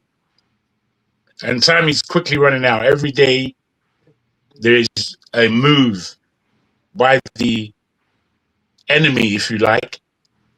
I would want to put it in that way, that would have us under the barrel yet again, which is to be in charge of our resources, of our people, of our faculties, our mind. And I think we've got to really, really, really look in the mirror. It's all very well pointing the finger. We've got to look in the mirror and understand that there are things that we can control, and there are things that are out of our control. And the things that we can control, we should take care of them right now, urgently, for ourselves, to safeguard ourselves as best as possible, and to engage in some level of collectivism that allows you to secure your areas. You see, I made a statement earlier that the morality and the justice has left the village. That is, for me, a quite fundamental statement, because by the time we got to the grassroots of our village protectorate, our village life being usurped by the greater enemy, if you like, to our culture, to who it is that we are as human beings in Africa. By the time that whole picture has been skewered, we really are at rock bottom. We really are at rock bottom. And there is reparations and there is repair. And I think we have to entertain the repair that we can do within our own communities, within our own families. That's how deep this rot has gone. So I don't want to rant. I want to alert. I want to remind. I want to somehow focus on the issues at hand that really, really do subject us as individuals to a life of doom. You know, we are the only people that can do something about this to take it back. So I'll end on that note and hope there is some level of understanding in what I've said. Thank you very much. All right, thank you, Jagun. Tomorrow on 90 Minutes Africa, we're going to have a conversation with Dr. Chichi Anibogo and her son, Jason Anibogo, will join us tomorrow to talk about life in the diaspora, finding strength, faith, and family. It will be at 1:30 p.m. New York time and 12:30. No, that will be 6:30 p.m. West African time. So tomorrow at 1:30 p.m. New York time, if you can join us, we will welcome that. We're going to talk about the challenges that we face, raising kids, family in the diaspora. We saw Dexter a few minutes ago trying to take care of his kid. So it's not an easy thing, especially for those who are planning to come abroad and those who are starting out. We want to hear from a family that have dealt with certain challenges and how they overcame that. So tomorrow, if you can join us, we appreciate that. Dexter, you are the final person. Finish up your thoughts. Yeah. Thank you, Dr. Damages. I mean, so I'm back. It's. I just think that it's a very, very, very. It's a sad system, and I think that there is a whole lot of. I think Nigeria. I think this guy captured this very well. The owner of Fruitways. Nigeria has missed, like, there's a gap that Nigeria has missed. Nigeria has come. What was supposed to be what was supposed to be the nexus to get us to more like an industrialized state. We've completely missed it because we've completely missed everything about the foundation and building. In fact, I was asking on the podcast, what do people know about building? If you ask the president, they don't know anything and they don't even value anything. They're just layering on platforms that they don't control. Imagine, Dr. Damages, imagine if TikTok and Twitter, and you know the way the world works, give people things for free, let them use it for 10 years, let their lives depend on it, then take it away and tell them to start paying for it. You have them under control. That's the way all these social, like this YouTube are using. Because that's the way it works. If tomorrow YouTube say, oh, everybody has to start paying, they're all hooked on it. So you have a population of almost 90 million youths. By now, Africa would have come up. Look at the way China is doing. Look, the US came up, Microsoft came up with ChatGPT. China came up with DeepSeek. DeepSeek is absolutely free. Look at the way even Europe works. BlackBerry came up with their chatting system. WhatsApp came up absolutely free. What do you call it? Telegram came up absolutely. That is a society that the people are thinking. The young people are thinking. You have young people sitting down and thinking, look, SSH, I was reading about SSH, how many of us don't know it. In the internet, how your messages get through successfully by hashing. It was somebody in his young guy thinking how he was just upset about how his data was open in the public. And he said, okay, look, I'll find a way to hash it. But you have in Nigeria today a young generation that don't even understand. They are morally bankrupt, not even ready for anything. And you have a government that is enabling it. You have a government that is cashing out on it. You have a government that doesn't care, doesn't see the future. It's not planning what will be the state of Nigeria. Look, it's just like this guy said, the loans that are being taken today, the bonds that are being issued. How many of us know what the bonds are being issued to be paid 2048? These guys that are issuing the bond now are not taking any responsibility. And some of us don't care. Some of us don't absolutely care. What we are thinking about is whether it is my region or not my region. What is the value addition of the bond that has been taken? Some of us, Costa, what value addition is Coastal Road going to do for the people? If the East-West Road has not done that, but is completely comatose. Dr. Damages, thank you. Let me not get upset with the Nigeria issue. All right. Okay. Yes, doctor. They are working day and night to make sure this Olo don't know no rants. But it is a lie. A lie. No, before you start my ranting, one observation. You know, say 99% of the people where are all emotional that will be assassination take. 99% of them were celebrating when Donald Trump was going through his own 3 years before his election. They were all celebrating, yeah, he's a massive, yeah, it's like, yeah, it's about, oh, no, long, yeah. The same people now they shake say they want take to be they want take to be as you say now. Let's come to Olodo where my constituency.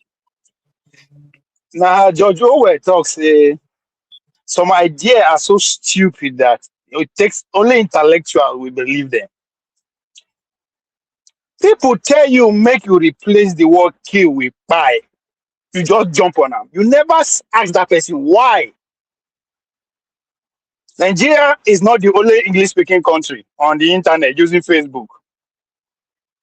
All the English-speaking nation in the world, now only us they use the word buy. Somebody will come get the mind. Well, I'm not surprised. At the same time, you could tell the collecting bribe envelope is good for journalists, even though we not go fit communicate. You cannot ask why does it make you know they use the word buy. Why? Why you not tell British made them use the word buy instead of kid? Why you not tell Americans? Why you not tell Ghanaians? Why you not tell everyone Nigerians? You accept them. You can't even sit down and think, say why?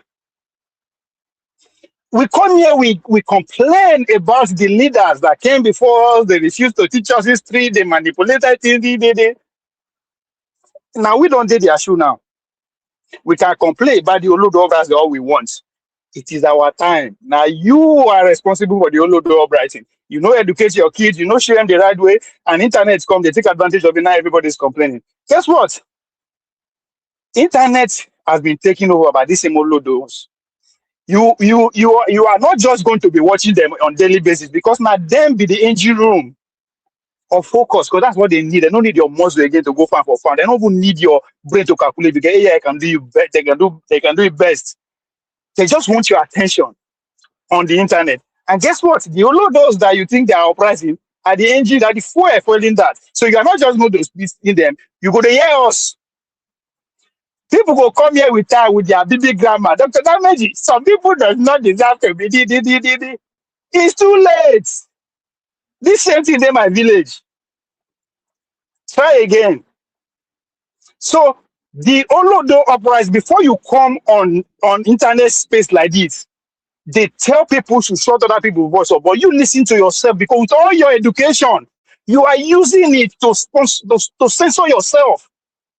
Your grandchildren, we have a falsified information about Nigeria in which you gladly contribute by your foolishness of using the word pie. Because when people are coming to research how many people die in this our time, they are not going to be searching how many people pie. No, it doesn't exist. How many people were killed? And guess what? Gone are the days where we see the type, Abi. The next 10 years, we're not going to type again. We always speak to a blank platform and everything where you want to come up on screen. So you know, go to say maybe basically I just grammar they speak in written, go right and say how many people were killed alive. So you are doing more damage to yourself without knowing because you are being blinded by the foolish education that you receive, thinking that because you can articulate yourself, you are better than the man in the village who cannot speak the slave language. That's the problem. And I'm happy that a name has been given to those people who are tired of it, Olodo uprising. Instead of una go schools, so consider and ask yourself, how did we get here? Olodo uprising did not brought us here. Okpa will not bring us here. You hell know the drug law when they say Nigeria did not brought us here. Educated class designed the constitution. Hey, even all the manifestos of the political parties.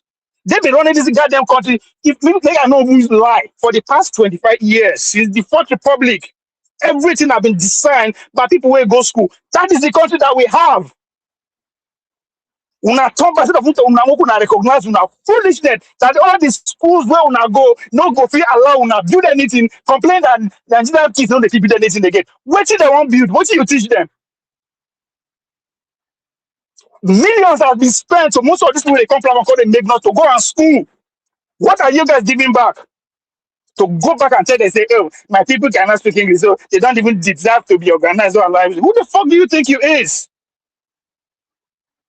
Then you can't because you can't come and say, oh, why will no go sympathize the man where it does it? They want to learn. Who are you? You die, come on for road. Many people want to become a leader. So the whole door uprising you are seeing, it's just the beginning. We are the majority. That's what you don't understand. There are many people who speak like Monday Okpagolo, like me, that speak like Una in Nigeria. This is just the beginning. When you say, if Una they pay attention, when I begin support Monday Okpagolo because the fact that I could not know how to speak is an illiterate, I said something. I look forward to the day when we have Olodo as our president. Somebody who is not that far as you think all educated like one will be our president. And I think my prophecy is not even, it's not going to take my lifetime. I mean, if we can have an uprising, before you know, somebody with common sense, not school where you go, with common sense, will come and organize those Olodo. Those are the people. Those are the great revolution. Those are the revolutionary soldiers we are seeing. They know the year one word and year go. So you can come on platform, garnish Dr. Dameji or some ideas and not what to be heard. What do you think you are doing? It is too late. Before the Queen Elizabeth died, she complained. It is too much of information within the base. The base need the poor people that spiked Brexit. We already have this information. We get phone. No matter the grammar where you go speak, my grandmother go for village, you go just tell AI. Explain this thing for me. It will break it down in any local language you want. So the idea when you go come, you go wear suits, they speak with English. Yeah, it's over. That's why I was pointing to Dr. Meji. Dr. Meji, don't bring the issue airports to all Nigerians. Over 70% of us are not privileged to even know what airport look like. But now want to know everybody, they go up in arms. It's not good. Those days are over. I tell you now, say, an athlete, any day where a professional athlete wake up, he no fit pay for him, but he or she will be worried. That is the condition that una school puts una. Every day when I wake up now, batting, everybody's hungry, insult. You guys have been insulting the presidency for the past 3 years. Let me see how is that going to give you the presidency? How you go to win? That's what your education teach you. They insult. Person don't speak well, you insult them. Person talk like you insult them. Person that you insult them. That's all your education allow you to learn. Then you can't say Olodo because that person now. Yeah, it is Olodo. But then what? One thing that Olodo is doing better than what education can ever done is put money in your pocket. And once you have money in your pocket, 50% of your problem are solved. That's what the Olodo, the nuisance, whatever you are saying is bringing. And the fact that they are no longer listening to your grammar is what you guys cannot stand. Before, if you go speak, go make people go gather. And like nobody listen to it again. Who grammar help? The last time I went to the village, that was the new slogan. Who grammar help? So if you fail to see your foolishness and your failed educational journey, if you fail to see the failure that is responsible for the Olodo uprising, then this old man will be in power for another 60 years. Because that is instead of you to worry about the Olodo uprising, ask yourself, how come 2 generations have come and gone, still they could not take power for this class of citizens? They've been in power for close to 60 years. In fact, they said when I go to school, all una papa when I come back with degrees, still as if struggling to take power for them. Don't you think your education has failed you? If you cannot take power for people who are just gone, that they are illiterate, the life of Buhari, the Obasanjo, they did not go to the same school that you guys went to. I thought you are timing us. You had your time now, Mr. You had your time. But your time is over, and you making no sense. You making no sense. That's the problem. Okay. Yes, I am not speaking to educated people like you. You see one thing with you, Ovie. Dr. Dameji, when you go to school, when you go to school in America, the first course that you do, thank God that Mr. Dr. Dameji is a lecturer. Okay, is what is called critical thinking. All you've just said here made no sense. And I'm allow me to talk my talk now. I am not speaking to intellectual like you. Too many books. You don't go understand me.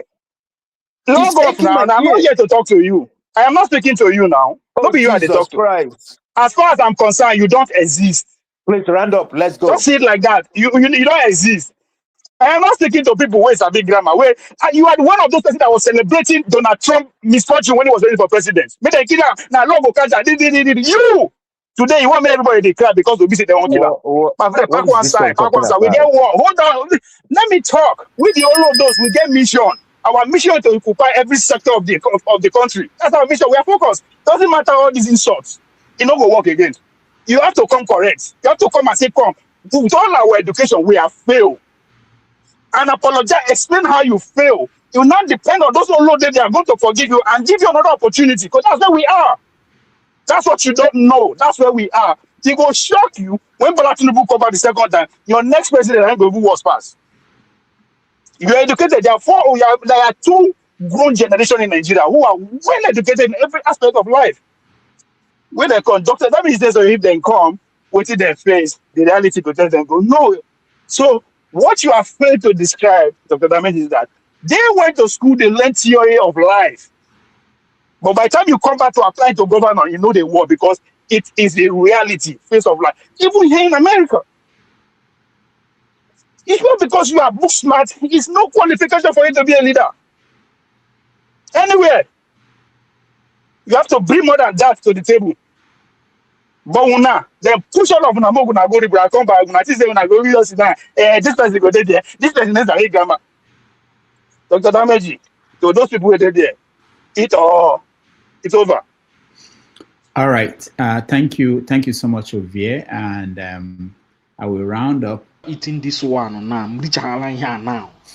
The angel in charge of female show. Maybe see, they only teach them for this food, so they only teach them for law school. They only teach them for any school. You go learn up for your mama kitchen. For balanced diet. See,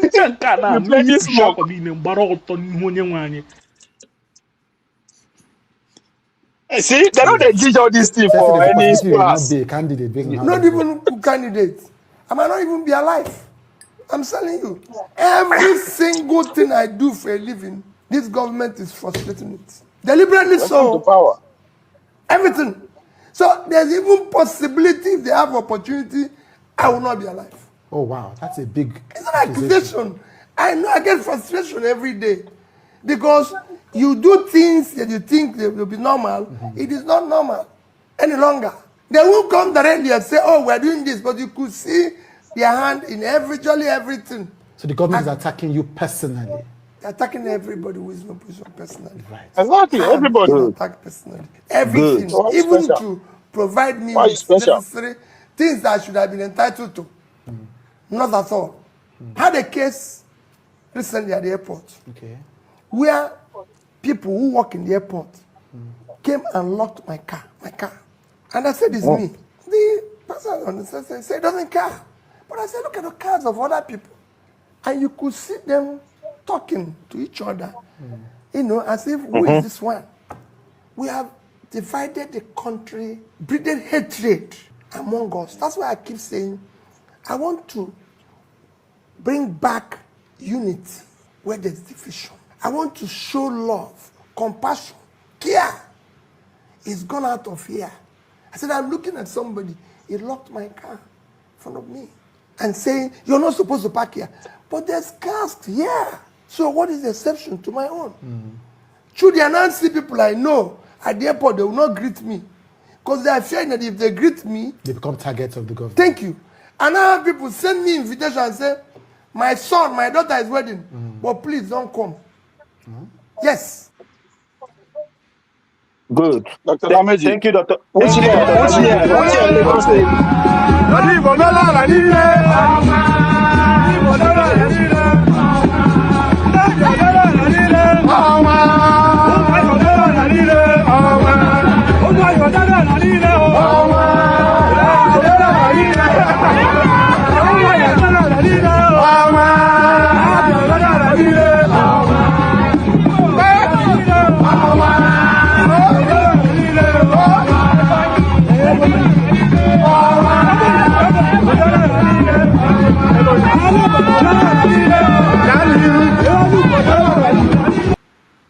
All right. Dr. Lameji, you missed one thing. You missed the tweet of the week.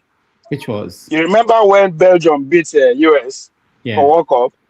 And Donald Trump took to his ex and said that Belgium is 2 weeks away from nuclear weapon.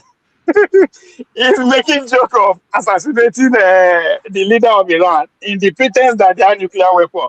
So Belgium beating America, no, it's not acceptable. So we have to go and attack them because they are developing a nuclear weapon. So that's where the joke lies. But again, I have a question for you, Dr. Lameji. Lagos State Television was burnt. Oh, yeah, if you remember. I have to go. We have to go. I don't remember. That was when Bola Tinubu was running to be president. They were burning his properties. Thank you, Dr. Damages, for the videos that you showed. You heard the interview. It's very clear. Okay? Ovie. Yeah, everybody in that position. Everybody in that position want to be killed. That's what he said. Can I talk now? Can I talk? No, I'm not going to allow you to talk. You know, allow me to talk. When they want to kill Donald Trump, you were celebrating. No, you don't go talk. No, you didn't allow me to talk. Why will I allow you to talk? You have to go ahead, but I'm not going to allow you to talk because you refuse to allow. An intelligent person. So okay, hold on, guys. I have to thank the people that supported us and say hello to Comrade Omori. Omori, hold on, okay. Let me thank people that supported us.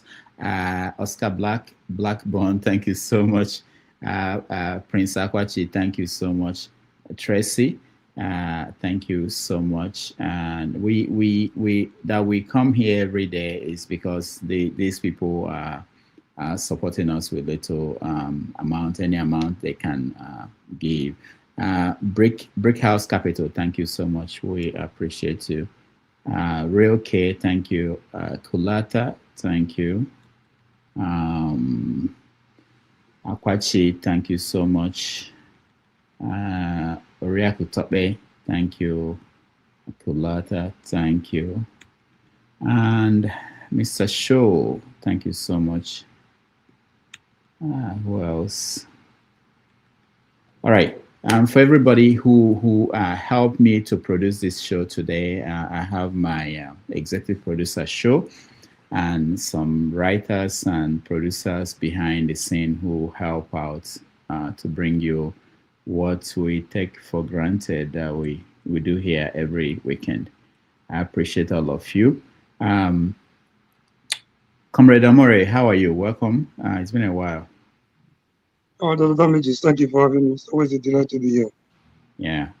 So tomorrow you can join us on 90 Minutes Africa if you have the time, but we have to go for now. Unfortunately, I haven't heard from I haven't heard from forefathers.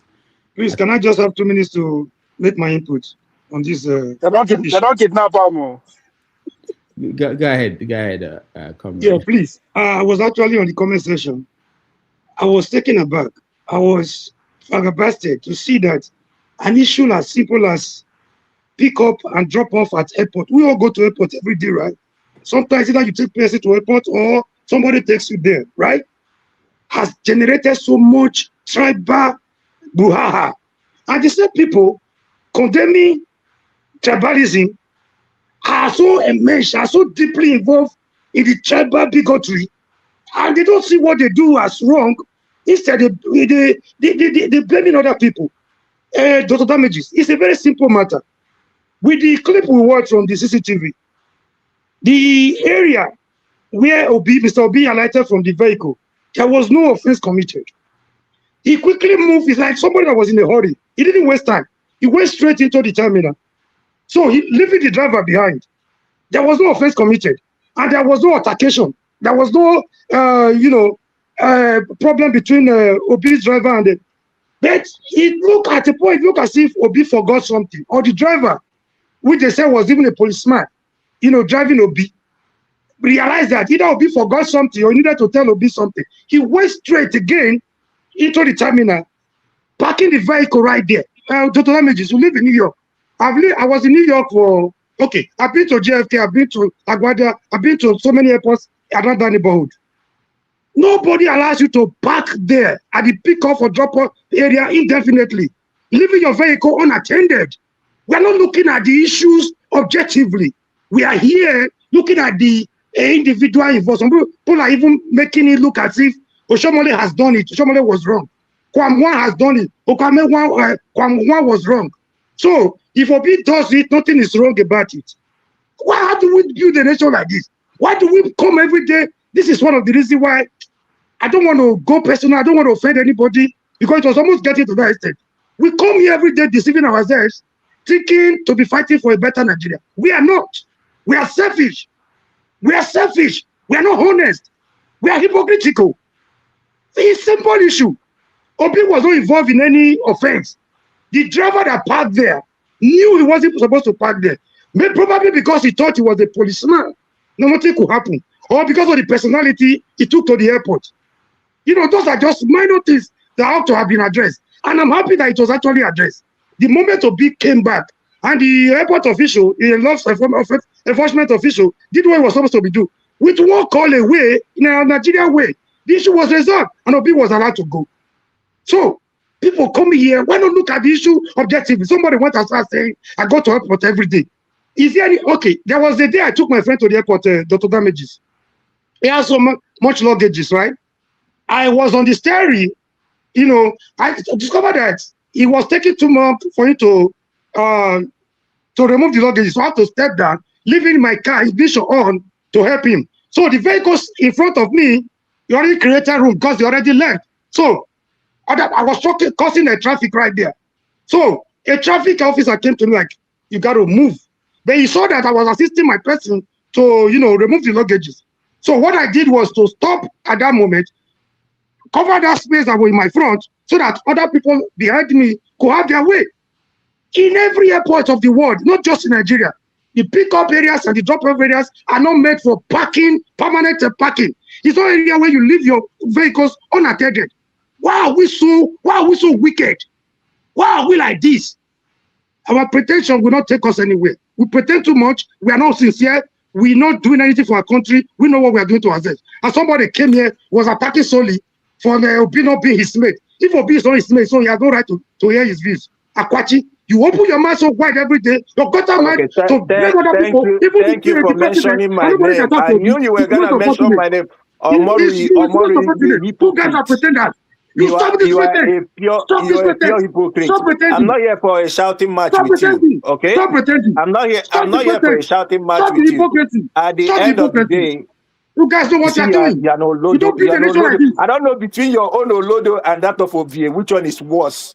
I don't know if it's your own or that of Obi. I don't want to even typify which one is worse between the two of you? Your tribal bigotry. You come here every day, you blame people for tribalism. You can insult him before you care. It doesn't matter. When anybody talks to Obi, Obi keeps making every mistake. Okay, have you finished talking? This is the business that will end up being political career. You guys are the cause. You guys are the cause. Thank you, everybody. Simple things that have been addressed. You are you know one thing, you are just shameless. You should be ashamed of yourself. Can I put your mouth to say rubbish every time? Dr. Damage, I have to go, guys. I appreciate all of you. Okay, you called me an idiot. You are no lodo. You're a mumu man. What's the difference?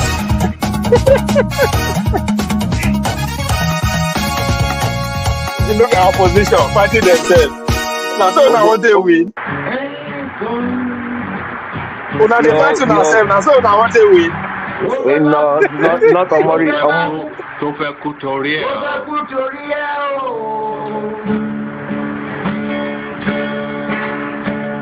Ọwọ́ ẹni ló ti ṣàánú kọ́. Ayé la bá, ayé la fi sílẹ̀ sí. Ọ̀nà èyí yóò.